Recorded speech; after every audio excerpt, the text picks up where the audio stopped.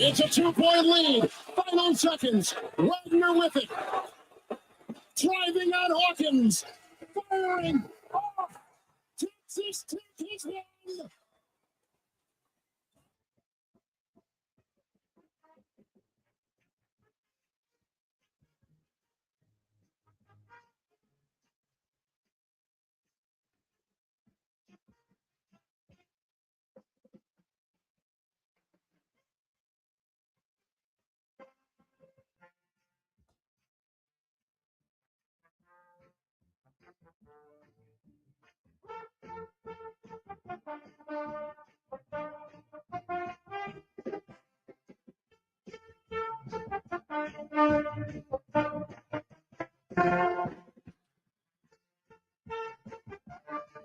Well, a positive Friday. How are you? And welcome to the Jason Gregor Show on Sports 1440, Oilers Nation, YouTube, Facebook, and X. The Gregor Show is always presented by PlayAlberta.ca, Alberta's only regulated online gambling website where 100% of the revenue stays right here in the province at PlayAlberta.ca. And it is Friday, boys and girls. And outside of ensuring your lights are on, please, especially as you make your way home.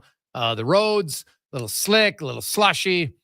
Also, $65 million, 8 max millions, extra of $1 million up for grabs tonight in Lotto Max. So get your tickets at playalberta.ca. We'll take your text, 833-401-1440, 833-401-1440. In our eWell inbox, lots to discuss. The Edmonton Oilers, that was a rough second period. Consecutive second periods where the Oilers got spanked.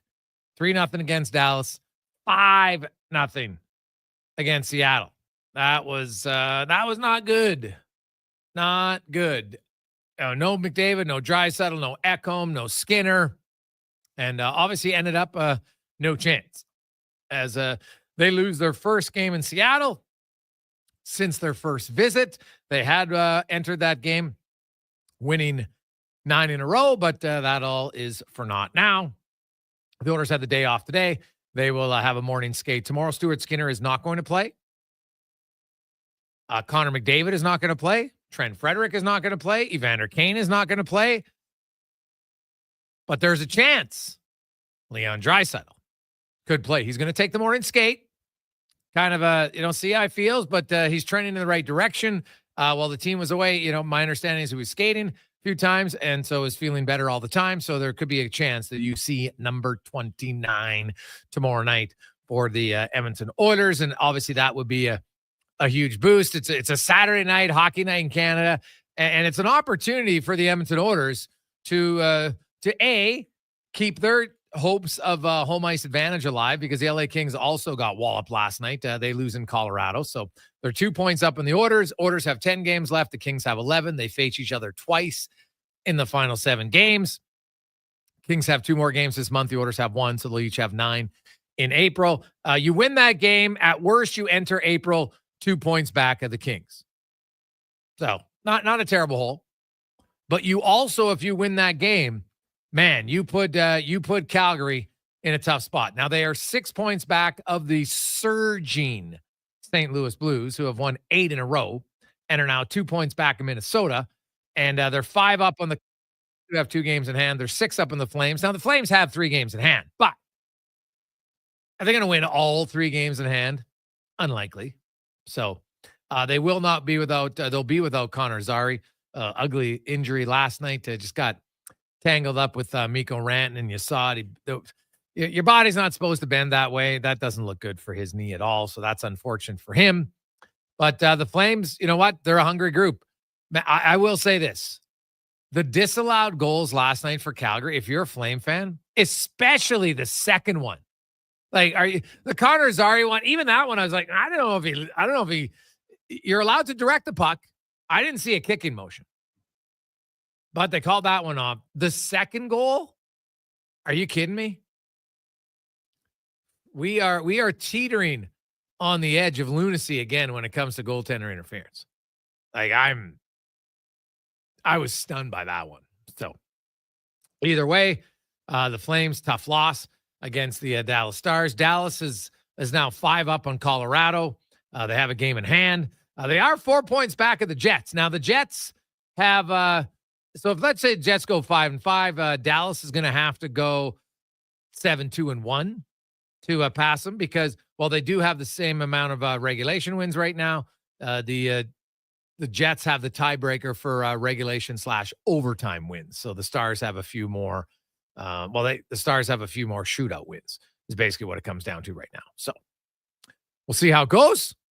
It's going to be a great race. LA and Edmonton, pretty tough to catch Vegas. Not impossible, just difficult when you have such a short runway of games left. So we shall see. The Blues, man, they haven't punched their ticket yet, but they are on the verge. They are on the verge, and we have been eliminating teams here unofficially on our show. And I'm at the. I'm going to say it today, Connor Halley. We had Boston earlier out. Detroit Red Wings, you're done. I don't see the Detroit Red Wings making up this many points, jumping over 4 teams to get to the playoffs in the final 10 games of the season. Columbus has 2 games in hand. Montreal and the Islanders have a game in hand. I don't see it. Now, everybody's losing in the East right now. Right, the Canadiens lost 2 in a row. The Wings have lost 2 in a row. Like, nobody seems to want to win. The Rangers are 3-6-1 in their last 10. Columbus is 2-7-1 in their last 10. Like, the Islanders have the best record, and they're 4-3-3. Like, it is an absolute turtle race in the East right now. So there, like, if Utah was in the East, they'd be right in a playoff spot. Right in there. So, and then they're the 11th seed in the West right now. And obviously with they're not officially eliminated, but they're done. They're not getting in the postseason. 833-401-1440, 833-401-1440. Greg's, what do you take away from last night's game? Not a lot. Not a lot, Dan. I don't get too wrapped up in it. I know we got a lot of texts coming in already. Hey, would you start Olivier Rodrigue? I would not. So the Oilers are in a situation where they want home ice. They want to win. And you're going to play a rookie who's played 20 minutes of hockey. No chance. I'm not doing it. I don't believe that's a great opportunity for him. And to be frank, for your team to say, hey, we're going to rely on a rookie goalie now. He's going to be the savior for us because people were like, hey, made some saves in the third period. Great for him. Don't get me wrong. Great for him. But I would not do it. I don't see any reason to do it. So, Calvin Pickard, like the whole team that second period, it just wasn't, it was ugly. It was a quick avalanche. It's really like if they were in Denver, you would have had, all the easy lines for the Avalanche because it just, once it started in that second period, it didn't stop. Like they scored 5 goals and had 1 disallowed. So it was an ugly 20 minutes for the Oilers in Seattle. Maybe a little bit fatigued, maybe worn down from, the guys who were in and out of the lineup. I understand it all. Sometimes you're not going to have your best game. It happens. So they will, they'll be more rested. It is their 3rd game in 4 days with, game in Edmonton, game in Seattle, back in Edmonton. Not ideal, but it's not anything that others like. They played 3 and 4 numerous times. So they should be fine. Hey, Gregor, wouldn't you want to give Pickard rest? He's not used to starting multiple games. Well, he only played 40 minutes. I don't think it's a big deal at all. So, when you say, like, when the theory is why not try Rodrigue, like it's easy, honestly, that's easy for me to say. It's easy for any fan to say because you got no skin in the game. For a head coach to look his team in the eye and say, you know what, this is a big game for us at home ice. Coming off that, you're going to go back to Pickard because it's not like Pickard was Pickard got pulled just because goalies get pulled, but I don't think Pickard was like just letting in softball after softball after softball. So I don't see it. I'd be stunned, in fact, that if it happened, stunned. So, but good for him to get some NHL experience. Right, the next time he does get in. If he does get in this year, he would be a little bit probably a little bit more relaxed. Also in the NHL tonight, games that will impact the Edmonton Oilers. Not many. Really, the Golden Knights, I guess. Although I think that ship has kind of sailed. I don't think the Oilers are going to catch them. So the Kings aren't playing. You have playoff games that matter. The Canucks and the Blue Jackets, both of them desperate for a win in the West and the Eastern Conference. The Canadians are in Carolina. And you have, well, I guess the Jets now. They host the Devils. And with Dallas on their heels, the Jets definitely want to win. The Rangers, they got to win. They're taking on the Anaheim Ducks. I would think that's a must-win game. Also tonight, baby, playoffs are starting. Who doesn't love it?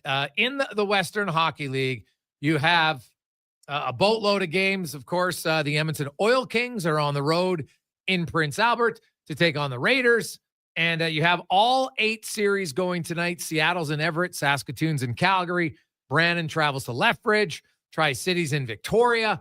Portland's in PG. Spokane in Vancouver. And Swift Current and Medicine Hat. So 8 games in the WHL. The Oil Kings will be at home next Tuesday and Wednesday. They're obviously looking for the split against the Raiders. Raiders, pretty good team. So you'll have 8 games tonight. Then there's 6 games tomorrow. And then on Sunday, the Saskatoon and Calgary, they're not playing in Calgary tomorrow night, which is odd because the Flames, there must be a Roughnecks game, I would guess. I haven't looked, but I'm just going to guess that the Roughnecks have the dome booked. So Calgary will wait until Sunday afternoon to play Saskatoon, and Spokane is taking on Vancouver. So 6 of the games will be back. 6 of the series will go back-to-back. Vancouver, Calgary series, they will get an extra day off in between. And then, of course, they'll get rolling into April, and you have, I think it's 7 games on the Tuesday night, including the Oil Kings and the Raiders. Then it's like Wednesday, they've got 7, and there's one Thursday game. It's kind of odd. So that's because the Vancouver Spokane series is just going to be a little bit behind everybody else. Is kind of how it's looking. So obviously that's ice time because they're playing Sunday, but then they're not going to play Tuesday. They're going to play Wednesday, Thursday for them. 833-401-1440, 833-401-1440. Hey, Gregor, if home ice doesn't matter that much in the playoffs, why not give him a start and see what we have? We may need him in the playoffs. More knocks to Stu's head, and O-Rod is 1B. Well, who said home ice advantage doesn't matter? I outlined it for you guys. Last year, first round, 8 series. Teams who started at home went 7-1. Previous 2 years, teams who started home in round 1, 6-2, 6-2. So 19-5. I would say home ice advantage matters. It's not 100%, but it matters. No question. So I think the Oilers, there's a lot of reasons why you don't just, as a coach, say, meh, the game doesn't matter, right? Calvin Pickard has been pretty good for the Oilers this year. He, like the team, didn't have their best effort against Seattle. But why would I only punish Pickard and not play him on Saturday? That's how I would view it as a coach. If I'm sitting out Pickard, now if I had Stuart Skinner, it's a different story. Right? If Stuart Skinner's healthy because Pickard was going to play regardless of if Skinner got hurt or not, then Skinner would be playing tomorrow. Wouldn't even be a question. But when I look at Calvin Pickard's your backup, Rodriguez played 20 minutes of NHL hockey. I'm not doing it for me. There's no chance that they're going to do it. Right? I'd say very little chance. Hey guys, it does matter, especially against the Kings. Well, it's interesting, and we had Eric Erlinson pointed out, right? Like Tampa Bay had the best home record, 2015, and then in the playoffs had a losing home record. Like it's a different world. Now, are the Kings good at home? They are very good at home, but they stink on the road. Like of the playoff teams in the Western Conference, they got the worst road record by far. And home wins, like Vegas actually has more home wins than the LA Kings. The Kings are 26-3-4. Vegas is 27-7-3. Now, obviously, Vegas has played a few more home games to date, right? So that they played 4 more. So the Kings probably will end up with more of them. But it's not, it's not like they're dominant but they are the worst team on the road amongst the West. So I don't know. The Kings are good, but I wouldn't put that much stock in to say, oh my God, no one's going to be able to beat LA because their home record's that good. We'll see how they finish. Right. Edmonton has a chance to go in there next Saturday, an afternoon game, and beat them. And trust me, that's going to be a good game. I think there's a very good chance that McDavid will be back by then, maybe even sooner. I think there's a good chance he could be there for that game. Trent Frederick, no. Evander Kane, no. So we'll see. We'll see what happens. Stuart Skinner, we got some text say, hey, Greg's, what are you hearing on Skinner? Well, he went in, he had the concussion protocol, didn't travel. Usually that's 5 days. So I had said it right after the game. I didn't expect him to play Saturday, and he's not going to play Saturday. Now, the order, so if you think about it, that happened on a Wednesday.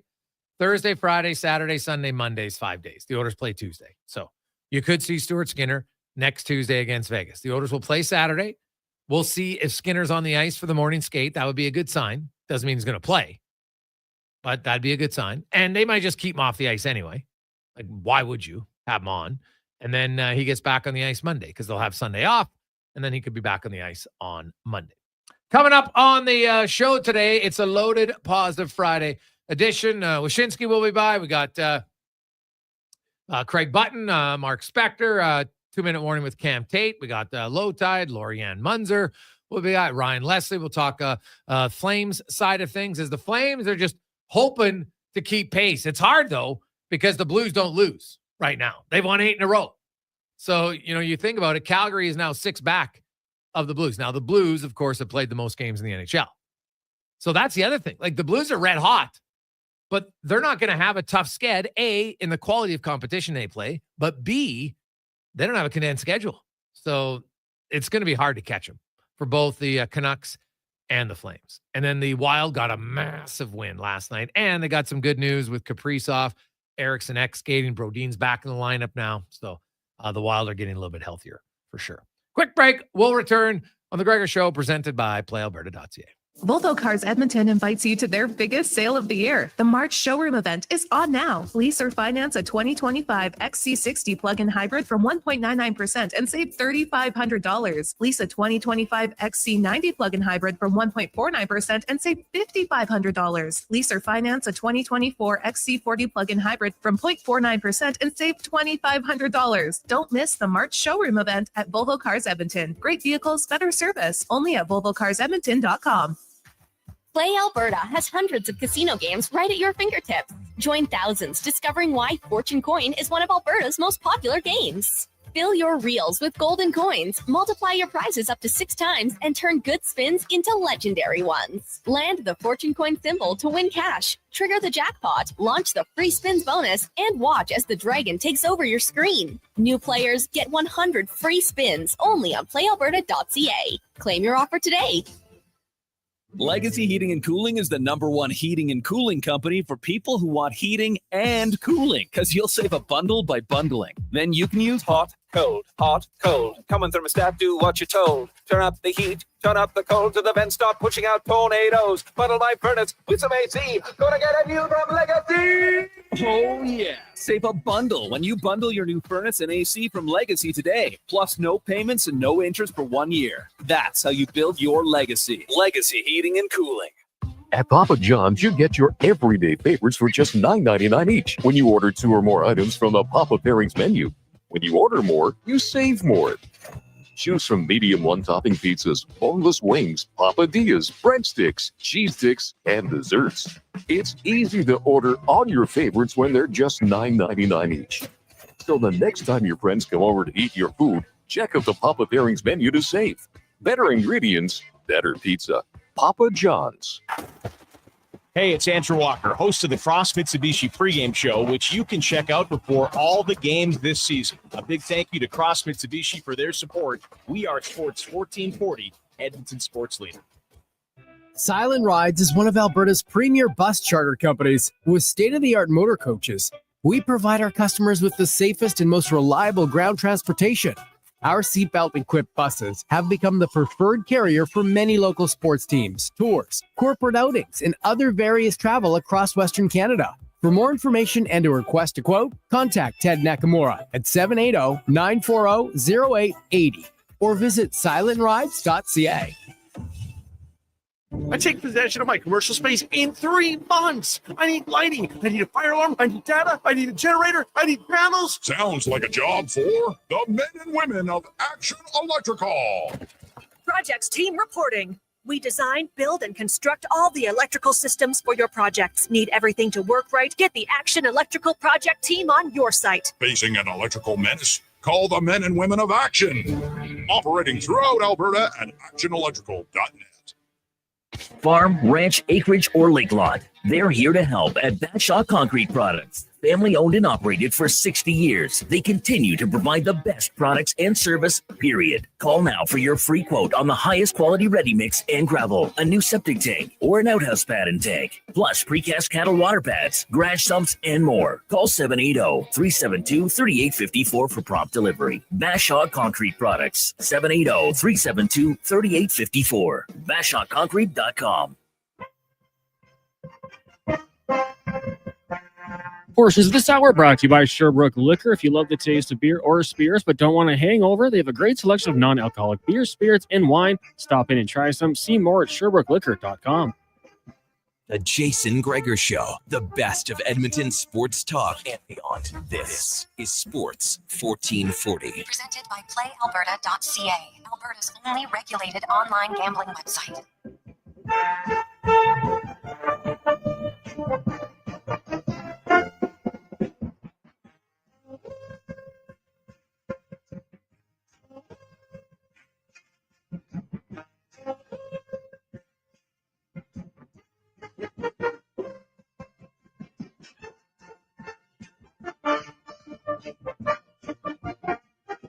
2:23. Welcome back. Positive Friday, Sports 1440, Oilers Nation YouTube and Facebook.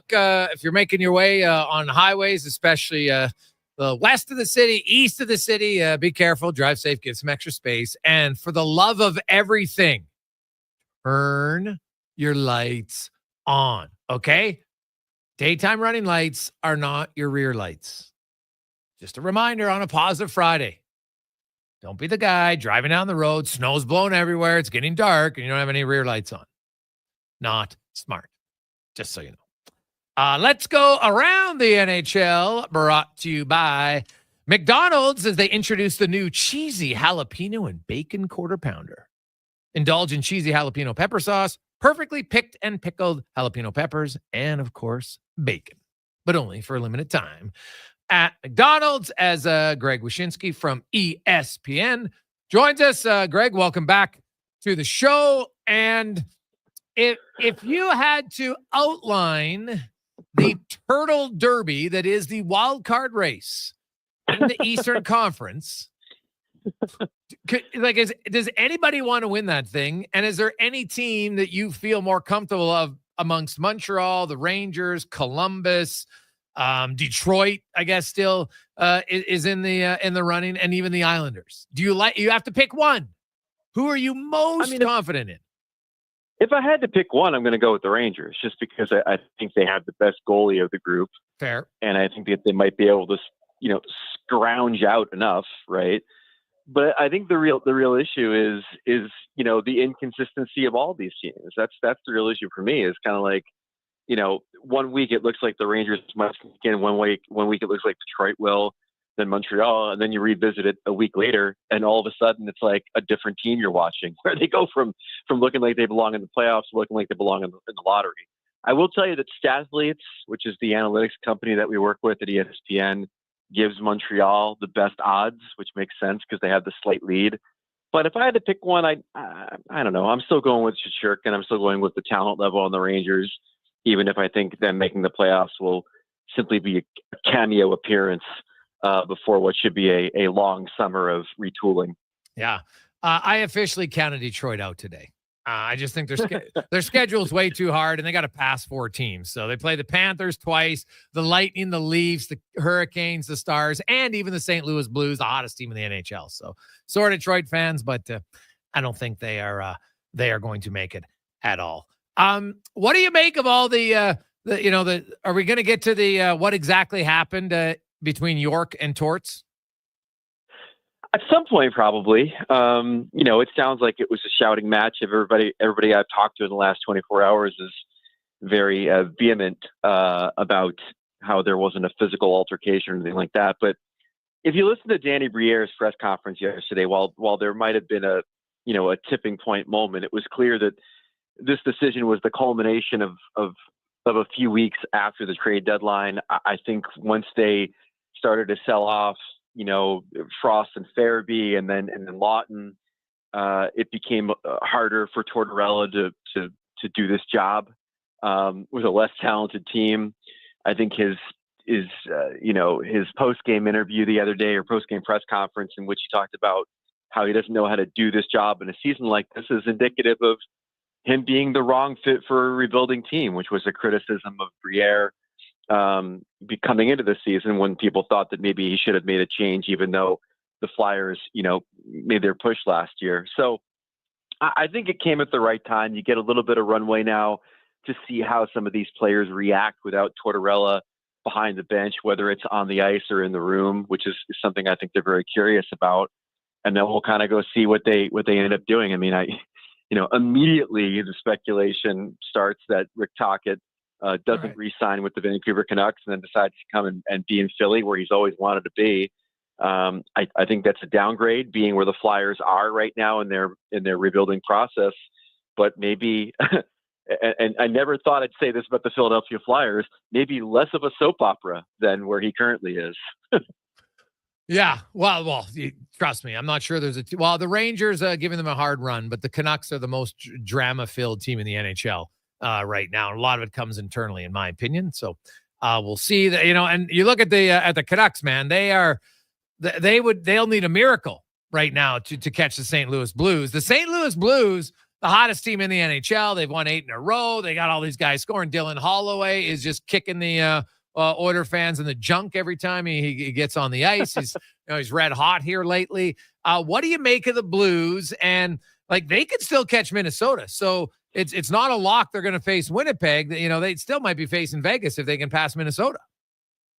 Yeah, I think they'd rather face Winnipeg, if I'm being honest. I mean, look, the thing about Vegas that scares me if I'm St. Louis is that that's a team that has the utmost confidence in their abilities in the playoffs, wherein the Winnipeg Jets haven't gotten past game 5 of the first round in consecutive seasons. And I know the Jets are good, and I know you don't want to necessarily, go into a series having to stare down Connor Hellebuyck with something to prove, by the way, because he's taken some criticism for the way that the postseason has gone for the Jets.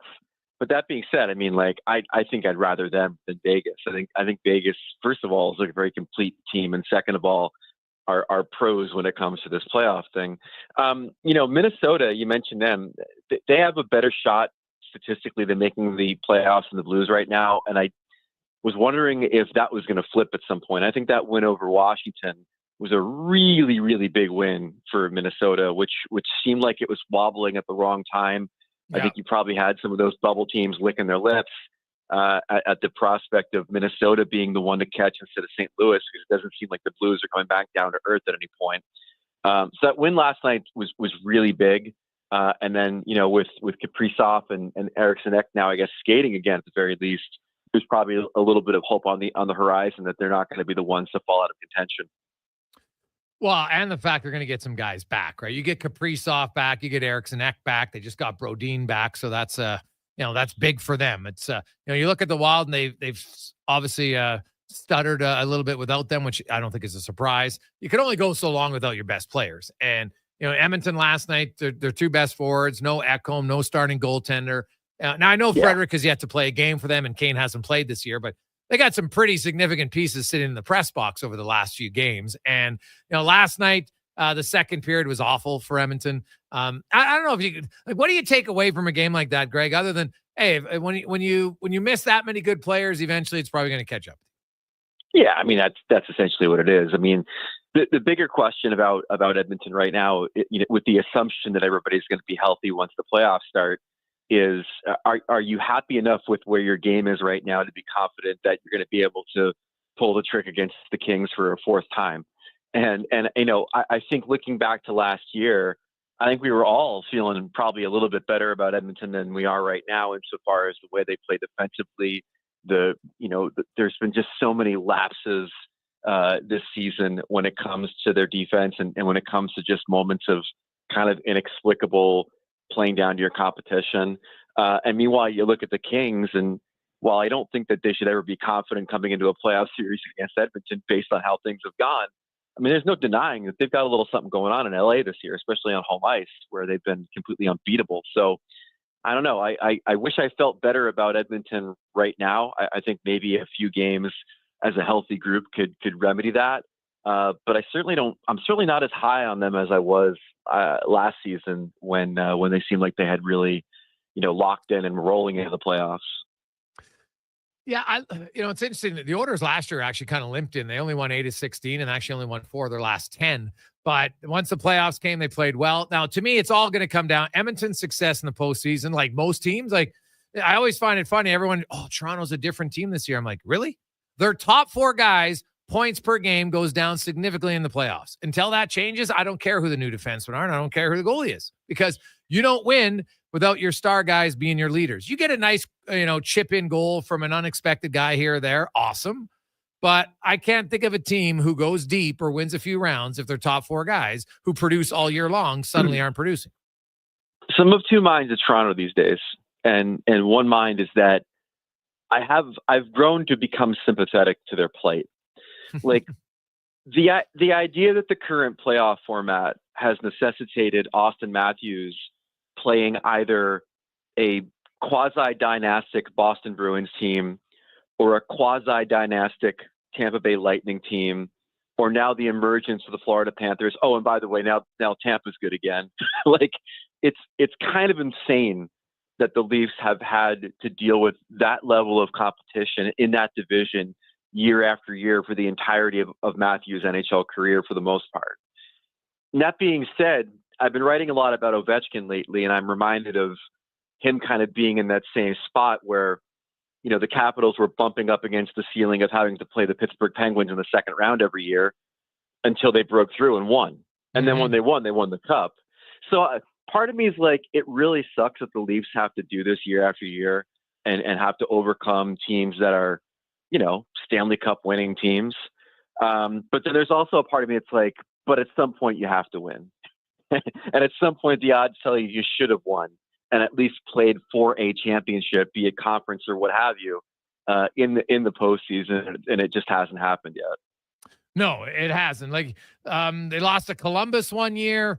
And to me, you got to beat good teams. So whether it's because some years you didn't play Boston. I'm like, yeah, but you guys were a 100-point team. So you would have played a Carolina, I think it was one year, who's another 100-point team.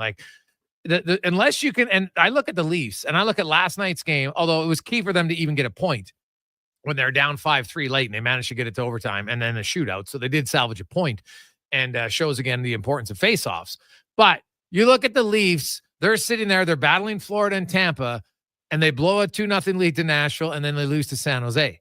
And you're like, of all the teams who need to win the division and avoid those two in the first round, they can't even help themselves right now. I mean, it's true. I mean, and again, that's another team that has a real knack for playing down to their competition. It's got to be frustrating. And listen, I've got time for the goaltending fix this year. I like Stolarz. I think while he's kind of leveled off a bit when he's on, can be quite good.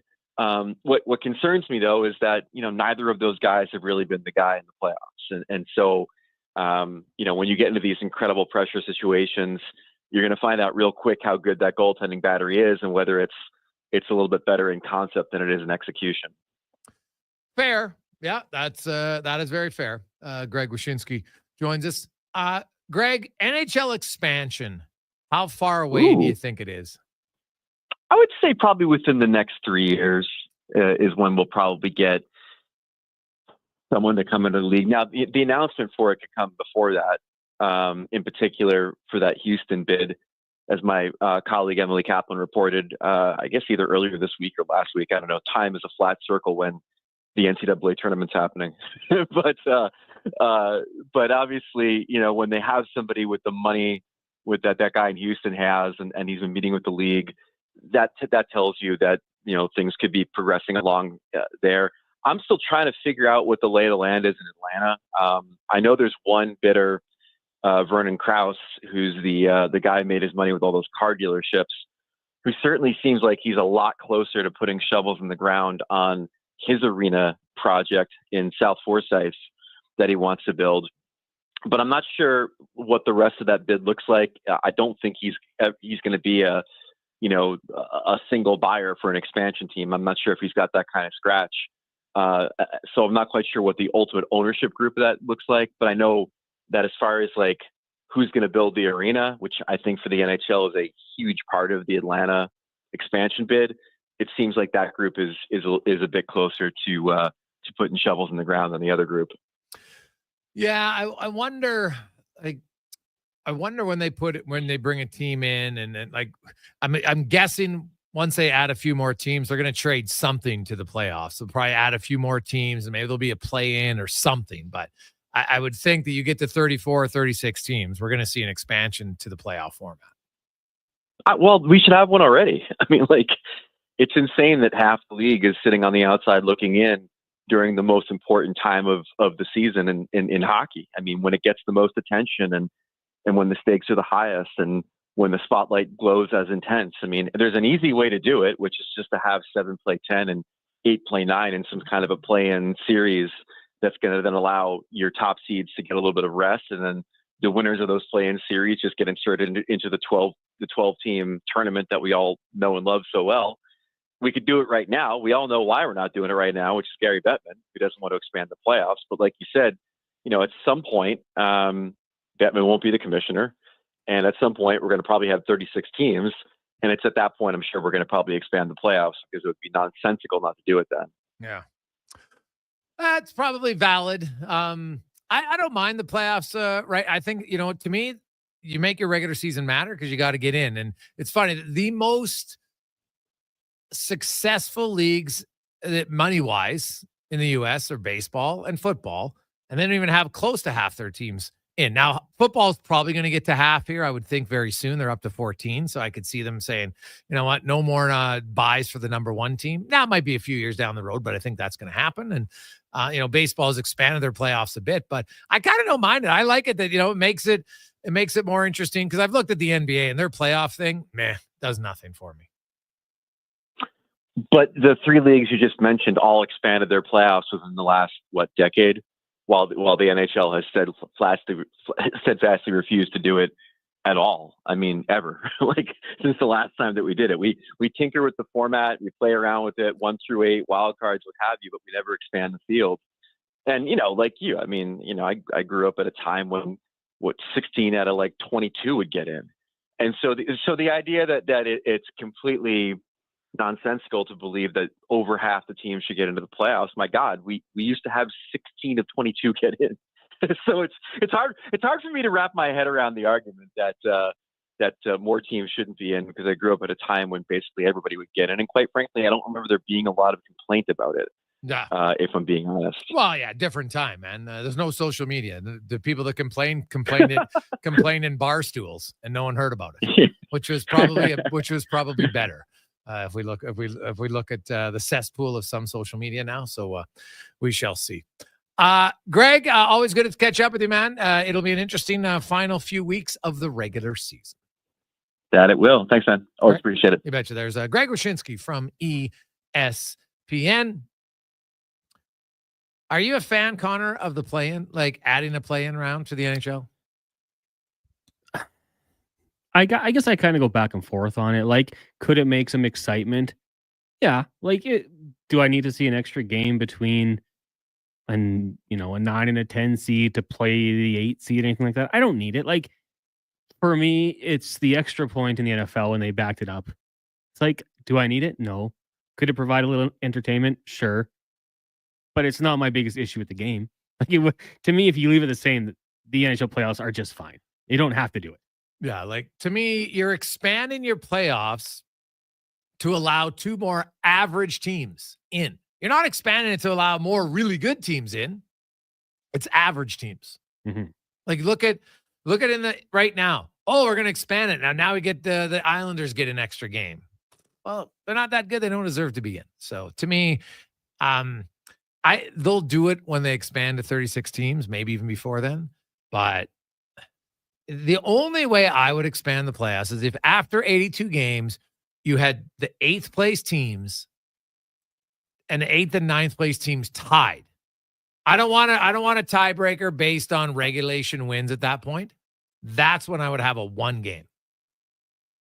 The team that's has more regulation wins, they can get home ice. Great. I don't really care. You got to pick something on it, but you have a 1 gamer. That I could live with. But just having a 7 plays 10 and then if 7 loses, they have a chance to play again. I don't know. The NBA one hasn't really added much excitement to me. So I don't think the NHL would be much different. So I think it might actually, it might actually decrease some of the movement at the trade deadline. Because some teams are, oh, geez, I guess we could get in. And if we win a game, then maybe we'll do it. So I don't think they'd suddenly be trading more, though. 2:42, quick break. Lori-Ann Muenzer will join us next in the Gregor Show, presented by PlayAlberta.ca. At Papa John's, you get your everyday favorites for just $9.99 each when you order 2 or more items from the Papa Pairings menu. When you order more, you save more. Choose from medium 1-topping pizzas, boneless wings, papadillas, breadsticks, cheese sticks, and desserts. It's easy to order all your favorites when they're just $9.99 each. So the next time your friends come over to eat your food, check out the Papa Pairings menu to save. Better ingredients, better pizza. Papa John's. New Jizz Nuggets. This is New Jizz Nuggets, brought to you by Legacy Heating and Cooling. What nugget of heating and cooling advice does Nuge have today? You can save a lot of money by bundling your new furnace and AC with Legacy. It's kind of like saving money on an endorsement by bundling me, Ryan Nugent-Hopkins, with someone like, Zachary Martin Hyman. Thanks for suggesting me, Nuge. Get no payments and no interest for 1 year on your new AC and furnace from Legacy Heating and Cooling. Proud sponsor of New Jizz Nuggets. The locks are on a timer. They're going to get out. Sounds like a job for the men and women of Action Electrical. Service team reporting. With the remarkable reach of our bucket trucks and other equipment, we assess, service, and maintain your electrical lighting and automation systems. Facing an electrical menace? Call the men and women of Action. Operating throughout Alberta at actionelectrical.net. The Henry Armstrong Award is a $10,000 bursary and 12-month mentorship award for Indigenous artists in Canada, regardless of genre. The mission is simple: to develop, elevate, and support the diverse talents in the Canadian Indigenous music community. The portal is now open for the 2025 award submissions and will close on Friday, April 18th, 2025. Find out how you could be mentored by leaders in the global music industry. For details, go to henryarmstrongaward.ca. And good luck to everyone. Dang. Last season, you bought new clubs to fix your game. You spent the entire season trying to learn how to hit with your magic clubs. And guess what? Dang. They didn't help your game. Now you're convinced it's your swing, but it really is your clubs. Even though you were told the ones you bought were the best ever made, if they were, you would have gotten better. Every day at Fitted Golf, we continue to prove the right clubs make all the difference in the world. From beginners to pros, Fitted Golf makes all the difference. Yes, fittedgolf.ca. Blue Jays baseball is back on Sports 1440. This Saturday and Sunday, listen live to the broadcast of Canada's favorite team. Proud to be the home of Blue Jays baseball. We are Sports 1440.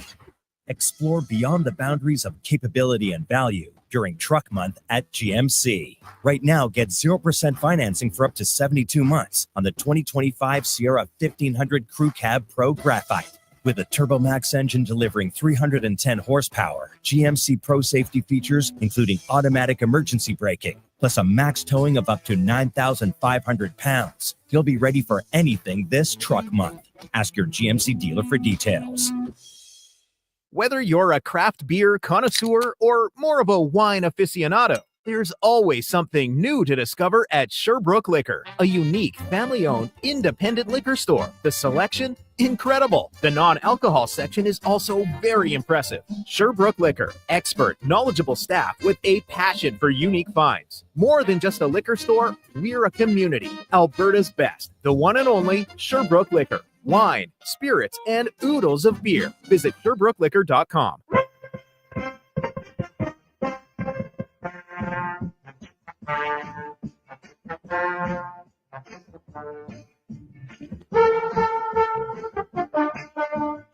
Portions of this hour brought to you by On the Rocks. Watch every Oilers game at OTR with $5.25 Molson Canadian, $5 Pink Whitney shots, and 60-cent wings.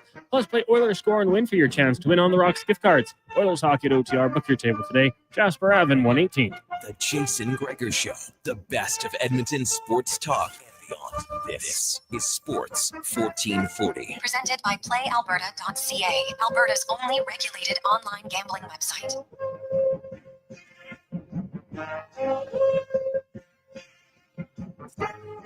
$247. Welcome back. Jason Gregor, Connor Halley, Sports 1440. Oilers Nation, YouTube, Facebook, and X. Hope you are having a lovely Friday.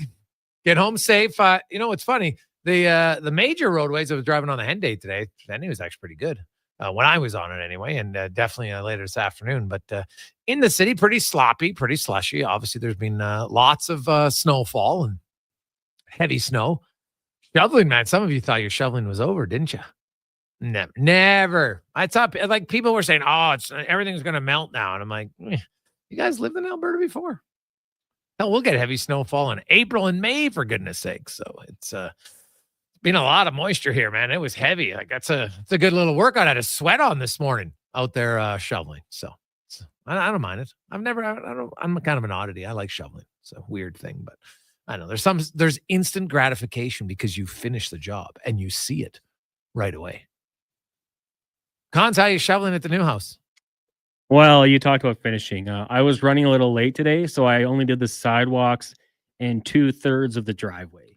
Yeah, and the side that you drive on. Right? Yeah. So we'll finish it up tonight, but fine. time got in my way. I was like, it's going to be a little slow out there, but yeah, it was heavy. It's that wet snow. So good little workout when you get out there. Bend your knees, boys and girls. Bend your knees when you get to the edge. Gotta the fundamentals. Yeah, let's get to our mental report, brought to you by Legacy Heating and Cooling. Home to no payments, no interest for 1 year on your furnace. Stay warm all winter. LegacyHeating.ca. Olympic gold medalist Lori-Ann Muenzer joins us now. And Lori-Ann, we had a lot of kids who just finished up. Now some of them are still in playoffs, but most of minor hockey is done for the year, and that's great. And we've had a few texts. I want to save these for athletes and even young kids, because you know what? They love hanging around with their buddies on their team, and it's a really good time. And all of a sudden, boom, the season's over. And, there's a little bit of a, well, what am I going to do now factor for young athletes that they just kind of miss out. Because a lot of them, they love the game, but they love the camaraderie more than anything else. Oh, absolutely. And that's the fun part about social sports, right? It's social. You get to be with your buds, you get to hang out, you get to play. And there's some athletes who are a little bit more serious, and there are some that are a little bit more social. So you get everything there. But it's that connection, Jason, and that connection makes everything. And you may not be the superstar, you may not be the best player, but just being around in that energy is enough to bring everybody up. And I think that's the most important thing. Now, when you work with a lot of athletes, and now rest is key for sure. And they finish something and they're just like, oh, I got to get right into it. I'm going to fall behind if I'm not training right away. And we have a lot of athletes, 14, 15, 16 now that they're serious in whatever sport and they want to train. You've worked with lots of them. And so part of that is still on the mental side of you need mental rest. So we talk about physical rest. What about a mental rest after a season? How important is it? How much time should parents be aware of their child who's, a pretty decent athlete in whatever sport, ensure that they're getting a mental rest? How key is that? Oh, I think it's really important, because if you are so focused, you're locked in and loaded with getting the results. If you get the results, then it's good up to a certain point. But if you don't get the results, like if you're not winning and there's pressure from family, there's pressure from the team, then what do? So when it comes into the off season like this, is number one, go and do something totally opposite from what you have been doing and what is fun. Because if you're always so serious, you don't have that same element of play and fun and just spontaneity. So it's going, Jason, and literally going and doing something you haven't done for maybe the whole season, or you're not allowed to do, but go and try something new, try a different sport, and do something totally out of your comfort zone, something, that would be a challenge. Now, we've talked a lot about, the mental aspect in sports and really in life of, you get up every day and you got to keep going and you keep pushing. I want to, off season is probably some of the best time to take new challenges or like when you're working out physically, the summer comes, okay, you know what? Now I want to try to get a PB and bench press or whatever you're doing, right? You're on the bike, you want to do that. How can you improve your mental training? Right? Is there goals that an athlete can look at to have in an off season to improve on mentally? Absolutely. You talked about doing a different sport, bench pressing, right? So it's, can you walk through that sport or that new activity, something that you've maybe never done before? So you're learning to do it. Maybe it's using your opposite hand, throwing with your opposite hand. I mean, it's going to look really horrible at first, but it's with the practice. So picking up something mentally, doing it differently is going to be maybe playing with the other hand, doing it backwards, doing it forwards, but also diving into something that you have no experience, you have no background in, and just trying to see how quick, and this is where the game becomes a really good game, how fast and how good can you get in a really short period of time? Like, how quick can you learn the sport? So what did you do, as far as to improve your mental training when you were training? I actually did a lot of yoga. I did a couple different kinds. I did hatha yoga, which was one of the basic, entry points into yoga. It's easy on the body. It's easy to learn. And then I moved to Ashtanga. Ashtanga is a number of different poses. They're done in a certain order. And just, Jason, when you think you're getting it, you learn something else or you forget a move, so you have to go into it. So you get into a flow, you get into a routine, you get into a pattern. So you also have that expectancy of what's coming up. But then there's also, I moved into Bikram yoga, which was the hot yoga. I think you like doing the Bikram yoga or the hot yoga. So it's a certain number of poses in a really hot temperature. So of course, a couple of towels are needed there. And you realize you are not Gumby. I realized I wasn't Gumby. I just wasn't as flexible or as movable as what I thought. But you know what? With practice, I got better and better at moving at it.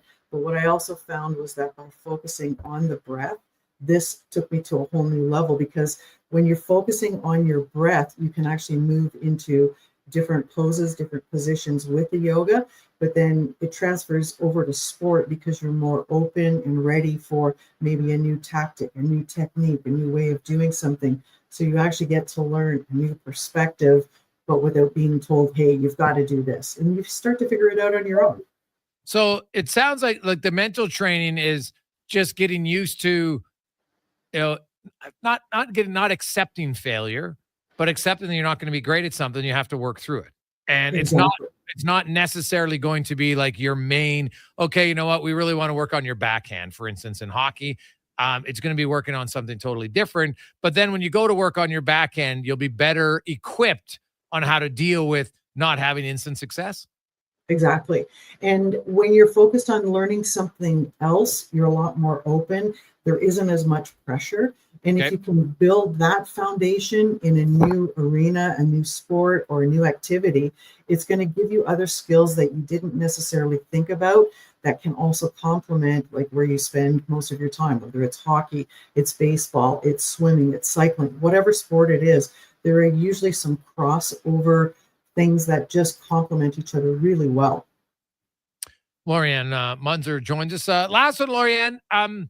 Now, this is a different one because I know you've worked with a lot of team sport athletes, and you always convince yourself that, you know what, hey, we got a chance to win every night. But I do wonder about the mental side when you're a team and there's no McDavid and there's no Draisaitl and there's no Ekholm and there's no Skinner, and and plus you don't get to bed till 4 a.m. So there's lots of factors in there. And some days you just don't have it. At the end of the day, you just don't have it. You can prepare all you want to do everything right, and you just don't have it. So is it easier to watch those games? And would it be smart to, if you're the Edmonton Oilers, to completely erase that game as quick as you can for a variety of reasons? Absolutely. Delete it. Deal with it. What can I learn from it? And then delete it. It's like, okay, time to move on. Because if we keep replaying it and replaying and replaying it, guess what? that starts to become the routine, and it's going to stick. And it's like, I don't want to get any more bad habits. I don't want my teammates to get any more habits. So clear the deck, clean the slate, and let's get on with it. What's the focus of the next game coming up? What's the focus of the practice? Okay, today's a rest day. So what could we do to come back fully recharged from this so that we can come back stronger and do what we need to do? We've got to flip the switch. We've got to light the spark and bring it back. Lori-Ann, great stuff. As always, we appreciate it. Have yourself a wonderful weekend. Enjoy the snow. You too. Happy shoveling. There you go. That's Lori-Ann Muenzer, gold medalist at the Olympics in cycling. Coming up after 3 o'clock. Well, here, Wanya Gretz is going to be a guy. We'll set up the Oilers and the Flames. An opportunity. Hey, the Battle of Alberta. And oh, by the way, do you want to go? We got some free tickets we'll give away from Play Alberta. At row 6. Like, great seats, center ice. We probably never sat that good of a game, that good of a seat, that big of a game. Like, it's honest. It's the Battle of Alberta. It's Saturday night. It's going to be a hell of an atmosphere. And we'll play some fun way to give those away coming up in the next hour. So some free tickets if you want to go to the game. You'll have lots of time. It's not till tomorrow. So we'll do all that and more. It's the Gregor Show presented by PlayAlberta.ca. As we get to the Con Man and a Sports 1440 update brought to you by Booster Juice, as they introduce 3 new food options with new ingredients to create new cravings. The guacamole chicken panini, guacamole black bean wrap, and the egg and chipotle black bean wrap. Visit your nearest Booster Juice today and try them. This is the Sports 1440 update.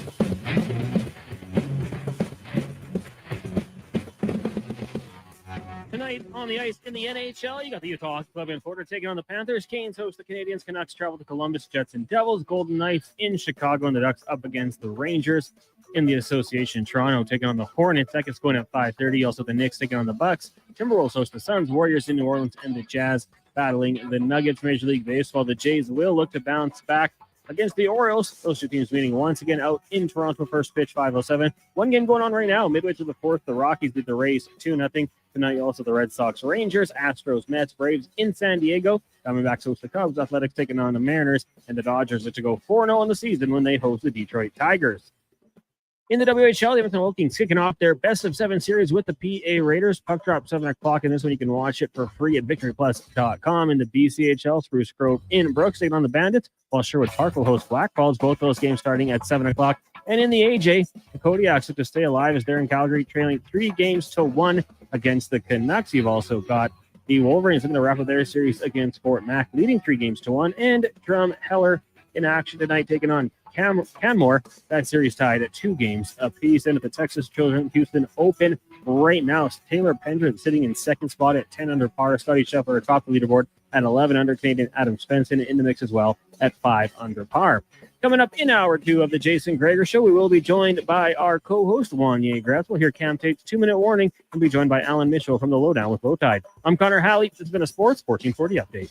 This is Sports 1440, a Stingray radio station broadcasting on Treaty 6 territory. Download the free iHeartRadio app and listen to CKJR wherever you go. Volvo Cars Edmonton invites you to their biggest sale of the year. The March showroom event is on now. Lease or finance a 2025 XC60 plug-in hybrid from 1.99% and save $3,500. Lease a 2025 XC90 plug-in hybrid from 1.49% and save $5,500. Lease or finance a 2024 XC40 plug-in hybrid from 0.49% and save $2,500. Don't miss the March showroom event at Volvo Cars Edmonton. Great vehicles, better service. Only at VolvoCarsEdmonton.com. Silent Ice Sports and Entertainment is an innovative market leader across Western Canada, with sports and entertainment properties including the Spruce Grove Saints, the Junior Prospects Hockey League, Silent Rides Charter Company, the Hockey Super League, and the newly launched Female Super League. Silent Ice also owns the Western Hockey League Seattle Thunderbirds and operates the Morinville AAA Arena. The Silent Ice Center, a new state-of-the-art entertainment facility, is open in Nisku, which features 2 sheets of ice, including a 1,600-seat arena and a restaurant with a viewing area. Legacy Heating and Cooling is the #1 heating and cooling company for people who want heating and cooling, because you'll save a bundle by bundling. Then you can use hot, cold, Come on, thermostat, do what you're told. Turn up the heat, turn up the cold, till the vents start pushing out tornadoes. Bundle my furnace with some AC. Gonna get a new from Legacy. Oh, yeah. Save a bundle when you bundle your new furnace and AC from Legacy today. Plus no payments and no interest for 1 year. That's how you build your legacy. Legacy Heating and Cooling. This is a slam dunk. Dive into Edmonton's vibrant basketball scene with exclusive interviews and expert analysis. I'm Paul Sir, and I host The Basketball Show every Saturday morning at 10 on Sports 1440. Wow. Get ready for a silly hockey fans. Your partner in power just skated onto the ice. EWEL.ca, the new e-commerce website for electrical wholesalers Edmonton, is ready for the power play 24/7, 365. UL skates to where the puck will be in 5 years. Now that's forward thinking. Killer selection, slamming products from the best brands, and legendary service. Don't sit on the bench. Get your account today at EWEL.ca and win that project. Plug into your partner in power. Get an EWEL.ca account today. RV Wars hits the north side March 27th to 30th at the Old Lowe's building. Go RV, Vision RV, and Arcan RV have joined forces for RV Wars. Take advantage of pre-tariff pricing on travel trailers, fifth wheels, motorhomes, and more. The last of the 2024 models are being cleared out. Make no payments for 6 months OAC. Now is the time to buy with special discounted finance rates. Free admission with a donation to the food bank. RV Wars this weekend on the north side. 9603 165 Avenue. Visit rvwars.ca. Introducing the new McSpicy from McDonald's. It looks like a regular chicken sandwich, but it's actually a spicy chicken sandwich. McSpicy. Consider yourself warned. Limited time only. At participating McDonald's in Canada.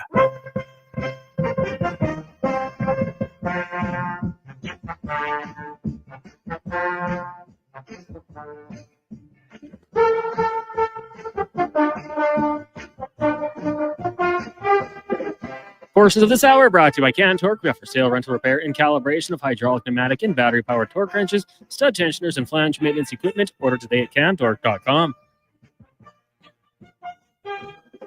The Jason Gregor Show, the best of Edmonton sports talk and beyond. This is Sports 1440. Presented by PlayAlberta.ca, Alberta's only regulated online gambling website.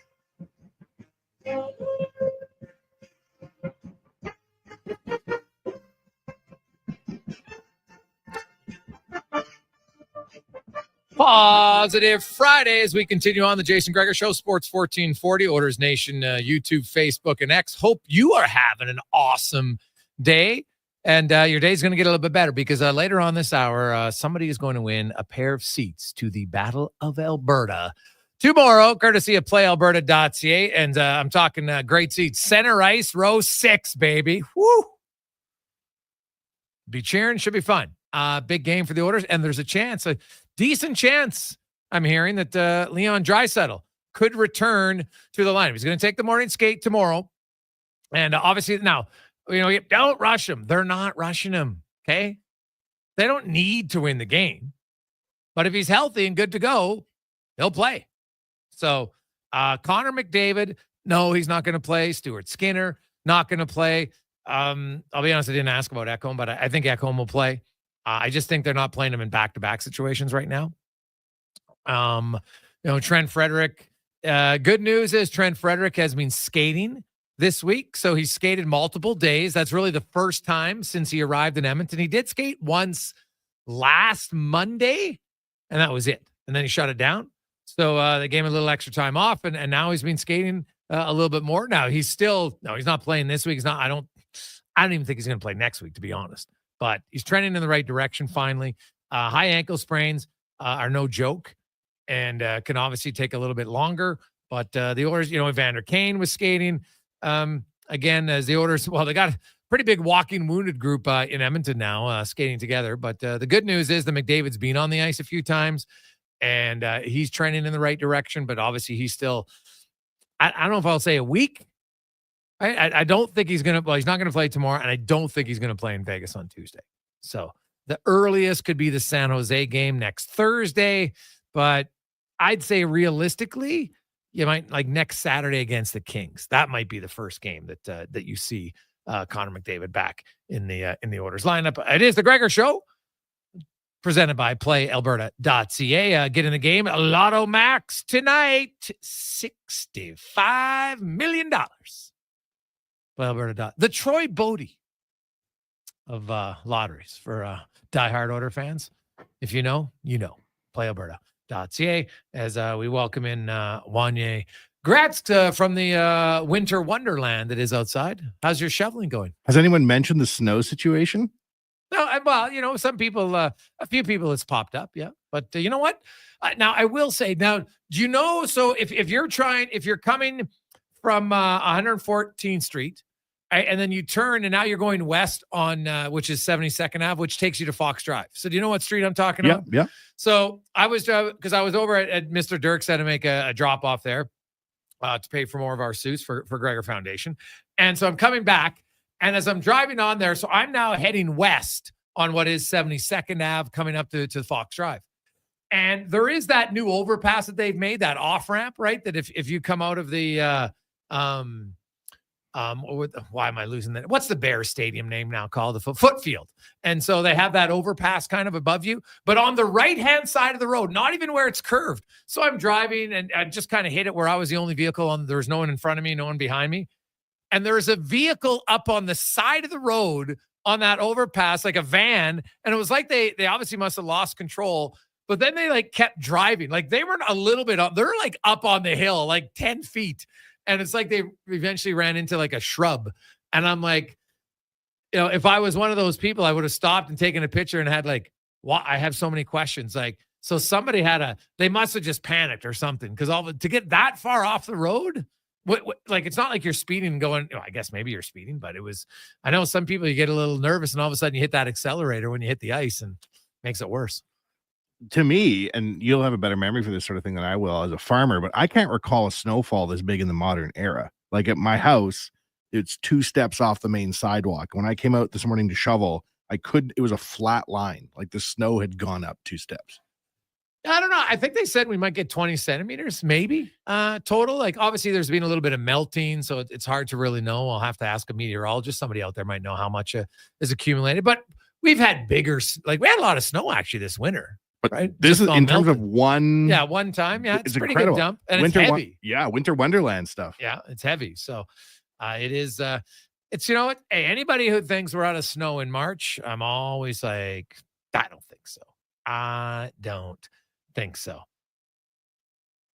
Hey, Gregor, was that a white Honda Odyssey up on the bank? I saw that today. Must have bad tires beat. Yeah, yes, it was. Yes, it was. But I don't know if you have bad tires. Are you able to get up that high? So, well, man, like I'd love to know a tow truck driver. Like, what does it take when you got the vehicle there? Like, obviously you put a winch on it, I'm guessing, and then you just kind of bring it down gingerly. But I'm thinking you got to bring it back first. So that'll be unique. The tow trucks are probably they're in high demand right now. What's it called? A runaway lane on a highway? Oh, in the yeah, mountains? they have those. Yeah, Maybe yeah. they thought it was a runaway lane. Yeah. Well, they were on a little bit of a runaway there. So be careful out there, boys and girls. Turn your lights on, please. When you get in your vehicle right now. Okay. Your auto lights don't mean your rear lights are on. And with all the snow and then it's going to get a little slick tonight. And then tomorrow morning, you definitely want to have your lights on for everybody. The Edmonton Oilers, they wish they had a runway train in that second period last night because the Seattle Kraken was just an endless train running all over the Oilers. It was an oddity, but it's 2 games in a row now. The Oilers got spanked in the second period when prior to the last 2 games. So in their first 70 games of the season, the Oilers were the best team in the NHL in the second period. They were plus 31. 91 goals for, 91 goals for, and 60 against, plus 31. The last 2 games, they've been outscored 8-0 in the middle frame. And it was like, man, it was like the snow just kept coming. It was like an avalanche, and the Oilers couldn't get out of the way last night in Seattle. Everyone was scoring. Larson got in on it. Everybody was scoring on the Oilers last night. We had nothing going on. Your panic level, Gregor, you're a cool customer, like the snowfall outside. Are you still calm? Is there any element of panic setting in? Well, without now, if McDavid, Draisaitl, Ekholm, and Skinner are playing and they play that poorly, fair. Yeah. So to me, it's not an excuse. It's just the reality. And I asked the question: name a team in the NHL. You take out their starting goalie, the top pair of defensemen, and their 2 best forwards. How are they going to look? And actually, Edmonton looked pretty good against Dallas. Now Ekholm was playing, right? Skinner was playing, but still they looked pretty good in that game for long stretches. So I think you can do it for a while, but eventually the lack of it. And then if you actually throw in Kane and Frederick, who I know haven't played a game for the Oilers this year, but they're still now on the roster, that's 6 legit NHL players, like legit NHLers, pretty important players to your team that are all out. So for me, I said the wins or the losses aren't going to matter that much other than for home ice. It was more the result of how they played. I was actually pretty impressed by how they played against Dallas for the most part. They made a few major errors. And then, last night against Seattle, they get in late, here, and they didn't get to sleep till 4:30 or whatever. So they were dog bleep in the second period. And who knows, maybe if that goal isn't disallowed in the first period when Skinner scores late, that maybe that gives them some juice. It probably worked the other way by being, disallowed. But either way, the Oilers they didn't look like they had much juice in the tank in the second and third period. And they'll regroup now, and trust me, they better be ready to play tomorrow because the Calgary Flames are hungry. They are desperate.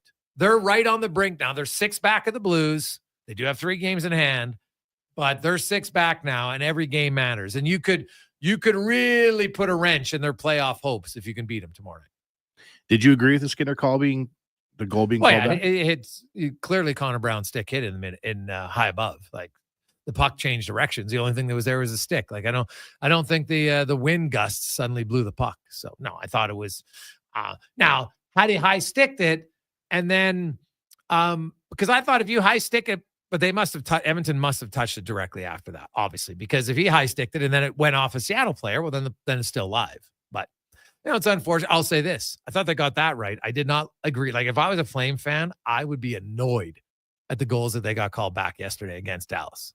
Like that, I'm not saying that cost them the season, because if they end up missing by 6 or 8 points, it won't matter. But those were 2 really borderline goals where I'm like, I've seen goals. Zari, to me, didn't look like he made a kicking motion. You're allowed to direct the puck in. That's the new rule. I didn't see a distinct kicking motion there. Now, maybe they saw another angle that I didn't see. It's possible. But then the other goal, I'm like, that goal should count all day long. Like, I'm sorry. We're getting to jumping the shark on goalie interference now all of a sudden. So that's now, I guess if they're going to say, if you ever touch the goalie in the paint, then it's automatic. But I'm like, well, what if you touch the goalie and then, a second and a half goes by? He doesn't have time to reset. Like, come on. So I think we're sneaking in again to a territory that the NHL doesn't want to go down. They need to be more precise and clear in what is going to be deemed goalie interference or not. They just have to, because that one, I didn't get it. So 833-401-1440, 833-401-1440. Hey guys, I live beside Cougar Creek, and we'd have 14.5 inches all winter. What? Really? Now, is that with blowing snow? Because I had, when I walked out the side of my garage, like the lane of my garage, the snow was way higher because it all kind of, there's a little wind tunnel in there. So it seems like a lot. 14.5 inches. Well, I guess that's a foot and a bit. Over the winter? Yeah, that's probably right. Over the winter, though, not in one shot like this madhouse. Oh, yeah, well, did we have that much this time? 14.5 inches? I don't know. That's like 30 centimeters. I don't know if we had that. I swear there's this much snow. Yeah. Eyeball that. That's got to be 14 this inches. Much. How did that show up on radio? This it much? Doesn't show up great, especially when the camera's not on me. Yeah, exactly. No, it was great. This much, guys. I'll show it for anybody. Exactly. This much. That's much. That much. It's going about 8 to 10 2 inches. steps high off the sidewalk. Mm-hmm. Hey, guys, my biggest concern with the Oilers is their softness and lack of pushback, unwillingness to start a scrum or anything to signal the opposition. We're not taking it. What are your thoughts, Mark? Well, Mark, I think that's a valid concern. I do believe that when you listen to what Knobloch said, that he kind of told Connor McDavid to lower the physicality in the regular season this year due to, they went to the Stanley Cup final last year. He was obviously going to play in the Four Nations. So the coach wanted him to try to lessen it. And if you look at the numbers, Connor's hits per 60 are down significantly. So if you're doing it with them, and I've outlined it, I wrote about it, the Oilers' hits are down like 40%. Now, you get Trent Frederick and you get Evander Kane. Those are 2 guys that it's in their DNA, it's in their game. Like, no coach is going to say, don't be physical to those 2, right? Not at all. But will the rest of the team augmented. We've seen it in the past, right? Like, look at Evan Bouchard's last 2 playoffs. Did he ever look like he was nonchalant? No, he didn't. And so he's shown he can turn it up. But I think it's a fair criticism, Mark. I think it's totally fair. But I do think Edmonton, like when you get Kane and Frederick back, automatically there's going to be more hitting just because of those two.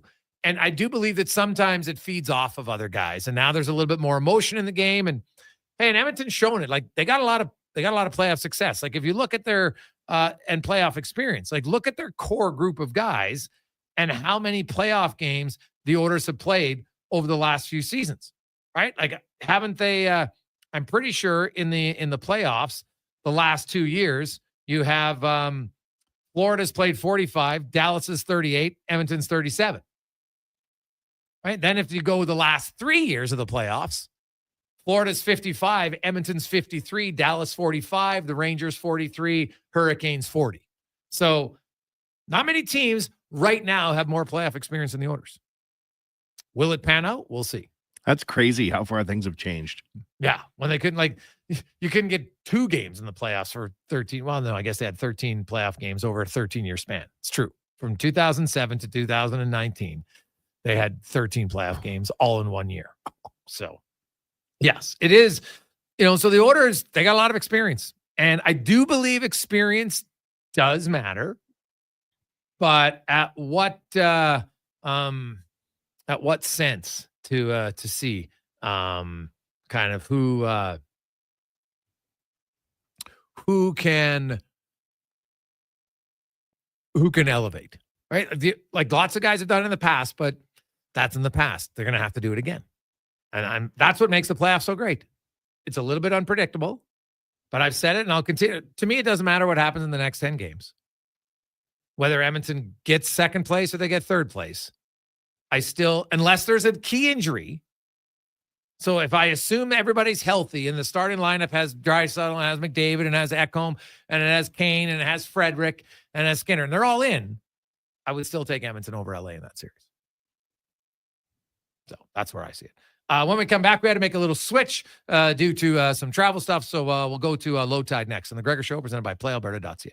If you or someone you care for are injured in a motor vehicle accident, please listen up. I'm Grant Fedoruk from Leading Edge Physiotherapy, and let me proudly say that we won't be the place your insurer tells you to go. We won't be the place because we don't sign agreements with the insurance company. We don't work for them, we work for you. We do want to be the place that your friends, family, and other medically trained professionals send you. So if your insurance company says that you have to see their therapist, you should know that's not true. You have the right to choose where you go, and we hope you choose us. LeadingEdgePhysio.com. The 2025 Ram 1500 Motor Trends Truck of the Year in St. Albert Dodge is knocking 10% off the price. That's right, 10% off every single Ram 1500 they have in stock, and over 100 are available. These are the 2025's new interior and drivetrain options with increased horsepower and better fuel economy. Other dealers save their best deals for last year's model. At St. Albert Dodge, they're taking 10% off the newest, hottest truck on the lot. That's how easy it is to do business at St. Albert Dodge. The Alzheimer's Face-Off presented by Christensen Communities Limited hits the ice April 25th to 27th. Don't miss the Champions Luncheon on Friday, April 25th at the Edmonton Convention Center. Tables are on sale now. This year's event is hosted by accomplished sports journalist and author Scott Morrison and features the legendary locker room tales of Mike Keenan. Iron Mike grew from a highly respected NHL player to one of the most passionate coaches in hockey history. For more information or to purchase your Champions Luncheon table, visit alzheimersfaceoff.ca. Are you tired of waking up tired? Are you tossing and turning all night and stiff and sore the next morning? If your sleep is suffering, it's time to visit the Brick Mattress Store. Their sleep experts will help you find the right support for a restful night's sleep. Back sleeper, side sleeper, hot or cold, there is a perfect mattress for you. Plus, with next day delivery, your best night's sleep could be tomorrow. Check out the Brick Mattress Store locations in Spruce Grove, South Edmonton, St. Albert, and Leduc, and start waking up refreshed. Dang. Last season, you bought new clubs to fix your game. You spent the entire season trying to learn how to hit with your magic clubs. And guess what? Dang. They didn't help your game. Now you're convinced it's your swing, but it really is your clubs. Even though you were told the ones you bought were the best ever made, if they were, you would have gotten better. Every day at Fitted Golf, we continue to prove the right clubs make all the difference in the world. From beginners to pros, Fitted Golf makes all the difference. Yes. FittedGolf.ca. Diablo Boots sells only Canadian-made work and biker boots made by Canada West. No American or boots made in China, so no tariffs. All of Diablo's boots have replaceable soles and heels for longer life. Sizes 6 to 14 Triple E. Buy quality, buy Canadian. And support Canada West and Diablo, the two best names in the boot business. So save on boots by Save On Foods. That's Diablo Boots, 3340 Gateway Boulevard on the east side of Save On Foods. Buy Canadian. They're terrific.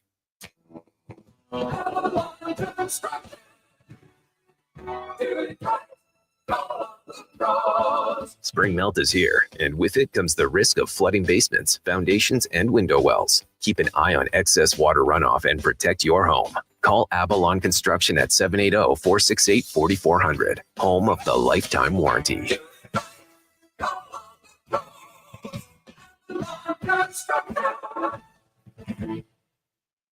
Spring cleanup is a breeze with the Lawnmower Hospital and BCS Market Garden Equipment. Winter left a mess, and the Lawnmower Hospital brings you solutions. From BCS tillers and rotary plows to power harrows and two-wheel garden tractors that go places a traditional tractor wouldn't dare.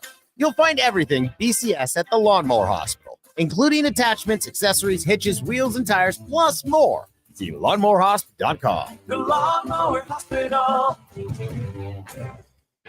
I'm Colin Livingston, president of Cantork. Since 2016, we've been at the forefront of hydraulic torque wrenches in Canada. I'm delighted to share our latest venture, in-house production for quicker turnaround, superior quality, and heightened versatility. Experience excellence at Cantork.com. Introducing the new McSpicy from McDonald's. It looks like a regular chicken sandwich, but it's actually a spicy chicken sandwich. McSpicy. Consider yourself warned. Limited time only. Participate in McDonald's in Canada.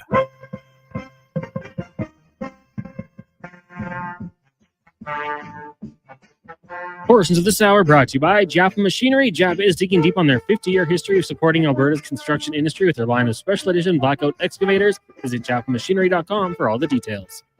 From puck drop to kickoff, it's the Jason Gregor Show on Sports 1440. Presented by PlayAlberta.ca, Alberta's only regulated online gambling website.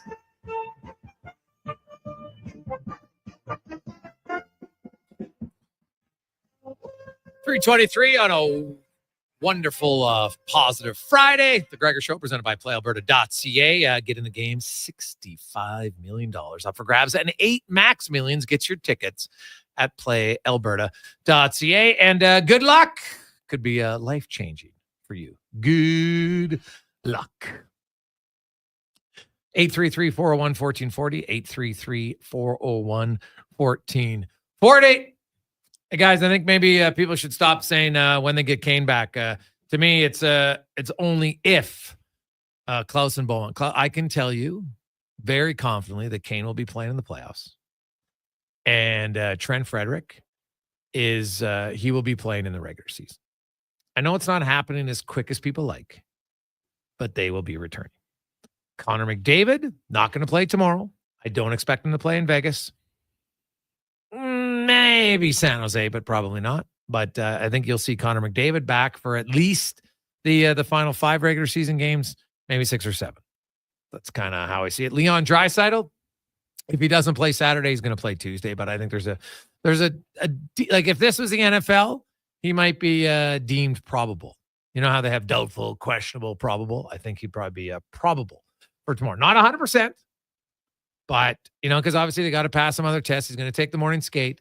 But, and you'll know at the morning skate, anybody who's there, that you'll see just in the line rushes, kind of where it's at for Draisaitl. They had 7 guys in white jerseys and so that's when you knew he wasn't going to play. If they roll out to morning skate and there's 6 guys in the white unis, which is normally the top 6, then Draisaitl's playing. Mark it down. Now they might want to do a diversion a little bit, but normally Knoblauch doesn't play those games, which I think is very good. So I don't see it. So 833-401-1440, 833-401-1440. We'll get to the oil report brought to you by Volvo Cars Edmonton. As the showroom event continues on, now is the best time. You want to make sure you're comfortable in a vehicle. This is when you go test drive it, baby. Go test drive the Volvo XC90, XC60. Oh, handles great. You can handle it in this. You can handle it in anything. Go try it this weekend at VolvoCarsEdmonton.com. And so we'll catch on Lowetide. The Oilers, of course, a day off today. They're not going to practice when you play 3 games in 4 days. Stuart Skinner not going to play tomorrow. Look for Calvin Pickard to get the start again. And Rodrigue likely will be not likely, he's going to be the backup. I know I've had a lot of people wondering, do you think they would start him? I say no chance. Edmonton wants to win. I don't think it's fair when you think of it's hockey night in Canada against Calgary. And I know people always think of like the best case scenario. Oh, the kid comes in and he plays great. Sure. Well, what if he comes in and gets shelled? In a situation and your team feels like there's lots of pressure, they want to win. I don't think it would be an ideal situation. To be honest, Calvin Pickard wasn't the only reason they were down 5-0. Can't just always sing. It's not always the goalie's fault. Think Calvin Pickard was any more at fault why they lost last night? No. Like, that was a complete team effort top to bottom. They just didn't have it in the second period. Now, the one guy I would want to talk about is I really like Jake Wallman's game early on. The last few games, now last night, because he kind of got away with a few giveaways that didn't result in goals, so people don't maybe focus on it as much. But I mean, writing it down. And then last night, that second goal, like, that's a terrible giveaway. And so they need Jake Wallman to kind of rein in some of his decisions with the puck lately because he's gotten a little bit too loose. It was a terrible giveaway. No doubt. But again, like, Pickard doesn't have that many off nights either. Like, I can't think of too many games where he's gotten the call where he hasn't played well. So everyone's entitled to the odd off night. Yeah, well, I thought the whole team had an off period, right? Like the first period, Pickard was fine, the team was fine, but that second period, when it was like the snow outside, it just kept coming and kept coming and kept coming. And I'd like to know how many of you gutted it out for the third period, or you say, you know what, I've seen enough. I think I'm good. Or I think some of you probably stayed around just because they're like, well, I want to see Rodrigue, see what happens. And I get it. You're a diehard fan. Good for you. But I wonder if some just said, you know what, I think I'm good. I think I'm good. I'll tell you how bad it was for the second intermission. 4-year-old Wanye Jr., who was staying up late and watching the game in his pajamas at the second intermission, went, okay, time for bed. Yeah. When a 4-year-old doesn't want to watch the third period, plus he's probably tired. He's like, Dad, it's like 9 o'clock. Kids always think they want to stay up late till they get into it. Then they're like, this isn't that fun. When I kept going, oh, they scored. He kept going again. And then we got the end. Okay, time for bed. He'd had enough. Yeah, he tapped out. Tapped out. My son, this is because he obviously didn't stay up to watch the game. He had a sleepover the night before. He was up pretty late. So he gets up this morning and I'm about to walk out the door to go shovel. And he's like, whew, the Oilers sure got pumped last night, Dad? Because he looked at the scoreboard. I'm like, yeah. And he goes, well, you know what? The good news is they didn't lose with their best players. I'm like, all right. So trying to teach him to always look a little bit more at the not the worst case scenario, but hey, you know what? Could have been worse. They could have lost with Ekholm and Skinner and Draisaitl and McDavid. That would have been worse for sure. Now, speaking of the Oilers, wasn't a good game last night. We get it. But Saturday night, Oilers Flames, final meeting of the season. The Flames, they are fighting, scratching, clawing for their playoff lives. The Oilers in a battle for home ice against the LA Kings. Could see the return of Leon Draisaitl. Do you want to go to the game? We got a pair of sweet seats to go row 6 center ice. Oh. So 833-401-1440. 833-401-1440. Cons? Now, we could do trivia. These are pretty good seats. Maybe we'll do hard trivia. How do you want to do it? What do you want to do? We should think of a good way to give these away. I want to just do random. I think these good at tickets, you got to work for it a little bit, I would think. I mean, you mentioned the phone line, and the phone lines are lighting up. So a little trivia? We could do some trivia here. Oh, we haven't done trivia in a while. All right. Yeah, we can get to that. 833. I got to think of a good trivia question. I think that's always important. People out there, some are random, some are good. I'm gonna go. I think I will find one, an Oiler record. That's a good record. Now, if you listen to the, I think if you were listening, yeah, I think I got it. So 833-401-1440, 833-401-1440 in our inbox. And once we get the lines, Cons gets them all sorted out. We'll go with some trivia to see how well you know your orders, how good is your memory, and more importantly, do you listen to the show? Because we always try to tie in the trivia with something that we spoke about recently on the show. So I think that's always important. Trivia is awesome. You got to do more of it. Okay, Cons. We'll get to Brad to start things off with. Brad, how you doing? Oh, pretty good. Yourself? Excellent, Brad. Can you tell me the organization that the Oilers won 14 consecutive games against, which is their franchise record?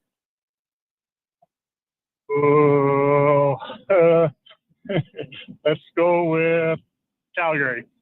Calgary Flames. Negative. 833-401-1440. Kyle, my man, do you know which team the Oilers beat 14 consecutive times? I'm going to go with Phoenix. Ooh, now. No. I'm going to be a stickler for this. Be a stickler. Because he said Phoenix. But at the end, they weren't Phoenix. But it's not Arizona either. Just saying. Let's go to Scott. Scott, how you doing? Good. Scott, do you know the answer? Well, it'd be Winnipeg and Arizona. So you're saying Winnipeg? Winnipeg, Arizona. Yeah, well, it's Winnipeg. You are correct. It wasn't Arizona at the time. It was Winnipeg because it was 1983. So, yes, that franchise, but I like to be, if we're going to give away this good of tickets, we got to be specific. And you were specific and you were correct. So stay on the line. Connor will get all your info and you're going row 6 tomorrow night. Did he hang up? He hung up. Oh, what a rookie. Now, hold on here. Just as a stickler for the rules, and then he says Arizona. Well, he said Winnipeg first, though. Winnipeg, Arizona. And then when you followed up, he said Winnipeg, Arizona again. Yeah. Russian judge at the Olympics. You can't be giving 10s away to everybody. Then he self-selected and hung up. He's saying it's the I get what he was saying, but he'd say Winnipeg. So it was Winnipeg, the Jets, right? Had he said Arizona, Winnipeg, then I would have said no. But he said Winnipeg first. So what do we do now that he hung up? Well, Connor has his number on the screen, so it'll come back. I would call back if I were you, Scotty. So there you go. That would be that'd be good. I guess if Scott doesn't call back in the next 10 minutes, then we'll have to do another trivia question. That's got to be one of the all-time trivia plays. He calls in, gets through. You award an incorrect answer correct. Well, it wasn't incorrect. He said Winnipeg. He said Winnipeg, Arizona, and then followed up. Yeah. But it was Winnipeg, Arizona, because that's technically what the franchise was. Right? But you can't just go with Arizona because they never beat Arizona. They actually beat Winnipeg. So you would consider it Winnipeg, Arizona, because at the present time? Yes. Now it's a defunct franchise, right? Yeah. So do their records go on? No. Utah is considered, even though, which is weird, because they relocated, but Utah is now considered a 100% separate franchise. And now that was part of the legalities because Bettman at the time, because the old fraud owner in Arizona wanted to keep his rights to the team. Right. So that's how they did it. So none of the Utah franchise, everything in Utah now is going to be separate. Arizona always kept it. So now if you actually go on to NHL.com and you'll see the teams listed, Winnipeg/Arizona is now under the defunct franchise with Cleveland's and a few other teams. So there you go. Scotty will give you 10 minutes to call back. Or did he call back, Cons? He called back. Okay. We got him. He's out in the sticks. So His phone call. just dropped. Yeah. Okay, well, that's okay. Maybe the snow. Maybe all the snow. Hopefully he wasn't shoveling the roof and everything just fell on him. So we'll see. 3:35. Let's take a quick break. We will return. We're going to get to the 2-minute warning with Cam Tate. Also, we will a lot of you are guessing the Nordiques. Well, the Nordiques actually was Quebec. But that ended in, they only went 11 games against them. It was 10 against Vancouver, 11 against Quebec, who turned into Colorado, and then 13 against the Detroit Red Wings and 14 against the Winnipeg Jets, who then later became Arizona. So Edmonton last night did have a chance to win 10 in a row for the 5th time against one franchise, but didn't happen. So I don't even know if they have another one that's even really close. I'd have to look to see if they have a winning streak longer against one franchise. So we'll see. Quick break. We'll return. 2-minute warning on the Gregor Show, presented by PlayAlberta.ca. Play Alberta has hundreds of casino games right at your fingertip. Join thousands discovering why Fortune Coin is one of Alberta's most popular games. Fill your reels with golden coins, multiply your prizes up to 6 times, and turn good spins into legendary ones. Land the Fortune Coin symbol to win cash, trigger the jackpot, launch the free spins bonus, and watch as the dragon takes over your screen. New players get 100 free spins only on playalberta.ca. Claim your offer today.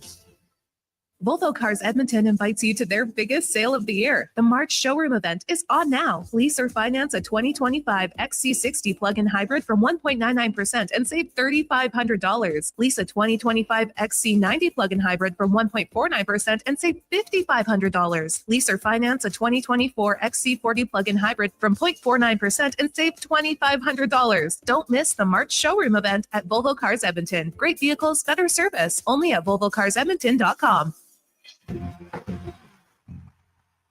With the lead up to the playoffs underway, players are definitely stepping up their game. And the fans are doing the same. Simple snacks like chips and dip may work at the front half of the season, but now more and more fans are rocking the Wilhauk beef jerky for game time get-togethers. Just make sure you bring enough for everyone if you want to be invited back for the playoffs. Make your next hockey game day a Will Hockey game day with Wilhauk beef jerky, only available in Leduc. Get yours today, because you don't win games with salad. Introducing the Female Super League. Female hockey is on the rise with more women playing the game than ever. Join us as we pave the way for the future of women's hockey. The FSL is more than a game. It's a movement and an experience for the motivated female athlete. Teams will compete in a showcase-style format featuring consistent interprovincial competition. Come be part of the journey as the 2024-25 season unveils a 12U division, as well as the launch of a groundbreaking progressive body-checking 14U division. For more information, visit femalesuperleague.com. Mr. Ruther checks off his bucket list. Skydiving is tops on my list. I want to go to Bali. What's at the top of your bucket list, Mr. Ruther? Definitely the Rubbermaid H2864R. It has 14 quarts of capacity with a spill-free pour spout and a corrosion-resistant handle. Wow, what a bucket. You know that a bucket list isn't a list of nice buckets, right? I do. That's how good this bucket is. For a plumber with buckets of plumbing passion, call Mr. Ruther. The Gear Center, Hydra Steer, and Pat's Driveline are celebrating 50 years of trusted service. From automotive to heavy trucks and equipment, our certified technicians handle all drivetrain repairs, including transmissions, transfer cases, clutches, differentials, steering units, and drive shafts. We also offer a massive selection of top-quality parts from the brands you trust, both online and in-store. The Gear Center Group, 50 years strong, supporting Canadians who get the job done. 8 Alberta locations and online at gearcentergroup.com. Charging down the baseline for home plate or gliding down a lakeside park trail on 2 wheels. Spring's the time to save at St. Albert's Source for Sports. You'll find everything baseball, from cleats and bats to gloves and much more. And you'll get incredible spring savings on bikes from Specialized, plus a great selection of e-bikes, along with advice and full service from the pros. St. Albert's Source for Sports, your source for baseball, bikes, and a whole lot more for over 35 years. Hey, sports fans, we've got a clear choice for you. At Crystal Glass, we provide customers with the perfect glass for any job. From home to auto and even commercial, installation or repairs, we're your team. Call 310 Glass or visit crystalglass.ca. Crystal Glass. Portions of this hour brought to you by Papa John's. Feeding a crowd, get the triple plate. 3 large specialty or 5 topping pizzas for only $54 when you use promo code 3play at papajohns.ca. Hat tricks, touchdowns, and home runs. Get it all with the Jason Gregor Show on Sports 1440. Presented by playalberta.ca, Alberta's only regulated online gambling website.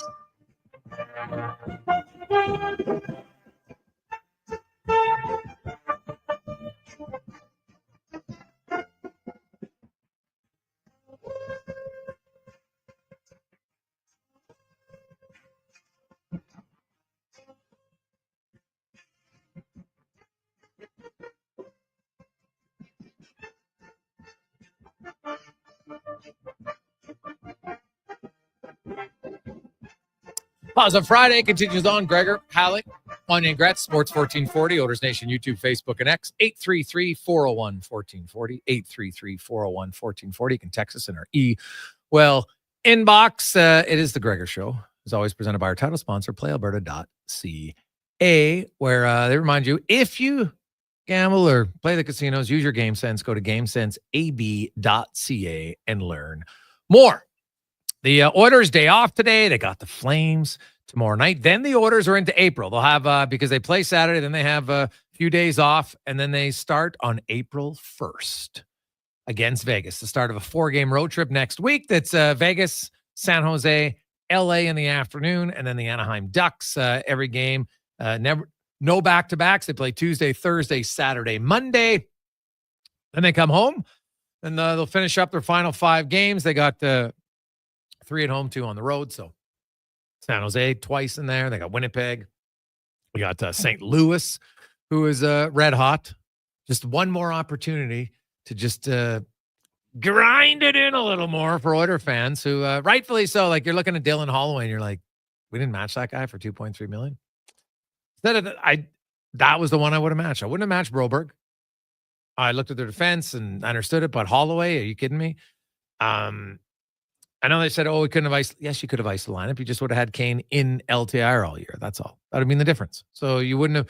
And really, how much money did you actually gain by not having Kane in LTIR all year? Like, it wasn't even like $700K, because they ended up having guys in, because they had a 21-man roster, and then they had to go, and then once they got a guy banged up, then they had to add someone. So it's not like they accrue that much cap space anyway. So I would have taken Dylan Holloway. And, but can't change it. But that definitely is not looking good. Would he have had the same year, though? No, he did. I'm not saying he gets 60 points, but he was a good young player at 2.3. He would have scored. I think he would have scored 40 points, almost guaranteed. Sometimes Oilers fans, I think, will take a look at a player who leaves and say, he would have done that here, but he's getting much different opportunities. No, but he clearly has the skill. Oh, yeah. And when the Oilers have nobody producing really in their top 6, like, hello, Dylan Holloway could add an opportunity here. There's no doubt. And I'm not saying he would have scored 60 points. I think it would be unlikely. But could he have scored 40? And even if he's a 40-point player, that's a bargain at 2.3. So that was one where they missed. They missed and not. And the worst part was, had they offered him even 1.5 before June 30th, I could have got him for that. He would have signed that. So hindsight, I get. But to me, the matching wasn't hindsight. I said at the time, I would have done it. It's a young player you developed. You didn't have a ton of young players. I would have done it. Anyway, let's get to the 2-minute warning brought to you by Legacy Heating and Cooling. They are hiring, looking for HVAC installers and plumbers. You get a hiring bonus. You also will get matching RRSPs, very competitive wages, tuition reimbursement, and a great place to work. Apply today at legacyheating.ca. Cam Tate, longtime journalist in town. Cam, of course, has cerebral palsy, is in a wheelchair. He's born with cerebral palsy, and he's always wanted to be on radio, but due to his disability, he wasn't allowed until now. Through the wonders of technology, Cam's words come to life in the 2-minute warning, talking playoffs. The Edmonton Oil Kings, they're hot, baby. Hot, hot. Burn yourself on the coffee cup handle. Hot. And you got to think they want to take that heat into Prince Albert tonight. Where, let's see here. It's going down to -16. The Oil Kings head into Game 1, opening round Western Hockey League. Tonight against the Raiders in Prince Albert, making their first postseason appearance since 2022 when they won all the marbles, every last one of them. Western Hockey League champions, and they're going in on a Prairie Knights heater. In the last 20 games, the Kings were 12, 8, and 1. They won 3 of their last 2 games, giving them 78 points. The 7th spot of the Eastern Conference of the WHL and 10. Remember that there, Christopher and Matthew. 10 points more than last season. The Raiders, who nailed down 2nd place in the East, have 84 points, and the Raiders themselves are on a heater of their own, winning their last 5 games. In the season series of 5-game set, the Raiders won 3. Oil Kings, they had 2 victories. March 14th. That was the last time the 2 clubs tangled here. Rogers Place, the Raiders got on their team bus after the game, taking a 4-1 win, all 568 kilometers back to Prince Albert. The Eastern Conference is tighter than Gregor's buckle on his wallet. 25 points.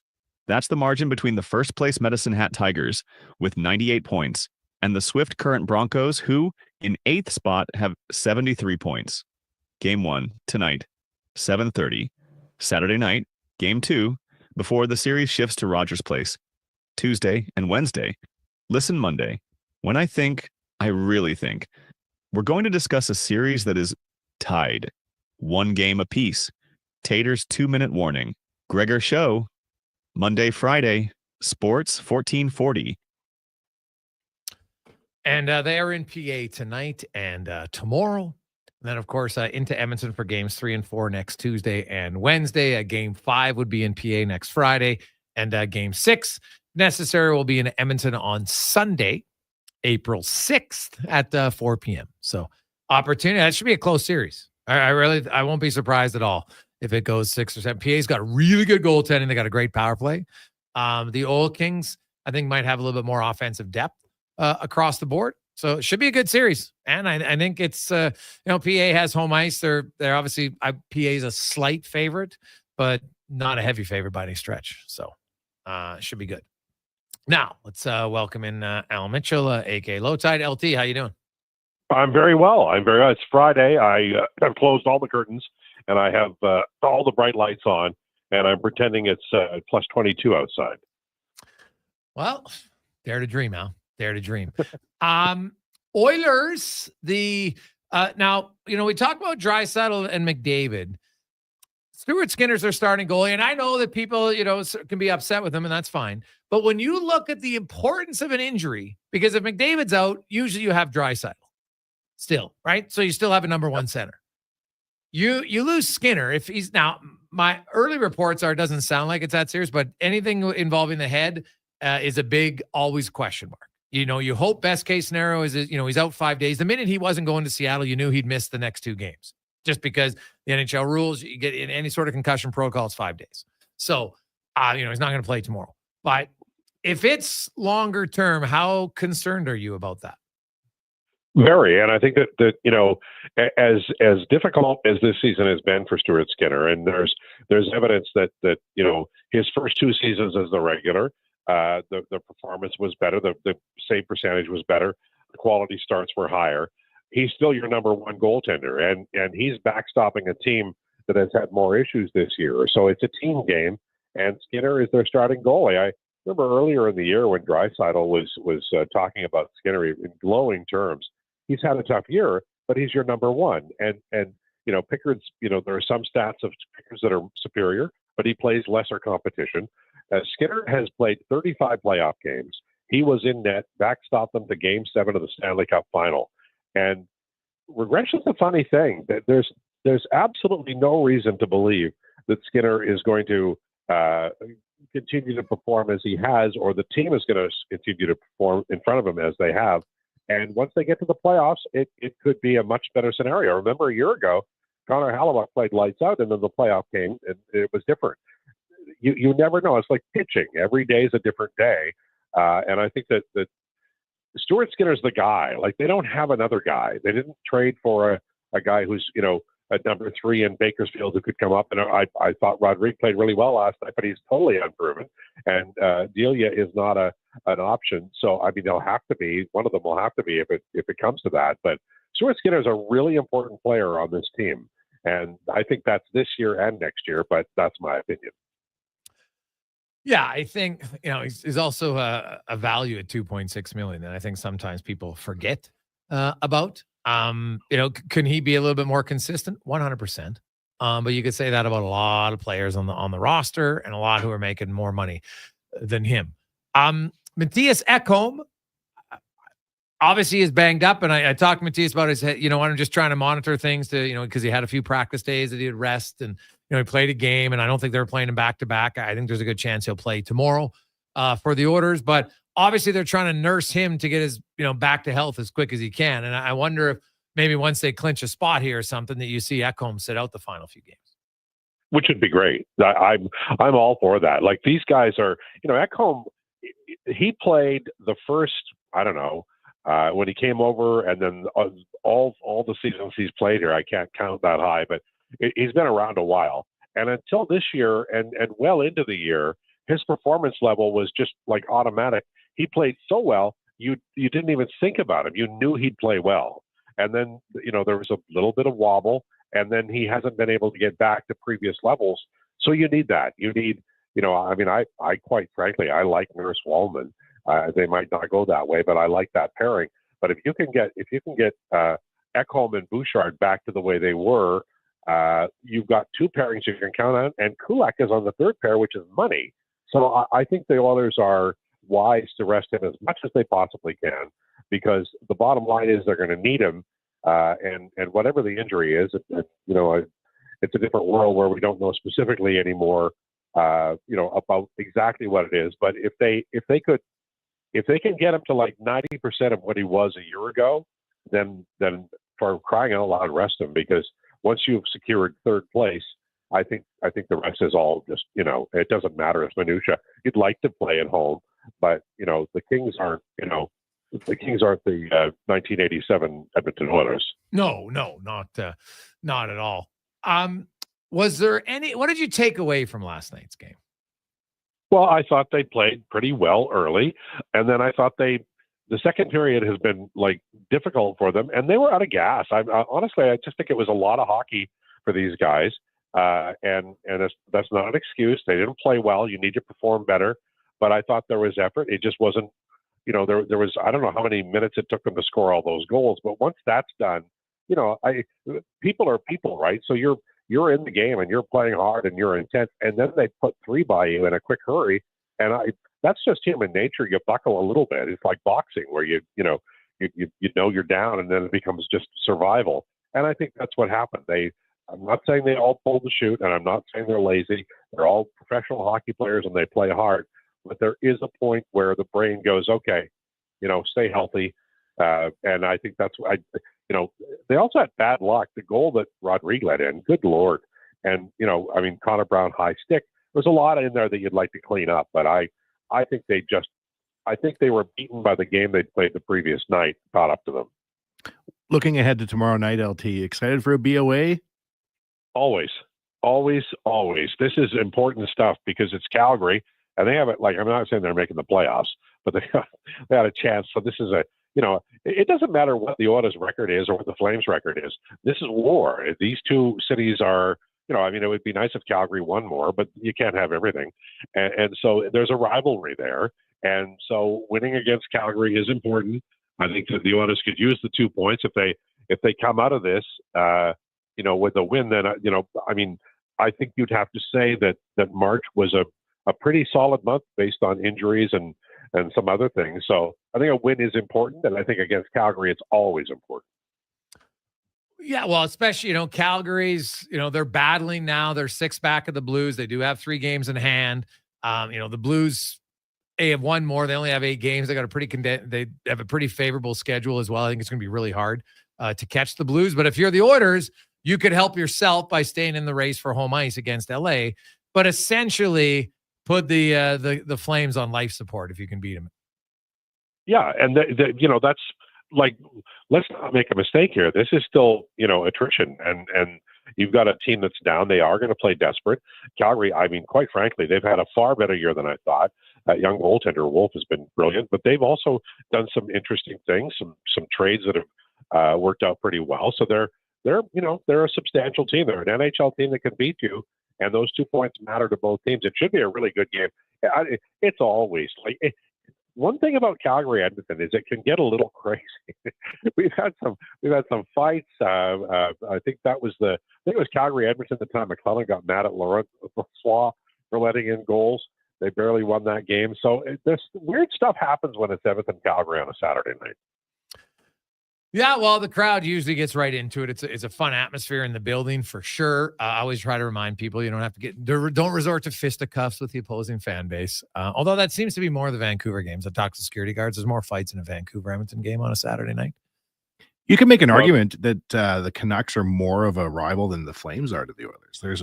In terms of the fan bases, who's going at it more? They dislike them more. I think that's valid. Plus, they just played in the playoffs, right? But Edmonton's beat both of them, so in the last 3 years, right? Beat the Flames, and then they beat the Canucks. So, but talking to Oilers fans, I do get the sense that Canuck fans irk them more than Flame fans right now. You should talk to Declan about this. He's got a whole rant. It takes about 11 minutes, but it's really brilliant about Vancouver Canucks fans. He does not like them. That's our Declan. Looking at Wallman's play lately, Al, like he started awesome. He's the last few games, his decisions with the puck, obviously the second goal wasn't great, but he needs to kind of tighten up his game a little bit. Yeah, for sure. And I think it's settling in, right? It's like adrenaline, and then you relax, and then often when you get comfortable, that's when there's a little bit more concern. And I think that's, this is good that he's going through this now. And they have not been as sharp defensively as they need to be. I mean, Emerson struggled a little bit. Nurse has not been 100%. Bouchard's same, and we've talked about Ekholm. So there's, all of them could. But Wallman was so good when he got here. I think he just, he fit like a glove. And I mean, it was a great few games there that really, endeared him. Everybody was wild about the trade. Got to get back there, but there's time, and there's ebbs and flows to everything. So I think he's just settling in, and maybe the adrenaline's done, and now he's dealing with the reality of, there's still work to do and systems and that kind of thing. And I think he'll be fine. He's a very good defenseman, and we know that. So I think he'll be fine. Al, I know it's a super long season, but it's only game one. It probably couldn't have gone much worse for the Blue Jays yesterday. Is this foreshadowing for a season or just one game? I think it's just one game.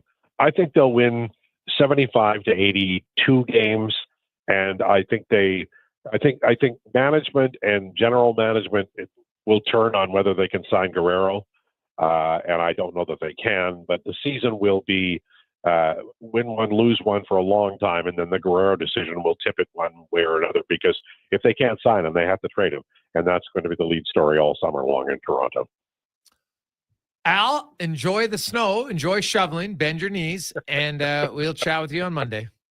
All right. Be good, boys. Have a great weekend. There you go. That is Al Mitchell, a.k.a. Lowetide. Of course, hosts the show noon to 2 every weekday here on Sports 1440. Jason Gregor, Wanya Gretz, Connor Halley with you. We have Craig Button coming up next hour. Also, we'll hear Speck and Ryan Lesley, more from the Oilers. We'll talk a little baseball, basketball. Here's the problem, and we'll get to it. The NBA has a problem, and how the networks cover the NBA is maybe a bigger problem. We'll get to that and more after Connor Halley and a Sports 1440 update brought to you by Fountain Tire. Road trips, job sites, or daily commutes. No matter where you drive, you need a team that keeps you rolling. Fountain Tire does more than just tires. Their expert technicians will handle everything from alignments to brakes, shocks, and full mechanical services. Find your nearest store at fountaintire.com. This is a Sports 1440 update. Here's the Friday night on the ice. You got the Utah Hockey Club in Florida to meet the Panthers. Canadians take on the Canes. The Jackets host the Canucks. Devils in Winnipeg. Golden Knights up against the Blackhawks. The Ducks will host the Rangers. In the WHL, the Oil Kings kick off their best-of-7 series with the PA Raiders. Puck drop 7 o'clock in this one. You can watch it for free at victoryplus.com. In the BCHL, Spruce Groves and Brooks to take on the Bandits, and Sherwood Park will host Black Falls, with those games also starting at 7. And in the AJ, the Kodiaks with the Stay Alive is there in Calgary, trailing 3-1. Wolverines trying to wrap up their series, leading their Fort Mac Oil Barons 3-1. Meanwhile, Drumheller taking on Canmore. That series tied at 2 games apiece. In the association, you got the Raptors taking on the Hornets. Clippers meet the Nets. Cavs in Detroit. Suns up against the Timberwolves. Pelicans meet the Warriors. And the Jazz taking on the Nuggets. March Madness continues on tonight. It is Sweet 16 action. Ole Miss will battle Michigan State. Tennessee taking on Kentucky. Michigan Wolverines up against Auburn. And number 1 Houston meets number 4 Purdue. Major League Baseball, Blue Jays in action. They'll host the Orioles once again just after 5 o'clock. One game going on right now. Rays and Rockies tied at 2. You'll also the Padres and the Braves, Cubbies, Diamondbacks, Athletics in Seattle, and the Dodgers taking on the Tigers. And still weather concerns with the Texas Children's Houston Open, but Scotty Scheffler atop the leaderboard. Canadian Taylor Pendrith right in the mix at 10 under par. Coming up in hour 3 of the Jason Gregor Show, we'll be joined by Craig Button from the NHL on TSN and the last 5 questions. I'm Connor Halley. This has been a Sports 1440 update. Sports 1440, Stingray radio station. CKJR broadcasts from West Edmonton Mall and Wetaskiwin. Download the free Stingray music app and listen wherever you go.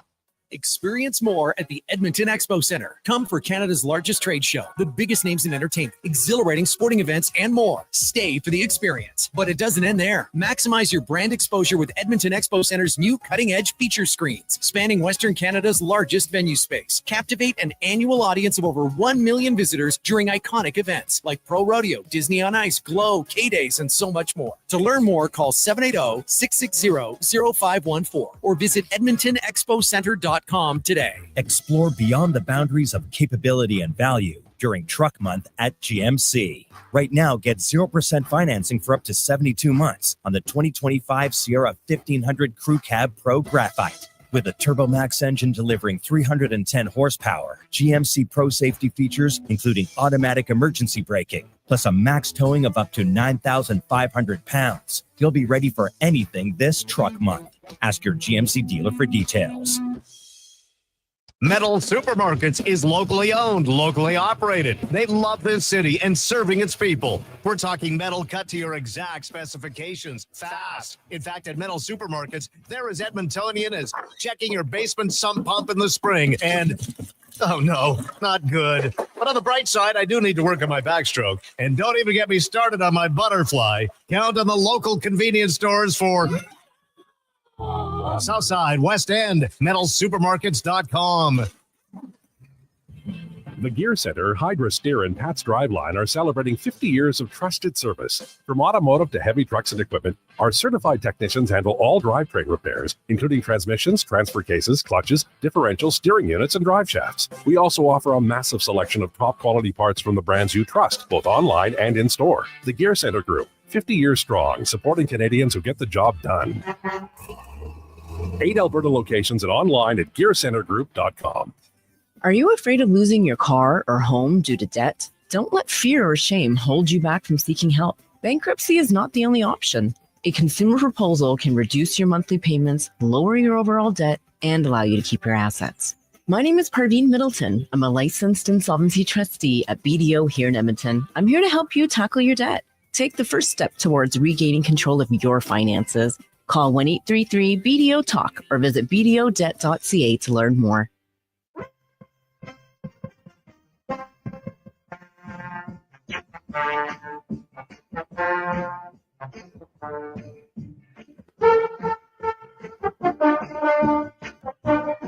Portions of this hour brought to you by RV Wars. RV Wars is back. Multiple dealers all battling for your business, clearing out the last remaining 2024's pre-tariff pricing. Don't miss out on an incredible deal. Visit rvwars.ca for details. The Jason Gregor Show, the best of Edmonton sports talk and beyond. This is Sports 1440. Presented by PlayAlberta.ca, Alberta's only regulated online gambling website.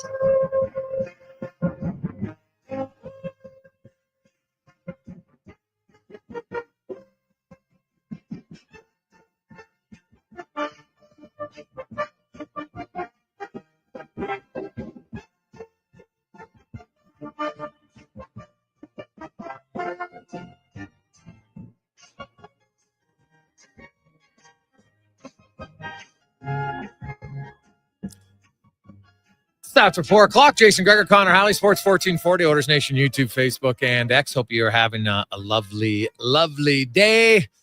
Gregor Show presented by PlayAlberta.ca. Get in the game. Use the promo code Gregor50 and you'll get a free $50 play. Hey, don't waste it. It ends. Might as well use it in March. You get a new one in April. So use it up in the next 3 days at PlayAlberta.ca. We got a lot of texts coming in. 833-401-1440, 833-401-1440, and our email inbox. Hey guys, why do you guys keep talking like the Oilers are in the playoffs? They lose to Calgary and the Flames are only 6 back. Not comfortable at all. Well, let's do the math, Mark. So the Oilers have 10 games to go. So let's say they lose to Calgary. Let's say Edmonton's going to win 5 of their final 9 games. They play San Jose 3 times. They play Anaheim.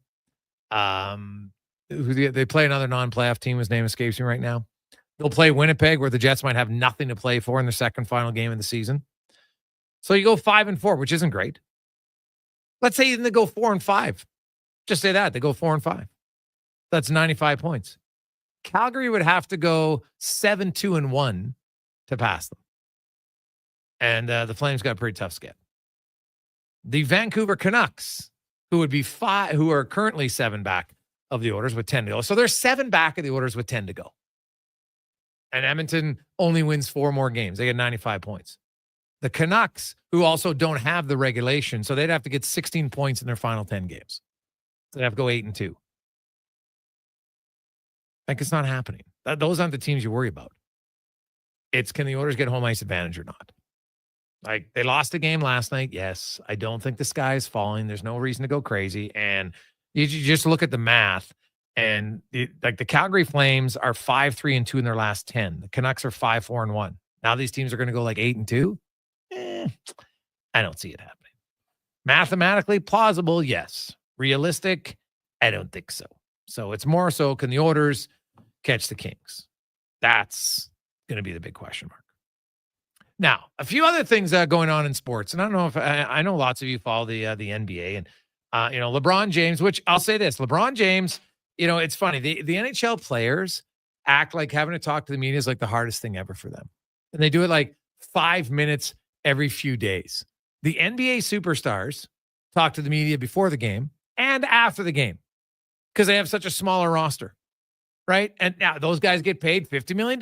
They don't complain about it. They do it all the time. And he'll hold court for like 10 minutes before, 10 minutes after. It's not 3 minutes.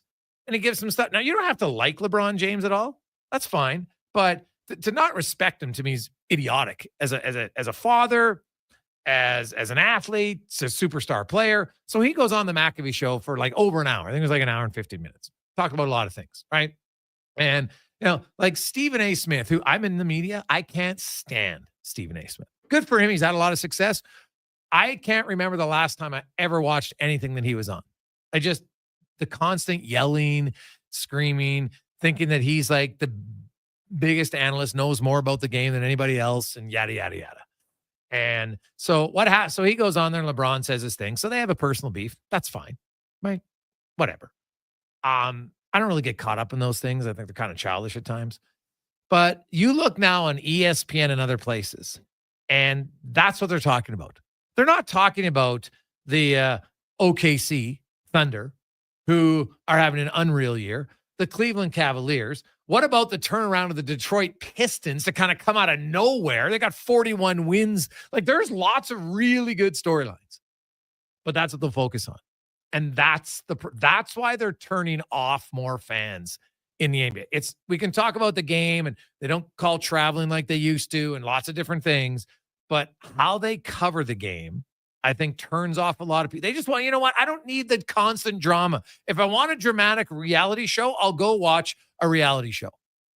Because this stuff, and it's not even drama amongst players. That get guys fired up because now they got to go head to head on the court. You're talking about a talking head. It has nothing to do with the actual game. And that's the problem with the NBA coverage right now. What did you think about LeBron coming over to talk to Stephen A. Smith courtside about Bronny and different things? Well, I get why he did it. Would it have been better to do it in private? Yeah. Like, neither one of them is great in some of these regards. I get it. But, just say, hey, don't bring him into it. And that's fair. You got a problem with me? Keep it with me. Any father would say that about their kid, right? Like, you got a problem with me? Keep it with me. You see parents in minor sports. You got a problem with me? Great. The minute you bring my child into it, now it's a different thing. So I totally understand that. And I don't have a problem. I would have done it. You do it on the court side, everybody's seeing it. Make no mistake. Everybody's seeing it. So why not do it in the back? I think part of the drama, right? I think that's why you might do it in front of everyone. Well, it might have been spur of the moment, whatever. I don't think it was pre-planned. Maybe it was, maybe it wasn't. I don't know. But I don't put that much thought into it, honestly. I just think the NBA, in a season where they've had like the Houston Rockets, they have so many great storylines, and they refuse to focus on it. And that's why their numbers are going down. Right? Like, look in the NHL. Look when you go on ESPN or even TSN. What are they lead? They're talking a lot about the St. Louis Blues. It's a really good story right now. Of course, they talk about Toronto because, you're in Canada, so I get it. They talk a lot about the Oilers when McDavid and Draisaitl. That's a big story. I totally understand it. The Flames, Cinderella one, all the Canucks up and down season, injuries, the drama, everything. Sure. But they still talk about the Blues. They'll talk about the Blue Jackets. They talk about stories that are relevant to hockey fans. And I find the NBA coverage right now doesn't do it.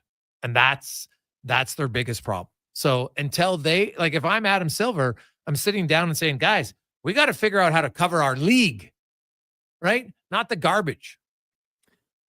What do you think about load management and shot rationing and all that sort of thing? The load management isn't that gets overblown again. You think? Well, how many, 1 or 2 games a year? So what? It's not now Kawhi Leonard's a different rule, right? Other guys like LeBron James misses a few games. The guy's 40 years of age. I think it's more like Joel. Right? How many games did Ovechkin miss this year? Does anybody call it load management? Injuries can happen, right? Now, Joel Embiid never goes and plays in Denver. That's kind of stupid to me, right? Maybe he's scared. It's odd to me that he's always hurt when they go to Denver, always, right? But, now basketball, when you're running and pounding on the court, it is different than hockey. Ask anybody who's a runner, right? The skating motion is not nearly as hard on your knees. Now, your hips, a different story because it's unorthodox, but superstars in basketball are playing 36 minutes, sometimes 40 minutes a night, right? The best players in hockey, forwards, are playing 21 minutes a night, right? So it is different, right? But the load management thing, I don't go that crazy over it in the fact that it's not like if it's 3 or 4 games a year, I don't love it. I don't think that is the big story that you should be focusing on, for me anyway. Why, is it an issue for you? Do you think it's that big of an issue? I just think that Joel Embiid's always hurt. Yeah. He's a Band-Aid, right? Austin Matthews, he misses 10 games every year. Is that load management? No, he's injured, right? So because Kawhi Leonard went to an extreme, people still think about that. But there are lots of guys who play a ton of minutes in a ton of games, and no one really talks about it, right? To your point about it's hard on the body running up and down a hardwood court all season long. Plus, these guys are huge, right? If you're 6'6", 6'7", and you're exercising all the time, your body's going to be subject to different wear and tear than the average normal sized athlete. Let's just call them. Oh yeah, 100%. Yeah. So no, there's a lot of factors. I just when I look at the NBA, and I think that they are missing out on a lot of the great things that are happening in their game, right? And I think that's a concern right now that I would look at and say, man, you know what, because I'm going to look at the top guys right now in the NBA and quickly, how many games has Shai Gilgeous-Alexander not played? 2, 1, I got to look, right? OKC as so he's missed, now he was hurt, I know, and I think he sat out 1, so he's missed 3 games this year. I go down the list of other top guys, like the older guys, like LeBron James is 40 years of age. He's going to miss some games. LeBron and Steph Curry, I think, are the exceptions to the rule in terms of guys who are playing a lot. They look to a guy like Paul George, right? And they're making fun of him because he has more podcasts recorded this season than games played. A guy like Ben Simmons. Yeah, but here's the thing. Where is Paul George in people are like Paul George? Is Paul George even a top 20 player in the game anymore? I don't think so. Well, he's getting older for sure. Yeah. So he's banged up and he does podcasts. Great. Now, that's the one thing that they do a little bit better is they're a lot more open than NHL players are. There's no doubt about that. Right? So if a guy wants to do just because you're an NBA athlete, you can still play the game. It doesn't mean you can't do a 15 or 20-minute podcast sitting on your couch at home, for God's sakes. It wouldn't be hard. It's not physically demanding, this guy's not focused on basketball because he does a podcast a week. Give me a break. They do take a lot more abuse if they do a podcast. If I was the NHL, you know what I would try my best to put together, Gregor? A Kachuk Brothers podcast like the Kelsey brothers have. Those guys are such characters. They obviously have a high degree of camaraderie. Yeah, but Jason Kelsey did they do that when he played Cons? He did for 1 year? Would have been a couple of years. Right. Kind of in the NFL. How much was it during the season, though? Well, but the thing is, the NFL, you have that scheduled off day, right? Right. So you can just, every Monday we're taping. Right. So I think that would make it a little bit easier for the NHL. There's no set day off. But it doesn't really, people aren't going to care if the pod drops on Monday, Tuesday, or Wednesday. But they can just like say, this is what we're doing, lock it in, right? Mhm. Rather than in the NHL, maybe it's a little bit tougher. Like, oh, we got a Monday podcast. Can't do it. We're flying. Maybe it's tougher to coordinate. But yeah, the Kelsey brothers did it. If the games are driven in such large part on personalities now, I just think they have a wonderful opportunity here with the Kachuk brothers. They have proven themselves in the NHL to be superstars. Yeah. And they've also proven that their personalities, especially with their dad, I think people would tune in. I think it would, it's something to consider. Now, you can't force it. You need guys to want to do it themselves, right? You can't go out there. The league can't control it. The league can't be like, you got to do it. They have no say over it. It's got to come from the player. It's really got to be the NHLPA. The players don't need the players have no regard for the league. The league doesn't have to prove anything. You want to do a podcast, start your own podcast. There's nothing the league can do. It doesn't say in your contract you can't do it. But there are teams that don't want players making. Teams have no control over a player if they want to do their own thing. If they want to do their own thing, there's nothing legally in the contract that says you can't do it. Now, unless they've written that in. But how are you going to go to Magic? You can't sit on your couch and talk to your brother online. Seriously? Because that's essentially what they're doing. Right? How could they? You can't govern that. You can't do it. And now they don't have, you know what? The NHL might be like, oh, you can't wear any of your team's logos. Fine. Right? Who cares? Right? Brady and Matthew Tkachuk could go in there. You know what? Wear a jersey of whatever. Wear their dad's jersey that played when he played. Who cares? Right? You could do that. But you don't even have to wear the jersey. No one cares. It's usually just from the chest up anyway. The tension that naturally occurs between two brothers is entertaining. The fact that both those guys are superstars in their own right. Neither brother really, Matthews won a cup, but neither brother really has the edge over the other one except for that. I think those are super interesting dynamics, and little kids specifically, where we need to grow the game the most, that's the kind of content they watch. They aren't necessarily thrilled to watch daytime talk TV on ESPN or something like that, but a personality brother driven podcast, I think would do wonders for the NHL. Probably wouldn't hurt. I really think the next step for the NHL is when you talk to people, and with Rich Winter in the business of sports, and we've talked to a few guys who are like movie producers who understand angles and cameras, and that's what they live in, right? It doesn't matter what they're filming. They know how to film it so it looks better. And when they talk about, well, where's your cameras in a hockey arena, and how you're not maximizing the assets of your game to make more people interested.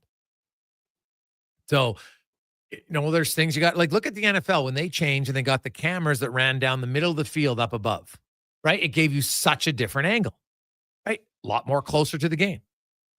And on the NHL, there's things you could do. Could you put a track all around the glass on the top, right? Why can't you?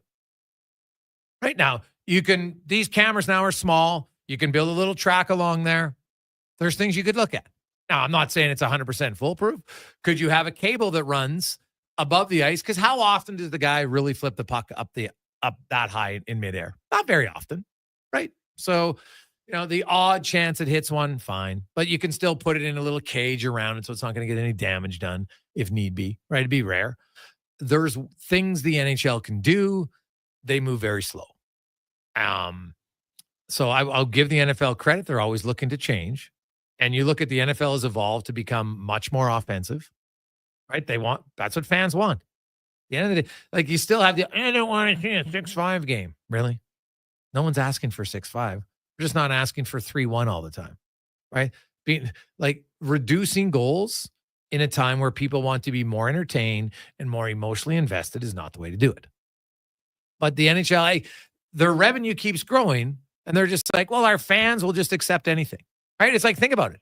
How many season ticket holders took an absolute kick in the junk on what ticket price increase are for the Oilers in the playoffs and the regular season? And what percentage of them gave away their tickets? Not many. So the league's we don't have to change. Because until the money talks. So until people stop watching, they'll just keep giving them an average product. Because there's ways that game could look so much better on television that they don't do. And people just kind of accept it. It's like in-house. You look at the in-house entertainment at an Oilers game compared to other games just around the NHL, never mind around other sports. And you're just like, this is so average. Or Oilers games 20 years ago when they used to come out to the oil derrick coming down. Like, I swear the pregame show's gotten less entertaining as time goes on. Probably fair. When we return, Craig Button will join us on the Gregor Show, presented by PlayAlberta.ca. An old saying that goes, many hands make light work. We believe that at GS Construction. So what does it mean? It means a task is easier to complete when many people work together. It also means that GS Construction is preparing for the start of the 2025 season and is hiring. Currently, we're on the lookout for top men and pipe layers. So if you're one of those skilled pros who know how to do your job safely and efficiently, we're interested. Come join a team that's as solid as the infrastructure we build and maintain. Visit gsconstruction.ca today. This is going to make you hungry. Booster Juice just dropped new guacamole and black bean grilled fresh options. What the guac? Yeah, a guacamole black bean wrap, guacamole chicken panini, and an egg and chipotle black bean wrap. What a trio! Holy guacamole! Bye-bye, boring as bread sandwiches. Guac, yeah! New flavors, new cravings. Avocado up to wraps and paninis from Booster Juice. Canadian-born blending since 1999. Download the Booster Rewards app and order one today. We've finished construction of our gamma radiation containment facility. Is it up to code? Is it going to be safe? Sounds like a job for the men and women of Action Electrical.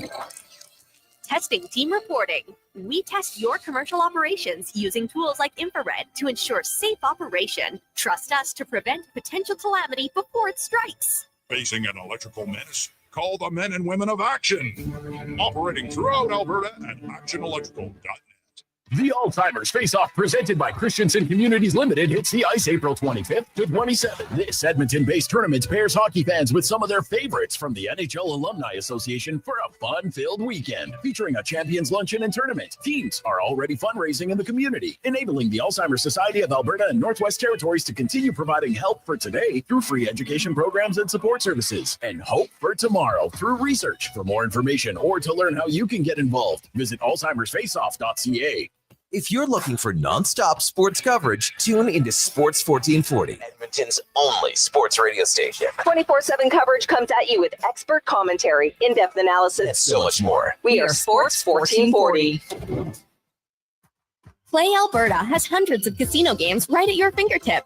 Join thousands discovering why Fortune Coin is one of Alberta's most popular games. Fill your reels with golden coins, multiply your prizes up to 6 times, and turn good spins into legendary ones. Land the Fortune Coin symbol to win cash, trigger the jackpot, launch the free spins bonus, and watch as the dragon takes over your screen. New players get 100 free spins only on playalberta.ca. Claim your offer today.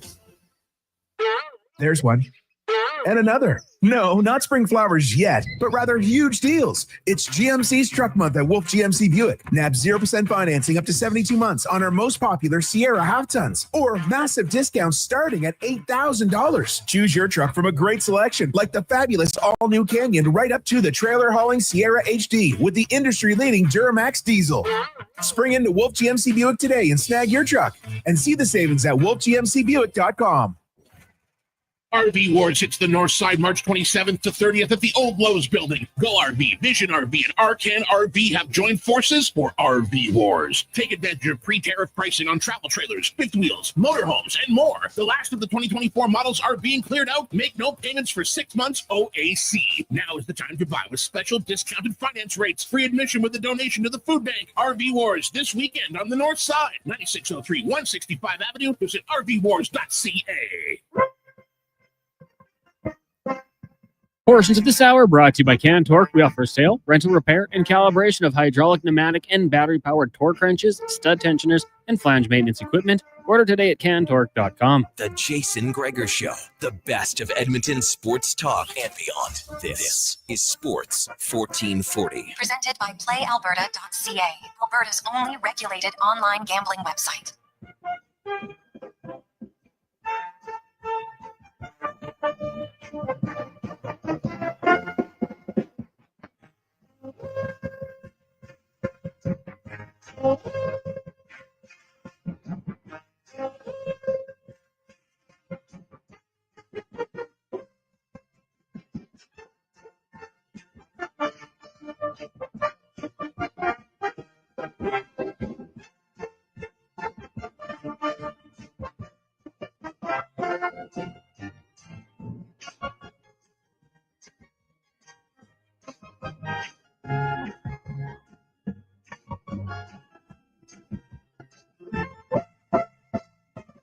.424, Gregor. One regrets, Connor Halley on a positive Friday. You make your way home and obviously give yourself a little bit of space. The roads a little slushy. Probably going to get a little slicker as the night gets colder. Please turn your lights on as you make your way home. Get home safe and sound. And you got lots of sports to watch. You'll be checking out the Oil Kings in action in PA tonight and tomorrow. All 8 WHL series get going tonight. Of course, NHL, the Oilers are hosting the Calgary Flames, the final installment of the Battle of Alberta. Only 3 times this year. What a joke, by the way. Absolutely ridiculous that division teams don't play each other 4 times. Like, give me a break. But anyway, not happening. Games that matter tonight for playoff races. Florida's in a dogfight with Tampa and Toronto. They host Utah, who they get crushed last night. Thought the Oilers loss was bad. Utah lost 8 Cobb. Hurricanes hosting Montreal. They need a win. Blue Jackets and Canucks, both teams desperate for a victory. The Rangers in Anaheim need a win. And Vegas, I think they've I'm not going to say they're on easy street, but they're looking pretty good to finish first in the Pacific Division.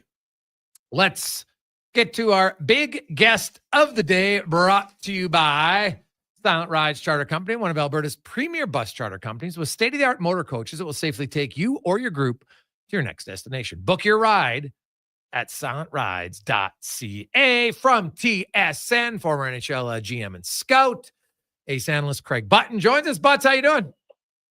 I am good. I am really good, Jason. I'm in Winnipeg for the weekend watching the Devils here against the Jets Friday, and then Sunday the Canucks. So in the building, getting a good look at a team that all of a sudden finds themselves in a little bit of a dogfight for first place in the Central. Yeah, well, they got something to play for tonight. I want to get to the Devils, Craig, who are locked into third place in their division.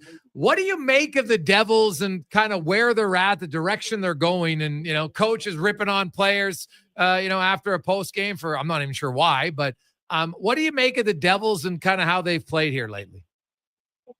Well, you're missing Jack Hughes, your best forward. You're missing, a superstar forward. You're missing Dougie Hamilton, again, your best defenseman. So you're trying to piecemeal in different areas of your team, right? And there's going to be players that sometimes get scaled up a little bit further up the lineup than they can handle. But, New Jersey is going to play. If there's any saving grace for the New Jersey Devils, they're going to play Carolina. I don't think Carolina, they're a quick team, they're a hard team, they're competitive.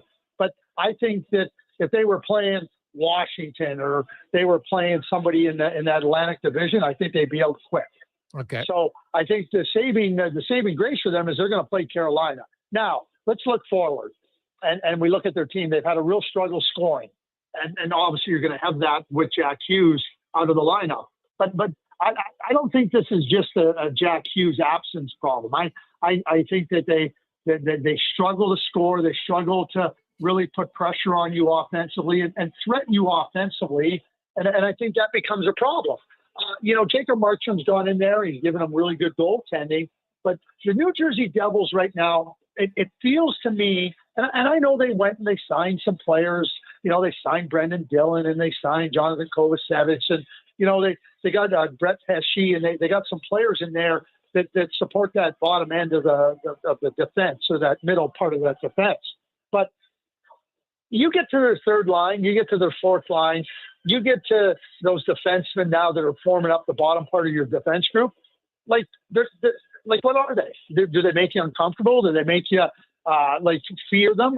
They're not heavy. They're not really players you call. Do they work? Yeah. Are they competitive? Yeah. But to me, there's no identity there. Right. And then you struggle at the top end with your scoring. So how are you going to compete against the best teams? And I think that's where Tommy Fitzgerald finds himself. And I think you have to address that. And, again, I use Vegas as an example. They're not the only example, but they drafted, they made some trades. They were bold right from day one and everything. But until they got Pietrangelo, Stone, and Eichel, they never had those elite guys. And you look at what they did to get those guys. I think if you want to be serious about winning in this league and you got a team that's decent, like the New Jersey Devils, you better find a way to be bold. The Winnipeg Jets, Greg, Dallas is suddenly 4 points back of the Jets. When you look at Hellebuck and how many games he plays, and I know he likes into a rhythm, what's your thoughts? Should they rest him an extra game or two, or does it really matter at this point? If he starts 64, he starts 62, it ain't going to matter. I think that's the case. I think that, that they don't put him under a lot of duress. So, like, a game started for Connor Halley is going to be different than a goaltender that's facing a barrage of shots. It's true. And a barrage of, right? So I think that, this is a pretty good defensive team. They don't put their goaltender into tough spots. And I think that. And the other thing is, Connor Halley is such a smart goaltender. There's not a lot of wasted effort with him. He's so good technically. He reads the game so well. So he's not expending a lot of physical effort. But I should say he's not expending what I would call unnecessary effort. And I think that works to his favor. And you look the last goaltender to do what Connor Halley is doing this year, which I call the quadruple crown. Wins, save percentage, goals against, and shutouts. The last guy to do that was in 1985-86, and that was Bob Froese.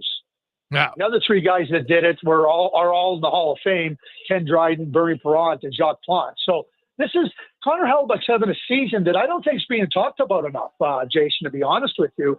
That he's having a special season, and it's no different than a player getting 100 assists, somebody scoring 60-plus goals. And I think right now that Connor Hellebuyck's season is right there in terms of special seasons by a goaltender or a skater. Craig Button from TSN joins us. And Craig, you look at a team, and let's say you're the manager of the Edmonton Oilers, and you got Draisaitl hurt, and you got Ekholm hurt, and you got McDavid hurt, and you got Skinner hurt, and then you got Frederick and Kane. Do you put much stock into last night's game when you consider travel, getting in at 5 a.m, all that stuff? Is that one where, as a GM, you don't really let it bother you much, or are you still on edge about every game? I don't think you should. My own feeling is, Jason, you shouldn't be on edge about that game. Is that representative of what the Edmonton Oilers are? I would say 100% no. Then you start to factor in what you just touched on, the travel. Okay. No Stuart Skinner, no McDavid, no Draisaitl, Ekholm, right? Well, good luck trying to win. It's hard enough to win in this league when you have a full complement of players. Now trying to win without one of them, wait a sec. One of their best defensemen, two great forwards, two of the best forwards on the planet, goaltender that's really good. It just becomes hard. And I think that the key in that, in a game like last night, is what were you able to get out of it? What were you able to get out of it watching some of your other players? What could they handle? What could they not handle? What were some of the things that you felt that, oh, good, that's positive? It's hard to sit down and take a step back and kind of at arm's length say, okay, there's some positives out of this game. And that's what I think that the coaching staff has to do. And you just sit back and go, okay, we saw this, that's good. And we know it's not representative of the team. That's where I think you have to go. If you're going to try to make a big deal about that game last night in Seattle, then I think your focus is in the wrong area. Craig, my initial reaction was no chance, but people have been wondering, hey, if you're the Oilers, would you play Olivier Rodrigue tomorrow? Would you? Okay, so, Calvin Pickard, right, has had to jump in there and whatnot, right? Yeah. I think right now for the Oilers, Jason, here's where I'm at. The Oilers now, you're trying to get your players healthy. It looks like, they're going to fit right. They're not going to finish first. So do they fit into that third spot and they're going to have to start on the road against LA? I think now for the Oilers get your players healthy, number one. That's the key thing. And is that 5 days? Is that 10 days? Whatever it is. And understand that's where you're at. I don't think there's any risk for the Edmonton Oilers giving up third spot. And because they've shown, they did it last year, Jason. They went on the road in the second round, they won. They went on the road in the third round, and they won. I don't think this team should fear going on the road, but I would fear not having health. I would fear not having my players that are really in the best form possible going into the playoffs. If Kane can get back, great. If Frederick gets back healthy, great. But you got to get those other guys back healthy. So you want to win on Saturday night. but it might be a throwaway game, and maybe you just say, Calvin, we're giving you a little bit of a break tonight, and Olivier, get in there. Olivier's not an NHL goaltender, so really what you're doing is you're kind of throwing him to the wolves, and I don't know if that's fair to Olivier. That would be my answer, to maybe just say, Calvin, we need you in there. Just keep things trying to steady and as you carry on. Because here's the other part of this too, Jason. The Flames are still going to play. Well, not playing still. They're playing hard. They played excellent against Dallas. They're trying to find a way to stay in the playoff picture. You get a new goaltender in there that's not used to the defenseman. All of a sudden, the forecheck isn't read right. The puck's on foot. And now you expose some of your defensemen now to maybe being vulnerable to some more physical play and contact that's not good. That would be my argument for saying Pickard's in the net. Yeah, well, I think it's Pickard all the way. I think they want to win. They want to try to get home ice. I know it might not be the most important thing. However, first round home ice advantage, the last 3 years, teams with home ice advantage have won 19 of 24 series, and only one of 8 last year did the road team win. So now that could change at any point, and whether it's home or away, I'd still take Edmonton in a series against LA, assuming they're all healthy. But just because I think they match up against them. But I don't think I put Olivier Rodrigue, and I agree with you. I'm not sure he's an NHL goalie. I'm not putting him in on Saturday night against the Calgary Flames where the kid could maybe get lit up. I don't think it's the best situation for him. I agree with you. Now, the Panthers, the Lightning, and the Maple Leafs are in an absolute dogfight here down the stretch. Toronto hasn't done themselves any favors, blowing a lead to Nashville, then losing to San Jose, although they did get a huge point maybe. But the Tampa Bay Lightning, Craig, have just kind of been slowly I don't even know if under the radar is accurate or not, but man, I look at the Lightning, and out of those 3 teams, I like them the best. Well, that makes 2 of us, Jason. And quietly, and it's amazing. I just talked about Hellebuck. Go and look at Vasilevsky's numbers. Vasilevsky's back. He's back. He's back in form. They just added some depth. They needed some back-end help for their top forwards. They got that with Bjorkstrand and Yanni Gourde coming back into the lineup. And now, like, you start to see a guy like Don Calvis now who can handle a little bit more because he's not scaled up the lineup. He's got support around him. The Tampa Bay Lightning have found a form, and it's playoff form right now. I think Toronto has to do everything they can to finish in first place because they got to avoid playing Florida or Tampa Bay in the first round because that means you play the winner in the second round. And I don't like Toronto's chances one bit in that regard. I think they have to push for first place. I don't think for Florida and Tampa Bay, I don't think they're fussed about starting on the road or not finishing in first place. They've both shown that they can go deep in the playoffs and win starting on the road and not having home ice advantage and not having, what I would call an easier path. Not that anything's easy. I don't think Toronto's shown that. I think Toronto has to try to find a way to avoid those 2 teams. So put her pedal to the metal and the down the stretch to get first place. I think they have to do that. Craig Button from TSN joins us. Craig, WHL playoffs are getting going. We got 8 series all beginning tonight. Oil Kings are in PA. What do you make of the Oil Kings' chances against the Raiders? Well, the PA Raiders, they made the change to the younger coach. Jeff Truitt had been there, done a really good job, and Curtis Hunt decided to make a change. And Saskatoon, Brandon, and PA were all in a fight for that second spot. So they've kind of been in a playoff mode for the last 2 weeks. And I think that serves you well. Edmonton, I saw them play in Calgary a couple of Sundays ago. I mean, they obliterated the Flames. I left after the second period when it was 7-1. I like the Edmonton Oil Kings. I think they're a little bit of a younger team. They're only going to be better next year. But be ready for a PA team that has been in prime form. Be ready for a PA team that's in playoff form. Do I think they can beat PA? Yeah, I think they can beat PA, but it's going to be a battle, and they're going to need not efforts, but they're going to need some production for players throughout their lineup. It's not going to can't just leave it to the Sachin brothers and put that on their backs. They're going to have to be a 4-line, grind it out. And this PA's ready. PA's good. Quickly, we've had some announcements.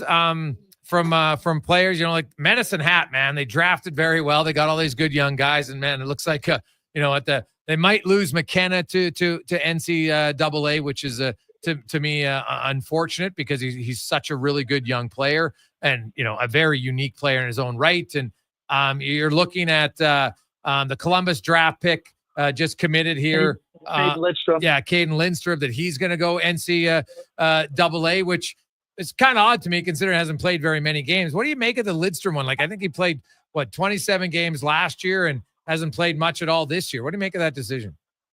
He hasn't played in over 12 months. Yeah.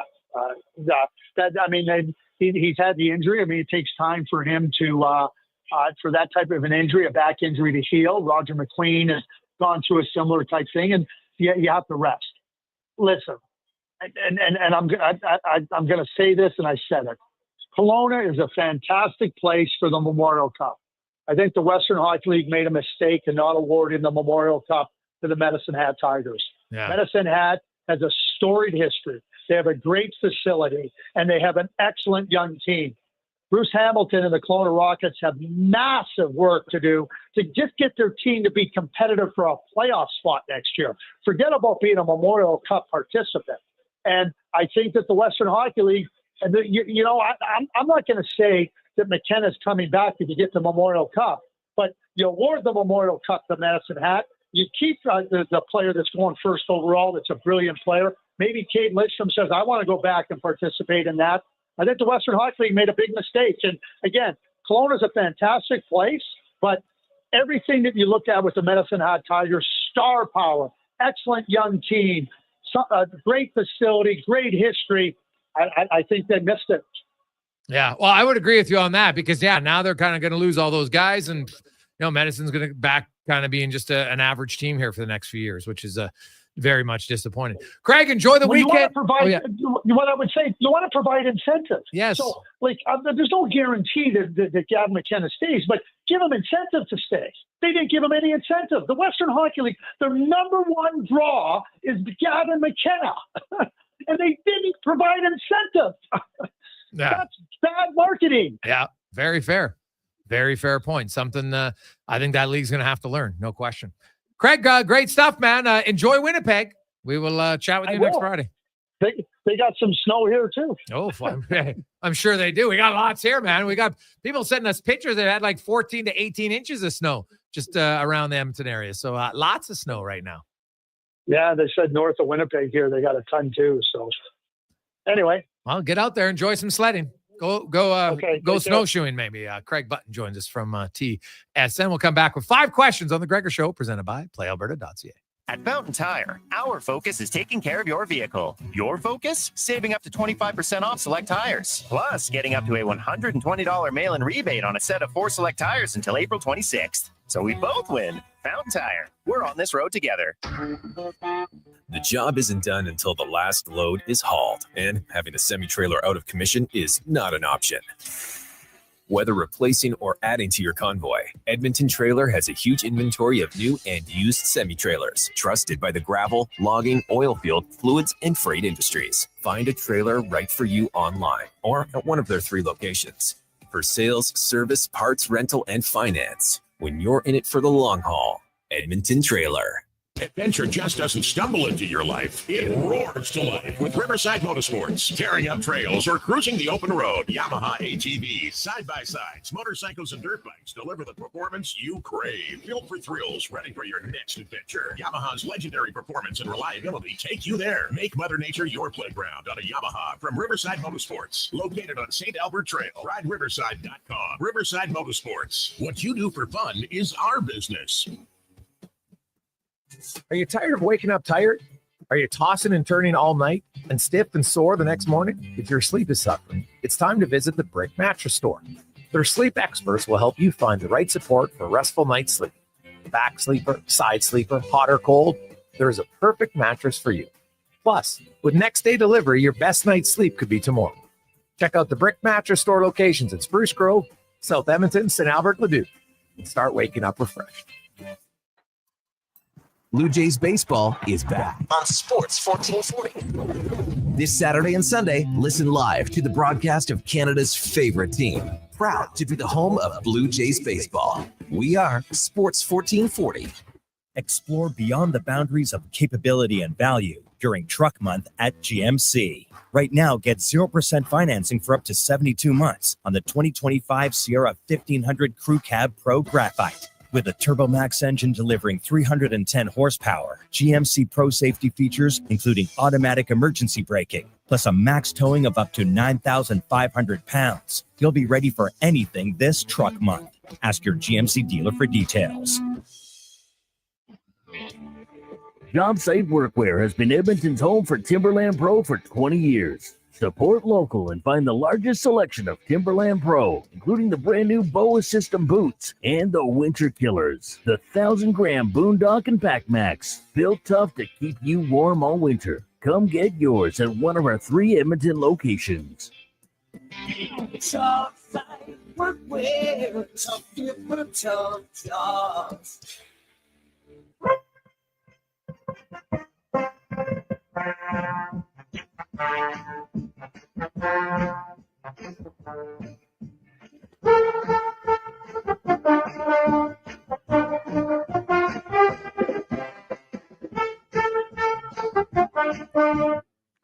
Portions of this hour brought to you by Culligan. For all your residential water needs, your local water treatment company. More than just big bottles, Culligan.com. The Jason Gregor Show, the best of Edmonton sports talk and beyond. This is Sports 1440. Presented by PlayAlberta.ca, Alberta's only regulated online gambling website.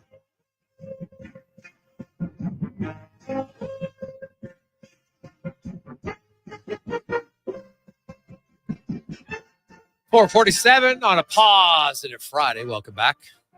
A snowy positive Friday. Hey, I think I'm not sure. I haven't looked outside lately, but it's supposed to be tapering off around this time. So let us know. Is it done? Is it done snowing? And we got a pretty good dump. So saw lots of graders and, people. I don't even know what that little small tractor is, the one that goes on the sidewalk. Like that's the one that, working for the city. Like those are the ones you want to drive, man. Those things look fun. So the running paths and everything. So get home, enjoy it. Drive safe. Turn your lights on, please. Let's get to 5 questions brought to you by The Brick and their sleep mattress store. Where? If you've had trouble, you wake up, you're tired. You go to bed, you're tired. You don't have the right mattress? Go to The Brick Mattress Store. They'll set you up. It's time for 5 questions on the Jason Gregor Show. Question number 1 here for you. The Edmonton Oilers now have 10 games remaining on the schedule for this upcoming season. What do you think their record will be in those 10 games? Gregor was talking about it earlier, and I'm going to copy his homework. And he said 6-4-0 down the stretch. I'd say that's a reasonable goal to put on the board. Well, their record's going to depend on how many games, do they have with their guys, right? Last year the Oilers went, they won 4 of their final. They were 4-4-2. So they really only won 4 of their final 10 games. Now they rested some guys in the final games of the season. So, if the Oilers know where they're going to finish, that'll be a factor. You've got San Jose 3 times, although the Sharks, they compete hard right now. They got a bunch of young guys that are just loving life. They're in the NHL. The Ducks, maybe not so much. They got the Kings twice. They got Vegas where they rarely win. I'll say the Oilers go 4-5-1. You mentioned having their guys. In those 10 games, how many will they have McDavid, Draisaitl, and Frederick in the lineup? Well, looking at Trent Frederick, and when I go at Frederick and I look at this timeline for when he might return, he's obviously not playing tomorrow. So there's 9 games. I don't think he's going to play any on the road. So that leaves 5 games remaining for Fred. I think Frederick is going to get in 4 games. I'm not sure they'll play him in all 3 when they play 3 of the final 4 in like 3 games in 4 days. So I'll say Frederick's in 4 games. But McDavid and Draisaitl might be a healthy scratch in that final game. So I'll say 3 games where all 3 of them are playing. You think they might scratch McDavid, Draisaitl in the final game of the year. 100%. They're in San Jose. They got it's a road trip. Why fly them down there for the road trip? Now, it depends. If they're starting on the road and they play in San Jose, do they come home or do they just go from San Jose right to LA? Now, I don't think Edmonton, because LA has that. Remember that game that got postponed earlier in the year, Calgary and LA? So that makeup game has now been moved to the 18th. So that means, the 17th, excuse me. So that's the Thursday. And that means that you won't have the Kings. They're not going to start on the Saturday, right? So they'll start, I would assume, on the Sunday. I don't think I can't ever remember in NHL history that a team finishes on a Wednesday and then starts the playoffs on a Friday, right? Or whatever the day is. So I think if the Oilers and the Kings, who are going to play for sure, I think their playoffs are going to start on the 20th. The NHL playoffs will begin on the 19th. So yeah, I think it's very likely that the Oilers could rest McDavid and not play him in San Jose on the 16th. Question number 3. What will Rick Tocchet be doing next season? I like the spin you put on that, Connor, because originally it was, where will he coach? And I asked, don't tell them. Don't tell them. Oh, well, but it's an interesting point though, right? And I said at the break, that's a very good question. What are my options? And you said, I think he's going to be doing commentary. So I will copy your homework in this instance and say, I think he's going to be doing commentary. It's a good question. I think he's going to be coaching in Philly. Do you think Torts will be back in the NHL? I do not. That's it, eh? Yeah. We get to question 4. I'm just seeing Brad Marchand taking warm-ups with the Panthers. Looks very weird in the uniform. Question 4. On this day in 1972, Wilt Chamberlain played in his final game of his historic career. In honor of that, which superstar do you think wrapped up their career in the most memorable fashion? Oh, man. Now, a lot of people would have said Michael Jordan because they won, 6 championships in 8 years and then he retired, but then he came back. So you probably can't use that. I liked how Gretzky went out. I'm probably biased, right? It wasn't, you know what? The thing I like best about Gretzky, Gretzky was the greatest player the game had ever seen, the biggest name around. When did he announce that he was retiring? 2 games left in the season. This is Wayne freaking Gretzky. You got guys now who announce it. I'm like, no offense to Pat Maroon. He's announcing it like, what? A month before? So what? People say goodbye to him? Like, to me, a year-long announcement's a joke. I hate it. So the reason I'm going with Gretzky is because it was never about him. He realized, I'm pretty important. I probably should let people know this is going to be my last 2 games. 1 in the States, 1 in Canada. And that's what he did. It was fantastic. So I'll go with Gretzky. Was Gretzky debating, though, in the lead up to retirement, whether or not he was going to give it 1 more year? No, he had said, I loved his line. He goes, I've scored 9 goals this year. That used to be a good weekend for me. And he just felt like, you know what? And he still had, like, Gretzky, his last season in the NHL, I still think he was top 15 in scoring. I got to double check that, but I'm pretty sure he was. Like, I know he was top 5 in most of the other years leading up to it. But if I look in 1999, I know how many points he had. I thought he was around 15th, give or take, something like that. Maybe a little bit lower. No, it's probably lower than that. So he just felt like, you know what? He was still like top 35, but he felt like, okay, I'm out.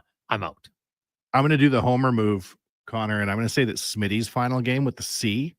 Oh, baby. That was an emotional roller coaster that night. Yeah, like Gretzky's second last year in the league. He was 4th. He was tied for 3rd in scoring. When you're Wayne Gretzky, that might as well be pretty good. And that was a 90-point season, man. Yeah. I just liked how he did it. I liked everything about it. It wasn't a big song and dance for months. I don't like that. I like every building he goes into, and I'm sorry, I don't like that at all. I did like Ovi last night. Last night going getting the Caps to come out and shake the hands for Flower. That was cool. But Flower didn't even play. No, but still. Yeah. I thought it was cool. Yeah, like Ovi has a ton of respect from that. A great battle, everything. He actually scored the most goals he's ever scored against one goalie is Fleury, so I'm sure that's why he likes him. But no, Fleury's a great guy, don't get me wrong, but there's kind of another example. I don't know. I just don't like this season-long soiree song. I don't know. It's too much for me. It was like baseball got that going. Like, was it Mariano Rivera or Jeter? One of those two. They just, every place they went, give him a gift. It was something. Final question for you. I didn't know Vince Vaughn was only 55 years old, but he celebrates his birthday today. Of all of his characters, his movies, TV, what would you say would be your favorite? For me, it's Swingers. That movie, he wrote it, or part of it. He was heavily involved in it with Favreau. Hilarious. I'd never seen him before. He was so different than anybody I'd seen. I love that movie. Oh man, he's had quite a few. I'm probably going to go with Beanie though, in Old School. There's so many scenes that are like that movie was even funnier now that I'm married. That's what makes it hilarious, right? Like, and trust me, like when you're single, you're living the life, it's great. And then when you're married, you don't want to go back into it full time, but you do think about it sometimes. And of course, usually only think about the good stuff, right? But I just thought his advice, at the altar, always you can say, you can still back up. It was just funny. So I'm going to go with Beanie. Cons, what about you? I've been waiting to say this to you for a long time. Deep down in my stomach, with every inch of me, I pure straight hate you. But GD, do I respect you? Wes Mantooth, Anchorman. That was probably my favorite single quote from him. I thought, just the little rivalry they had between the news teams was pretty good. So he's had a lot of good ones where he's played bigger roles, but I love that line. So I'll just throw that one out there. Yeah. Well, Vince Vaughn, when he was, what was his character's name?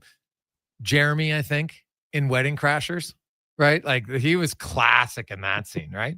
Or was he? No, it was Jeremy and John. He was Jeremy, wasn't he? Jeremy, yeah. Yeah, he was Jeremy, and Owen Wilson was John. Yeah, okay, perfect. But that's another classic. I used to put him and Will Ferrell as the top two funniest guys. And even Jim Carrey, even Vince Vaughn, they all have a shelf life. And I feel like Will Ferrell gave us slightly too many Will Ferrell movies, and Vince Vaughn hasn't given us enough. Like, I would still like to see a Vince Vaughn rant-driven comedy, but I don't know that you're ever going to see another one. Yeah, well, yeah, we don't really have that genre right now, right? Like, you don't have kind of like we'd call kind of like that era of just stupid, funny comedy that you're just like, you know what? I know this is a little bit over the top, but it's just funny.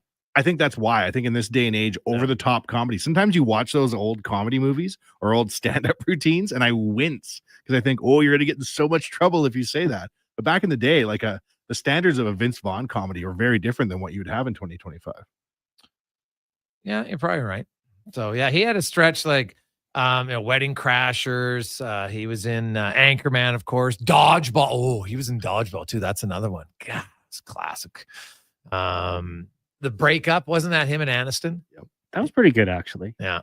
But then he had like the Internship and Couples Retreat. That's when we're cashing in, though. That's when we're getting like 10 million a movie, and you're not asking questions. You're just seeing numbers. It's all very exciting. Well, not every movie's going to be great, right? Now, he was in Rudy, too, was he not? Yeah. Oh, yeah. Yeah. Okay. That was one of his first movies. Like it was, wasn't he? And Favreau's in it, too. Oh, yeah. John Favreau. Yeah. That's yeah. Starsky and Hutch. Oh, yeah. He was more of like, he wasn't the main guy. No, he was the bad guy. Yeah. His small role in Zoolander. Oh, yeah. Did he? Oh, He's his brother. Yeah. Yeah. See, I think Ben Stiller is quite like, I think he's underrated funny. Doesn't he? He has a new movie or a show now where he's dramatic, right? Like Ben Stiller's on top again. Does he have a show that's not comedy? Oh, probably. Yeah. I think he's the producer of it too. He's getting love for being in a serious show. The Amazon. What's it called? I don't even know what Stiller is. Is it the Apple TV show? No, is it Severance? Severance. Yeah, he's not in it though, is he? No, but didn't he? Yeah, he's not. He doesn't star. He's not in it, but he's the producer. Yes. Yeah. But he's being like celebrated as filmmaker. No one knew. Sure. Yeah. Man. I would think that Jerry Stiller's been a pretty funny guy too. If you're talking about the Stiller family. Yeah. No, Jerry's pretty funny, but man, like when you look at like Zoolander is still like the gas fight scene. When I first saw that in Zoolander, I was crying, laughing. Like I lost the ability to stand upright. I was laughing so hard. But he played like the stupid guy so well, right? Like there's so many lines. What kind of idiot? You know when they had the like the mock of the school for ants? Yeah. Derek Zoolander School for Kids Who Can't Read Good. Is that what it was? Yeah. So good. The files are in the computer. Oh, that was another classic one. God, there are some funny lines in that one, man. Like, oh, hilarious. Like, I think Stiller's really funny. He just, how he delivers, like, and Meet the Parents and Meet the Fockers, like, he was hilarious in that show. His on-screen chemistry with De Niro is so good. So good. Oh. I need to watch a good comedy. My getting to the age where my son, not there yet, but there's a few, like, we started to watch a few shows, like I showed him E.T., quite like that. You know, we got a few other ones that you can get in, kind of show your son, and some of them still hold up very well, right? So like the Star Wars, he's gotten into Star Wars, so that's great. But you know, some of those comedies a little bit later on, like I definitely want to watch Slapshot with him at some point, just to say I did. But yeah, there's some classic ones. I love it.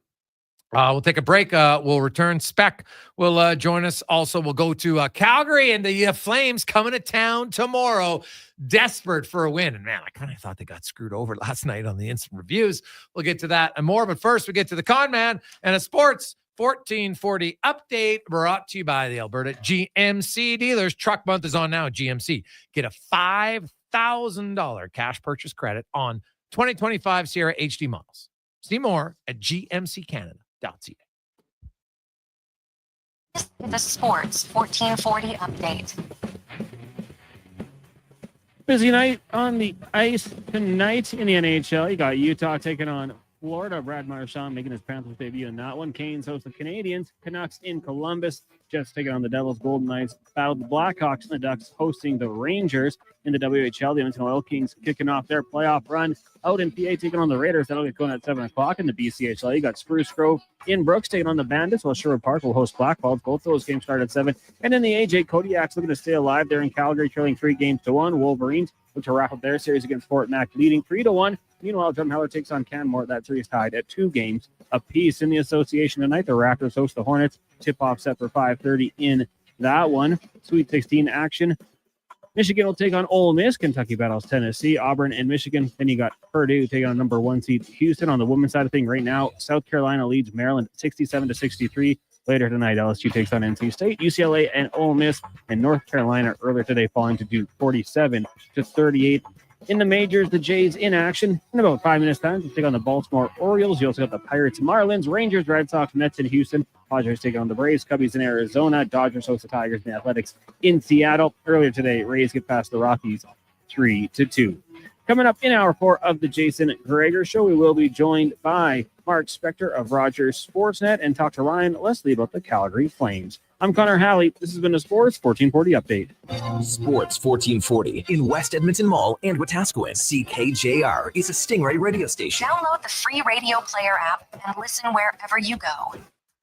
Play Alberta has hundreds of casino games right at your fingertips. Join thousands discovering why Fortune Coin is one of Alberta's most popular games. Fill your reels with golden coins, multiply your prizes up to 6 times, and turn good spins into legendary ones. Land the Fortune Coin symbol to win cash, trigger the jackpot, launch the free spins bonus, and watch as the dragon takes over your screen. New players get 100 free spins only on playalberta.ca. Claim your offer today.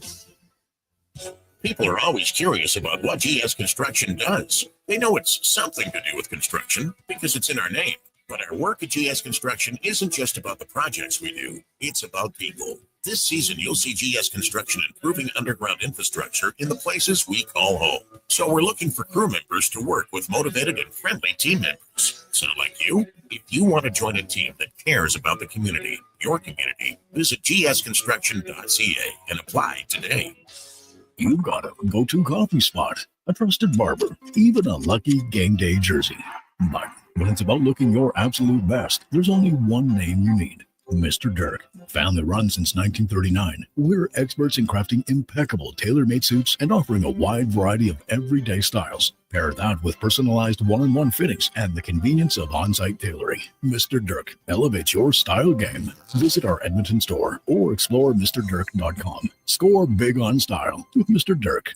excavators, loaders, lifts, compaction equipment, and more. Find the XCMG construction equipment you need. Available for rental or sale at Japa Machinery Group. Japa, helping build Alberta from the ground up for 50 years. Visit japamachinery.com. Noodle, noodle, nood, noodle, nood, noodle, nood, oodle, noodle, nood. Noodle, noodle, nood, nood, nood, nood, nood, nood, nood, oodle, noodle, nood, oodle, nood,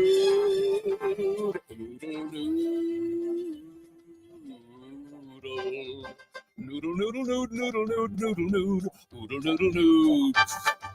Noodle, noodle, nood, nood, nood, nood, nood, nood, oodle, noodle, nood. Trouble low down to Oodle Noodle tonight because dine-in is open. Edmonton's premium live music and party venue is On the Rocks. Check out Bingo Tunes on Monday. Perform on the best stage in town with karaoke on Wednesdays. Learn how to salsa with Salsa Rocks on Thursdays. And every weekend, OTR goes live. With your favorite bands on the OTR stage and DJ Kenny K. For everything that's going on at On the Rocks, give us a follow. Facebook, Instagram, or Twitter. At On the Rocks, EDM. Eat well, party hard. On the Rocks. On the Rocks. On the Rocks. Open every day till 2 a.m. 86 deliveries made. 11 friends' houses moved. 9 renos completed, and the next one on its way. Measure your Tundra's capability in memories, not just mileage. It's time to Toyota. Lease a 2025 Tundra 4x4 double cab SR5 from $152 weekly for 60 months at 5.19% with $6,699 down. Visit shoptoyota.ca or your local Prairie Toyota dealer today. The Henry Armstrong Award is a $10,000 bursary and 12-month mentorship award for Indigenous artists in Canada, regardless of genre. The mission is simple: to develop, elevate, and support the diverse talents in the Canadian Indigenous music community. The portal is now open for the 2025 award submissions and will close on Friday, April 18th, 2025. Find out how you could be mentored by leaders in the global music industry. For details, go to henryarmstrongaward.ca. And good luck to everyone.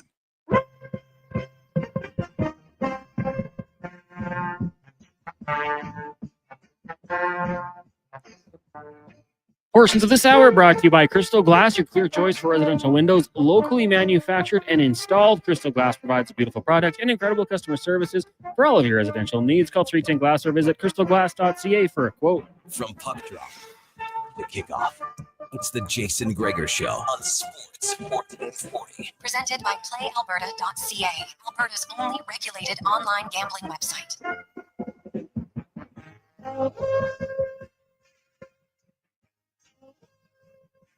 Positive Friday continues now. Roads, we're getting lots of text reports. Roads are a little slick now.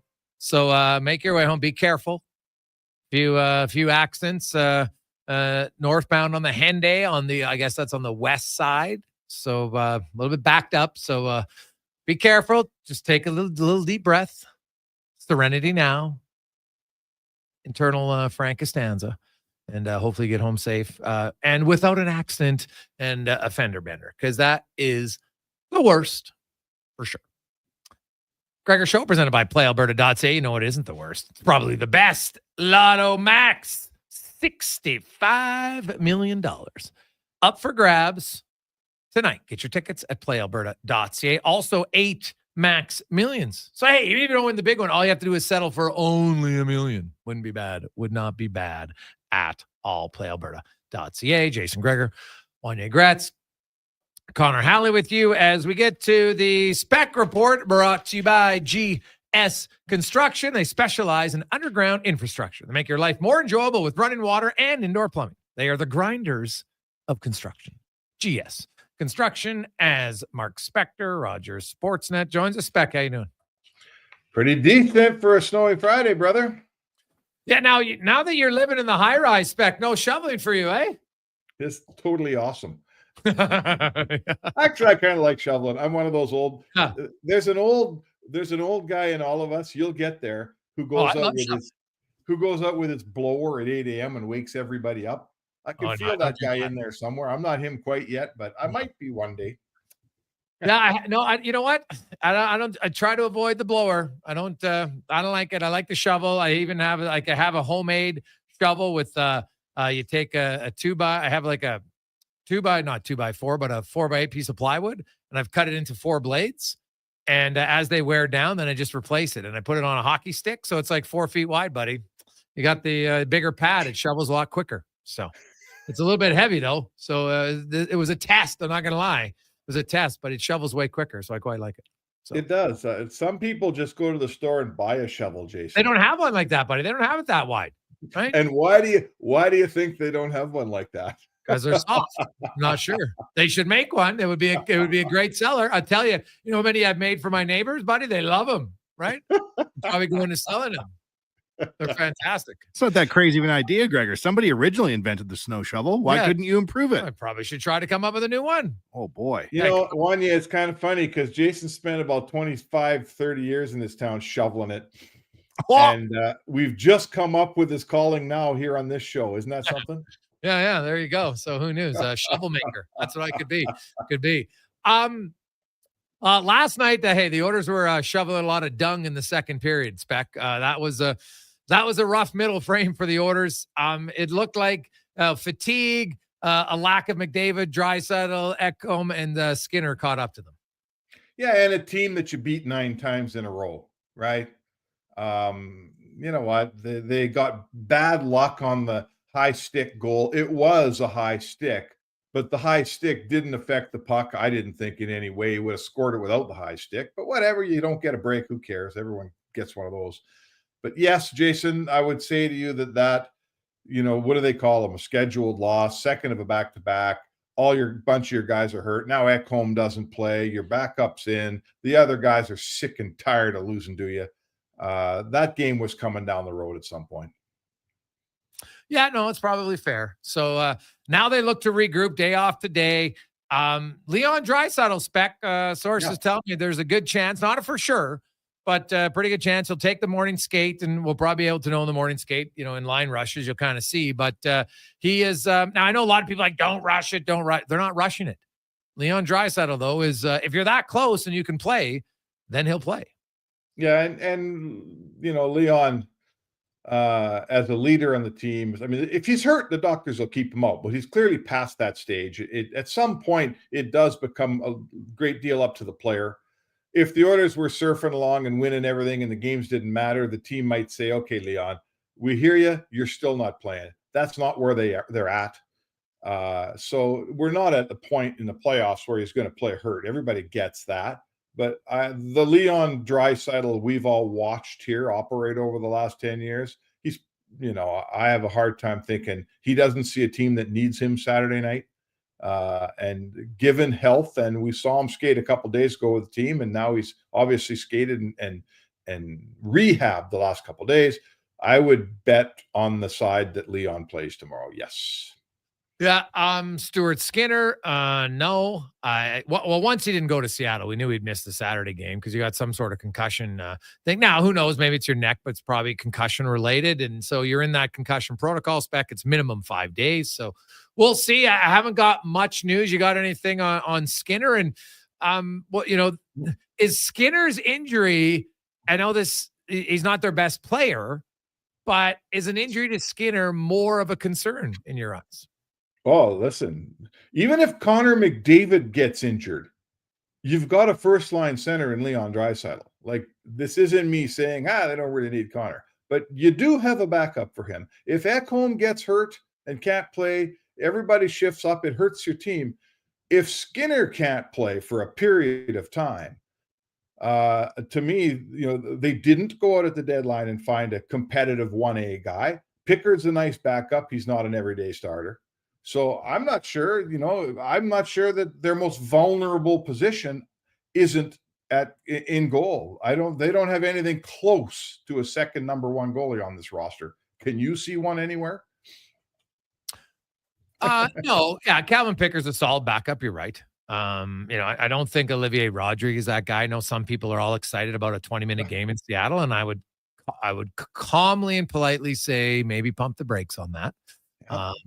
So I look at, you know, and Calvin Pickard he'll be fine for a short term, but I guess if it's a long-term injury, you're right. Then that's a big concern.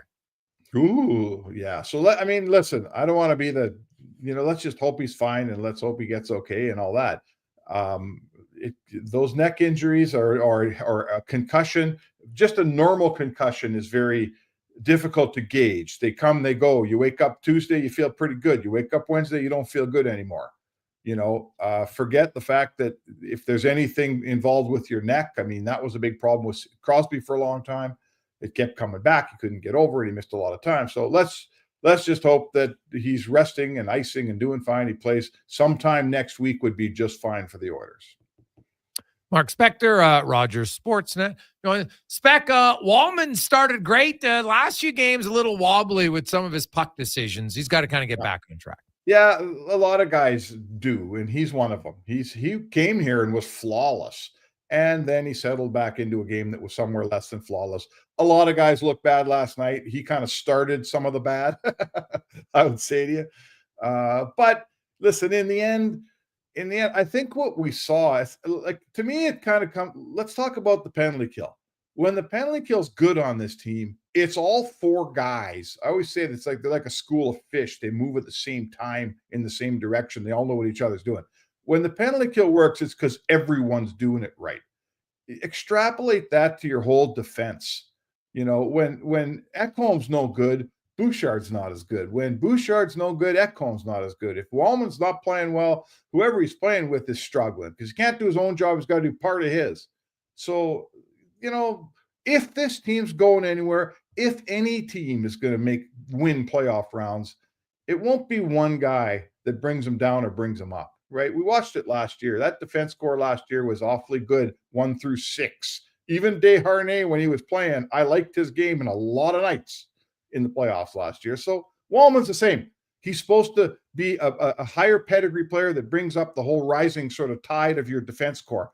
And he'll play better. He had a couple tough games. I'm not worried about him at all.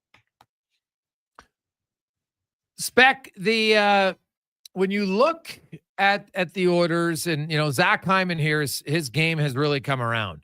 He's got 6 goals in his last 8 games. He's one of the guys, Spec, who seems to be trending up at the right time of the year. So there's certain things that have to happen for your team to win, and one of them is Zach Hyman scoring goals. When you look at their tough times, maybe you could say Connor McDavid wasn't putting it on his paddle quite the way he had, or maybe you could say he wasn't getting the breaks. Whatever you want to say, when this team's winning and playing well, Zach Hyman is the last guy to touch it a lot of times. And he's starting to heat up here a little bit, which I like, what the Oilers like to see. I'm having a hard time with all these guys out of the lineup, Jay. It's kind of hard to say, like, gee, I wish the power play was better. The power play is scoring a couple goals here. But does it mean anything when none of those guys are going to be in the power play when, when we start playing for real? So it's good that Hyman's scoring for sure, but Hyman's going to get his goals off McDavid passes most times. So if McDavid's not in, good for Zach that he's scoring goals. I'm not sure what it means down the road. You know what I mean? BOA tomorrow, Spec. What are your thoughts? Ooh, you know what? Okay, I want to say this. I think Calgary should be gutted, right? Did you see their game last night? Buddy, I thought they got screwed over. They should be gutted. I mean, they lost 5-2. They had 2 video replays go against them. Both of them were coin flips, man. Both were coin flips.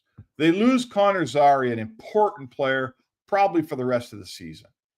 The Blues win. They fall 6 points behind the Blues. They'll probably lose the tiebreaker, so that means they're actually 7 points behind the Blues.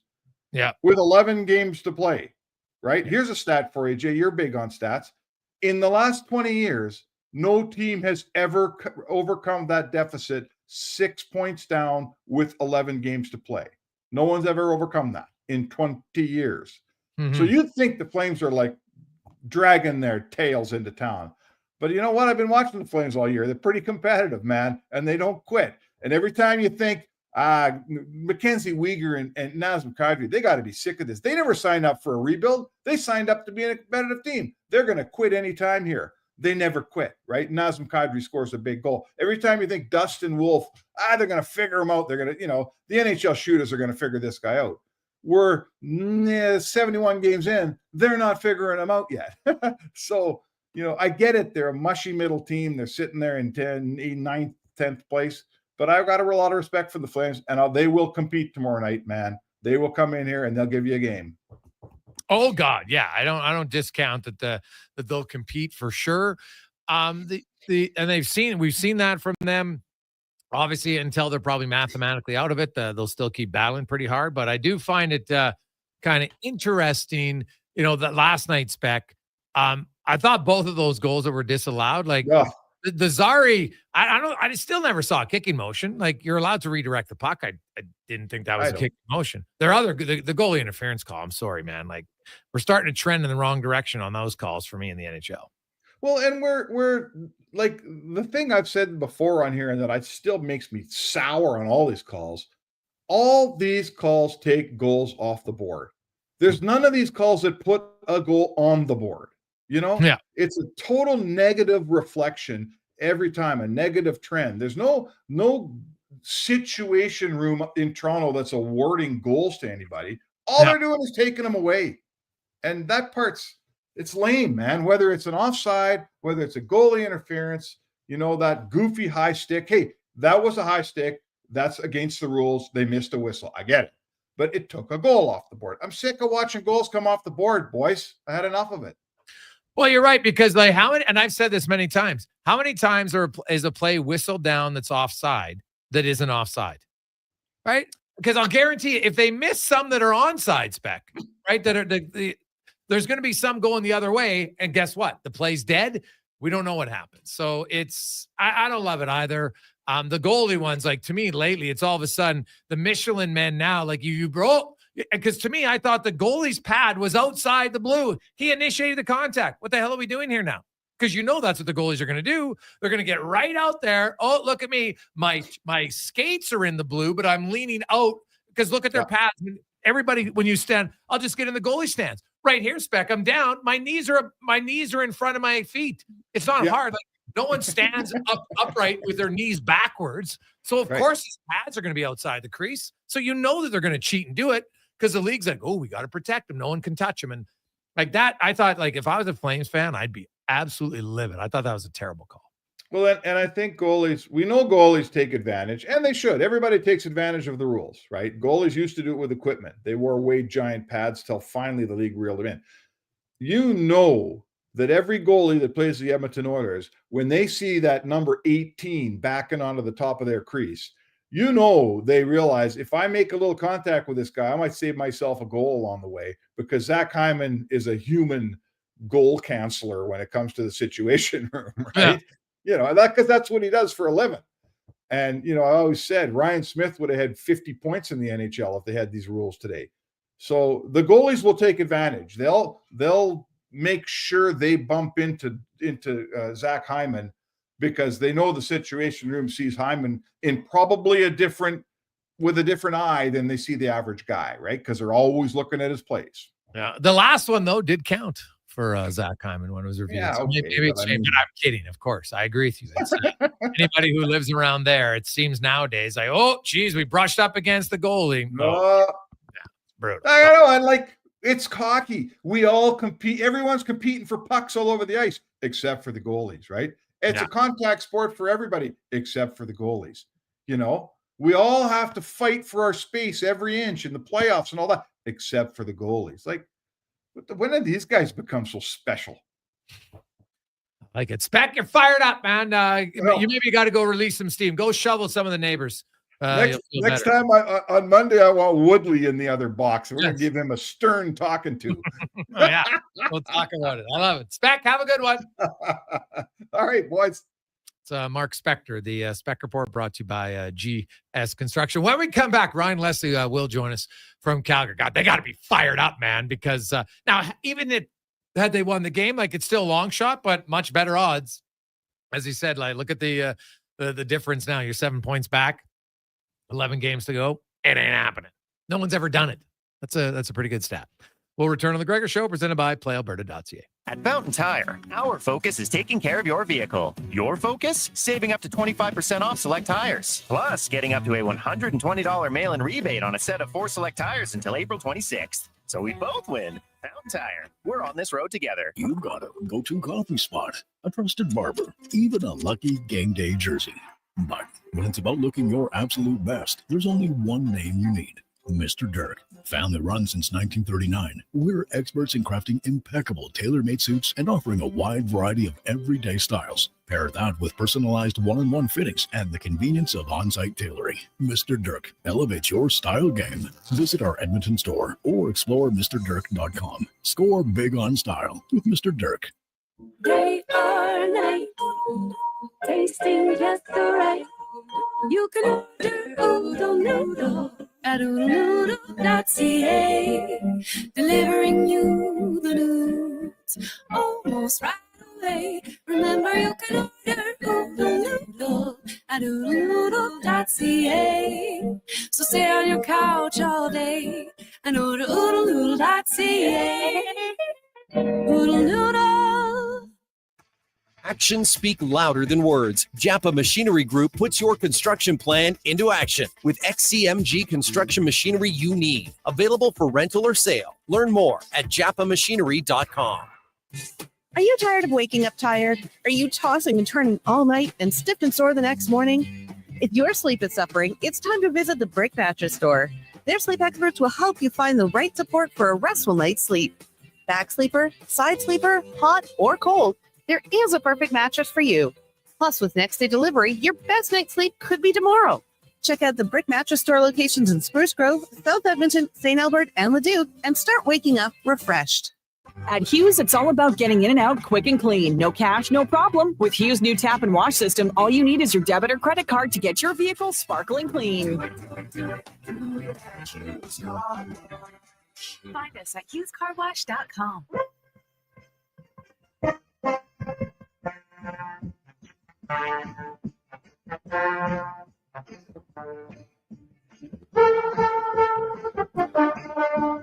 Portions of this hour brought to you by Papa John's. Use promo code Gregor and get 20% off your order all day, every day. That's promo code Gregor before entering your order at papajohns.ca. The Jason Gregor Show, the best of Edmonton sports talk and beyond. This is Sports 1440. Presented by PlayAlberta.ca, Alberta's only regulated online gambling website. We return Positive Friday. Coming up in the final segment today, we're going to talk about a term that I just learned about. Now, hey, I'm pretty knowledgeable on some things. Clearly, some things I have no idea about. I'm curious, though, how many of you knew about it? Cons, did you know the term? No. Okay, I've heard of like variations, like, but not that exact. Okay. All right. Well, we'll see. We will see. 5:28. Let's get to the oil report brought to you by Volvo Cars Edmonton. The big showroom event is on now. Stop in XC90s, XC60s, the S models, V models. Biggest sale of the year, VolvoCarsEdmonton.com. And we are joined by Ryan Lesley from Sportsnet in Calgary, the Flames and the Oilers, the third installment of the Battle of Alberta. The Flames trying to keep their playoff hopes alive. And Ryan, I have to admit, I watched that game last night, and man, I thought the Flames got screwed over on both of the goal reviews. The Zari one, I was like, I didn't see a kicking motion. Now, again, maybe I didn't see another angle. But the other one I thought was even worse. But how was this received in Calgary? I'm guessing Flames fans were a tad upset. Oh, yeah. It was a little hard to believe. You try to, you kind of look at it objectively, or at least you try to. And I guess you could see a case for either on the first goal, Connor's area, the one you referenced. But that one caught me a little bit by surprise. But okay, you can see the angle of the skate. Sure. I thought maybe he put the brakes on to avoid goalie interference and that whole debacle. But the second one, there's a lot more smarter people than I, and I tend to not really go after those decisions. But that one really baffled me. They threw everything at Dallas. They had over 105 shot attempts, if you can imagine. And you have 2 goals called back, and you have a devastating injury again to Connor Halley.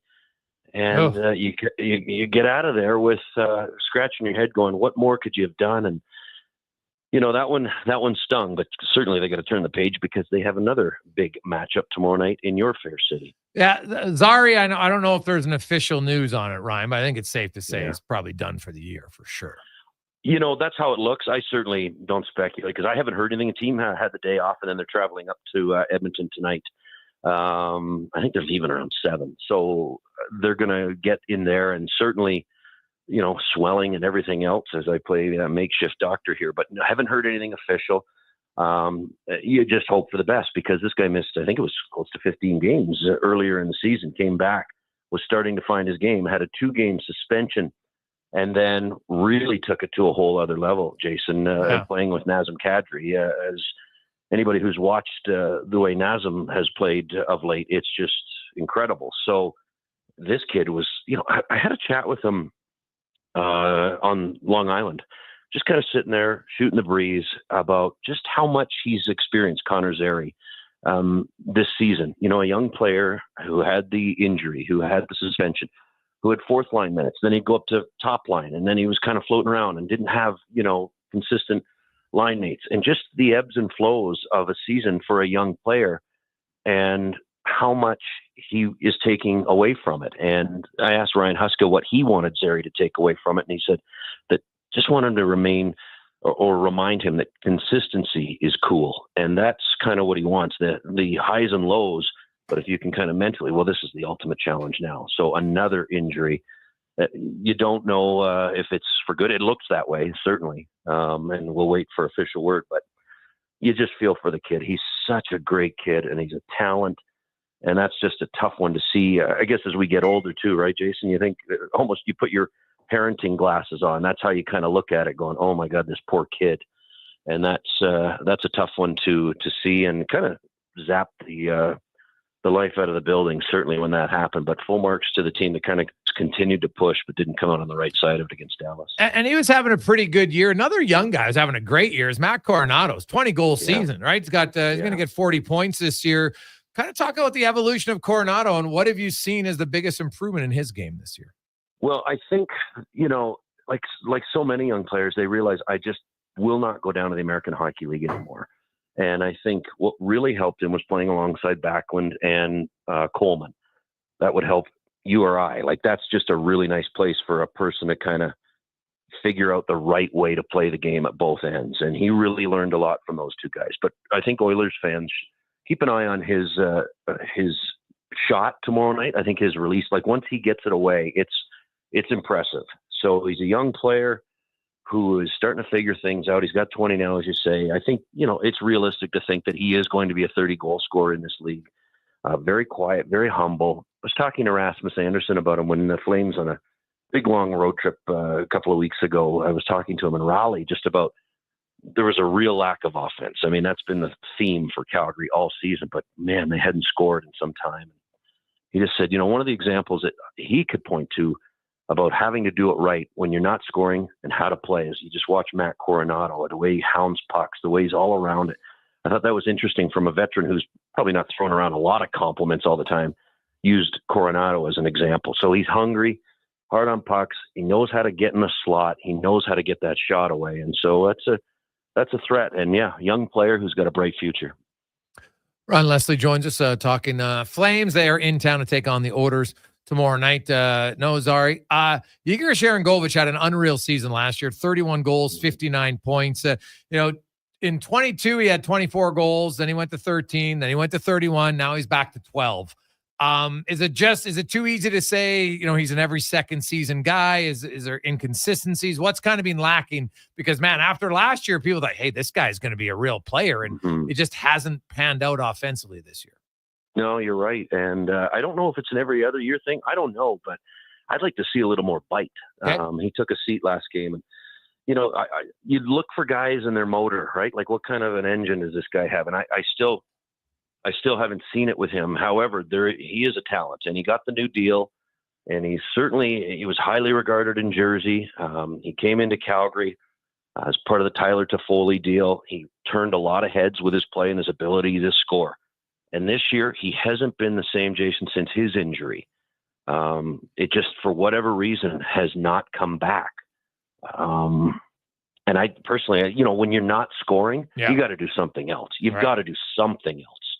And I just haven't seen what that something else is, because he's not going to go out and, level a guy. He's not a huge playmaker. Now, I'll give Ryan Huska a lot of credit in terms of, he's given him plenty of opportunities, maybe even too many, but the message has been sent a couple of times now, and he's taken a seat. But he's got to find another gear somewhere, because if you're not scoring and you're not doing anything else, I'm not sure what you're bringing, because there's a lot of guys in and around the organization that are willing to do the other things. He needs to find another gear quick. One of those guys that seems to be doing everything. He asked the coach to kill penalties. His career high is 30 goals, which he's done twice, including the year he had 115 points. And Jonathan Huberdeau has 27 goals this year, and he scored some big goals for that team. Like, it's funny, like Flames fans, didn't like him in all the last few years. And while his overall point production isn't that much higher, his goals are way higher. And it just seems like fans are respecting his game because maybe he's doing all the other little things. It's not just about offense with him. You've nailed it. And, he had to really remodel some things. And one of those things came along by way of the penalty kill. So you talk about a well-rounded player. You talk about a guy who needed to change and find that other gear. He did just that. So more of a net front presence, penalty kill, more time to get himself in the game, and really in the fabric of it. And he really welcomed it and has really flourished with it. And, there was obviously lines have been jumbled around here, but certainly some time with Kadri didn't hurt either. Those two continue, they're not together right now as they try to spread some offense around, which is kind of funny to say considering there hasn't been a lot of offense. But, he and Kadri just seem to have you score, then now it's my turn. Now it's your turn, now it's my turn. So they've been kind of going back and forth. And it's great to see, because while Flames fans weren't happy with his production, Jason, he faced everything head on, and he just continued to own it while continuing to be a pro. He never ducked it. He was never surly. He took full responsibility and pointed the finger right at himself. Now, that only can take you so far, but I think it bought him, some time in the good graces in the books of Flames fans, because he went about it the right way, and now you're starting to see it pay off. Not just lip service, saying the right things, doing the right things, and now finally getting the results. You just got to be thrilled for a veteran who had that record year that you pointed out, and then all of a sudden the bottom fell out. Yeah. And he slowly crawled his way back. Anybody can, have a fall from grace, so to speak, but how do you get back on and keep going? Well, he has shown that, it was just a matter really of perseverance, and really a matter of just saying, okay, things are different here, different style, different line mates, different everything, different organization, different country. Once that was out of the way, and I don't think that he was ever using anything as an excuse, but certainly there were reasons for his drop off in 1 year. I mean, the biggest decline ever, but he's crawled back, and he has really been a leader on and off the ice. And he's come up with some big goals. And aren't we all just, regardless of what crest is on the jersey, don't you just love a good comeback story? Like, that's just fantastic to me. So for him to get rewarded because of the extra work he's done, you're thrilled for any player. Ryan, last one. The Flames, they made a trade early in the year when they shipped up Pelche and Kuzmenko to Philadelphia for Frost and Farabee. And they've played now, 20 and 21 games. Farabee's got, I think, 5 points, and Frost has 8. Obviously, I don't think the production is where they want to be. How have they fit in? What more do you need to see from those two specific? Well, I think, offensively, at least as far as your offense, or rather as far as your numbers are concerned, yeah, you want more. They want more. But how they fit in seamlessly. I think Farabee is a guy who has shown you a couple of things you'd probably like a little bit more, but Morgan Frost is sitting there with all kinds of opportunities. I mean, he was just snake bitten last night against Dallas, but I spoke with him, and I was just talking to him yesterday about, certainly with the Tortorella news and everything. And for him, these guys are just walking in, and they're just, able to try and be creative, able to make the odd mistake without playing with the fear that it will cost them, an entire night on the bench or something. So for them, they've come in here, they fit in seamlessly with their new teammates. it's another example, right, of the trade deadline.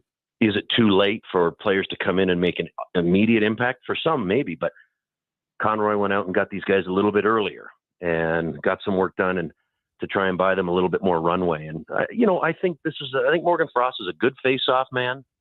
I think he's creative. I think he can be a leader inside that room, comes to work with a smile on his face every day. I think Joel Farabee's got some work to do to try and find some more numbers that might alleviate some things. But I think that there's something there too. So I think time will tell, but certainly they want more themselves. And both first-round picks. I mean, if you talk to somebody in Philly, they'd say, "Well, this is what you're going to get." But they're still young. They still fit in that window. And I think there's still some good upside. So time will tell, but certainly they've fit in here from a teammate and a roster perspective. Ryan, great stuff, man. I really appreciate it. Travel safe to Edmonton. Little snowy out there. So enjoy the game tomorrow night. Thanks. You too. Appreciate you having me on. There you go. That's Ryan Lesley from Rogers Sportsnet. We'll return and we'll find out. Are you as naive as I am? Find out next on the Gregor Show, presented by PlayAlberta.ca. Play Alberta has hundreds of casino games right at your fingertip. Join thousands discovering why Fortune Coin is one of Alberta's most popular games. Fill your reels with golden coins, multiply your prizes up to 6 times, and turn good spins into legendary ones. Land the Fortune Coin symbol to win cash, trigger the jackpot, launch the free spins bonus, and watch as the dragon takes over your screen. New players get 100 free spins only on playalberta.ca. Claim your offer today. This is going to make you hungry. Booster Juice just dropped new guacamole and black bean grilled fresh options. What the guac? Yeah, a guacamole black bean wrap, guacamole chicken panini, and an egg and chipotle black bean wrap. What a trio! Holy guacamole! Bye-bye, boring as bread sandwiches. Guac, yeah! New flavors, new cravings. Avocado up to wraps and paninis from Booster Juice. Canadian-born, blending since 1999. Download the Booster Rewards app and order one today. At Papa John's, you get your everyday favorites for just $9.99 each when you order 2 or more items from the Papa Pairings menu. When you order more, you save more. Choose from medium one-topping pizzas, boneless wings, papadillas, breadsticks, cheese sticks, and desserts. It's easy to order all your favorites when they're just $9.99 each. So the next time your friends come over to eat your food, check out the Papa Pairings menu to save. Better ingredients, better pizza. Papa John's. Metal Supermarkets is locally owned, locally operated. They love this city and serving its people. In fact, they're as Edmontonian as dodging potholes in the spring. It requires a steady hand and extreme focus. Ironically, the same skills for cutting metal to your precise measurements. Now, can someone please give me a yee-haw? Thank you, sir. The local convenience stores for Southside, West End, metalsupermarkets.com.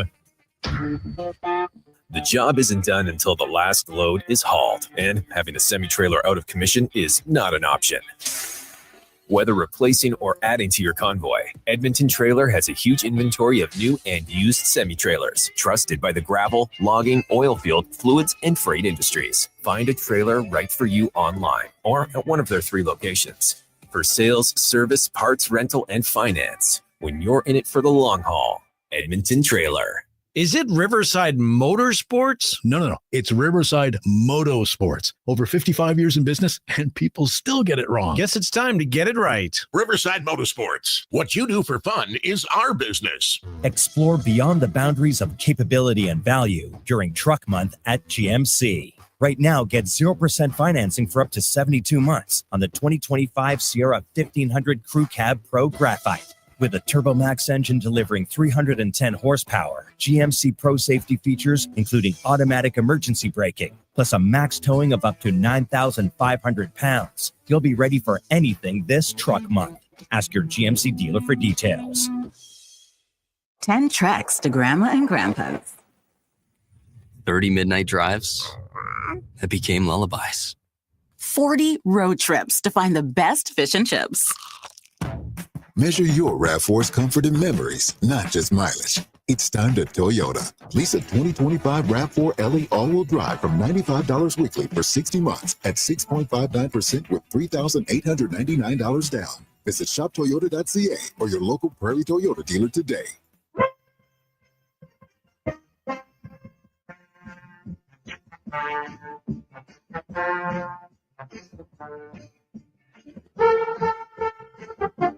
Portions of this hour brought to you by the Edmonton Oilers. Secure your spot inside Rogers Place during this year's Stanley Cup playoffs by becoming an Oilers full or half season seat holder for the 2025-26 season. Visit edmontonoilers.com/season seats to join the pre-sale list today. The Jason Gregor Show, the best of Edmonton sports talk and beyond. This is Sports 1440. Presented by PlayAlberta.ca, Alberta's only regulated online gambling website.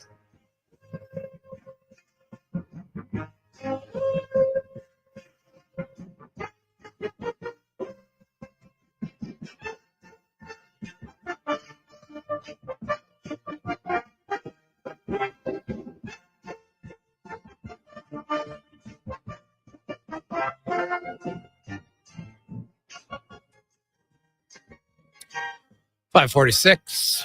Jason Gregor, Connor Halley. Sports 1440, Orders Nation, YouTube, Facebook, and X. Hope you're having a lovely, lovely Friday. Let's get to Wanye's World, brought to you by Action Electrical, where, hey, they remind you can take action on your savings. You're looking for solar, whether it's for your home or your business. You've been sitting on the fence. We've had many people do it, and they don't regret it. Go through actionelectrical.net. Well, I don't know how crazy I am about this being a Wanye's World. This isn't like a central thing in my life that I was wanting to talk about. But I mentioned to Declan at the break that Hollywood temptress Sydney Sweeney has broken off her marriage and is now single. Well, her engagement. True, her engagement, yes. true. And Declan says, oh, so what? And I said, well, there's nothing prevent you now from shooting your shot, shooter. And he said, well, I have a girlfriend and I think she's great.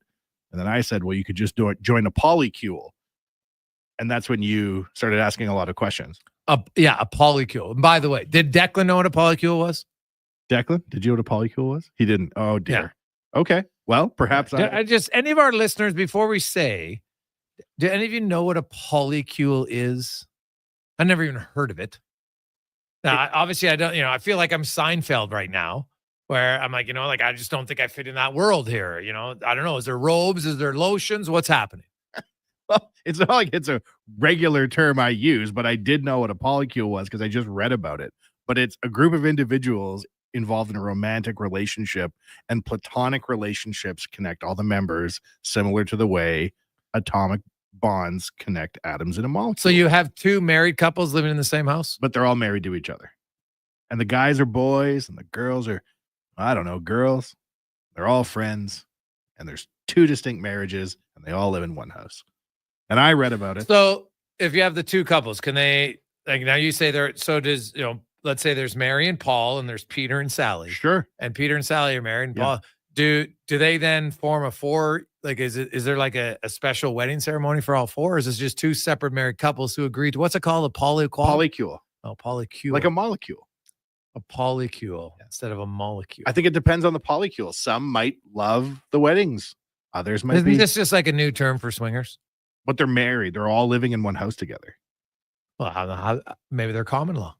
Well, I don't know. But the one I read was like, hey, there's this polycule in England and they all live together and they all split the chores up. And the parents have the kids rather have two sets of parents. And there's kids involved? Well, they all live together as a huge family in a polycule. Or this one, at least. It blew my mind, Gregor. I thought, gee whiz, they're living a different life over there in England. They are. Well, they can't be that popular, right? Does anybody out there? Well, Lance says he has definitely heard some of his friends are in them. Oh, come on, Lance.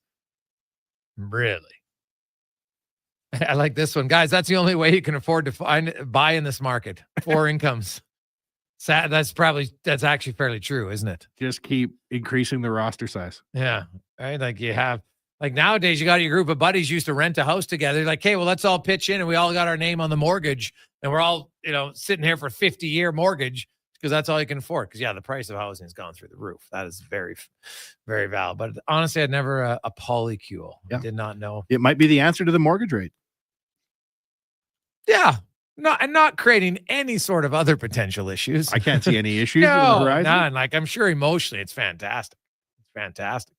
No problem at all. We'll see. But it's the polycule. So a lot of my friends are in them. No, come on. No, he didn't say a lot. Oh. He just said he has a few. That's a few is too many. Yeah. Yeah, he said 100% his buddy, he said his name. I'm not going to say his name, is in a poly relationship. And his wife's friends are in one as well. So his wife's friends. So That's wild. Things I didn't even know were a thing on a Positive Friday. Who knew? Hard to buy greeting cards for a polyamory holiday. There's so few. Yeah. The greeting card industry isn't looking for that niche. Who knows? Maybe like my new shovel. That's a new greeting card. Maybe you should come up. That could be your thing. You could have the polycule greeting cards. And it'll say in the back, because Gregor invented a shovel. Yeah, sure. Why not? You got to invent the shovel, Gregor. If your neighbors love it and you think it's great, what you've done here is improved the shovel design. It is good. Now, if I was going to design even better, there is one thing I'd add. I'm not going to say it publicly because I don't want someone to steal my idea. But there's something else I would add to it. To make it a little bit better and more long lasting. Racing stripes. Well, I think color. You know what? I'm a simple Simon, man. I don't need. That's just a waste, right? I want to lower the cost. We were just talking about how you want to be able to give people something that's effective, efficient, and not you're not going to have to pay way too much for it, right? Like think about it. You buy a plastic shovel, and especially if you have exposed aggregate, in a year and a half, that thing's ruined. Got all cut up. You don't want that. Safe, efficient, cost polycule. Yeah. Well, I'm not sure if it's safe, but we'll see. This is wild. Wild. So the old who knew? I can say by our text line, I'm in the majority here. Most of you had never heard of a polycule. Outside of Lance, who lives in polycule land. Clearly. Well, and Marty's also knows what a polycule is, doesn't know anybody in the polycule. So I guess my question would be like, how would you find out about a polycule if you're not in a polycule?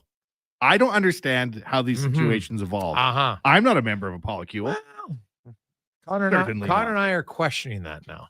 I just thought Declan had a chance with Sydney Sweeney now that she's single. Why? Is that like his celebrity crush? I just think it should be. The Duke is single. The Duke don't have the game. And he does love Sydney Sweeney. Does he? Oh, yeah. Well. Yeah, but he can barely wheel a tire down a hill. So Declan, I think, is a shooter. He has a shot. The Duke, on the other hand, has a heck of a nickname and no chance whatsoever with Sydney Sweeney. Hey, Gregor, your 3 factors for your shovel are the same the orders need. Effective, efficient, and inexpensive from Spicy Scott. Scott, it's a very good text to end the week. I like it. I like it a lot. Everybody, I hope you have a great weekend. Please turn your lights on. Make your way home safe. Give a little extra space. A little slick out there. All right. On behalf of Declan Kruger, Connor Halley, Wanye, the Polycule member, and Jason Gregor, have yourselves a wonderful Friday evening. Let's get to the con man and a sports 1440 update brought to you by Ewell, your partner in power since 1975. You need any electrical gear, they got it all. Order now at ewel.ca. Good night.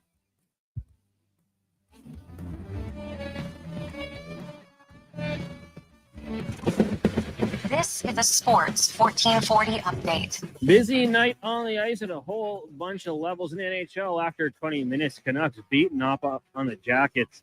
3-0. Canes and Canadians tied at 1 and scoreless in Florida between the Panthers and the Utah Hockey Club. Later tonight, Devils taking on the Jets. Golden Knights head to Chicago, and the Ducks hosting the New York Rangers in the WHL. The Edmonton Oil Kings kick off their playoffs, taking on the Raiders in a best-of-7 series, 7 o'clock. And this one you can watch for free at victoryplus.com. In the BCHL, you got Spruce Grove in Brooks taking on the Bandits, while Sherwood Park will host Black Falls. Both those games get going at 7. And in the AJ, Kodiaks look to stay alive. They're in Calgary, trailing 3-1. The Wolverines are going to try to wrap up their series against Fort Mac, leading 3-1. And Drumheller taking on Canmore. That series tied at 2 games apiece.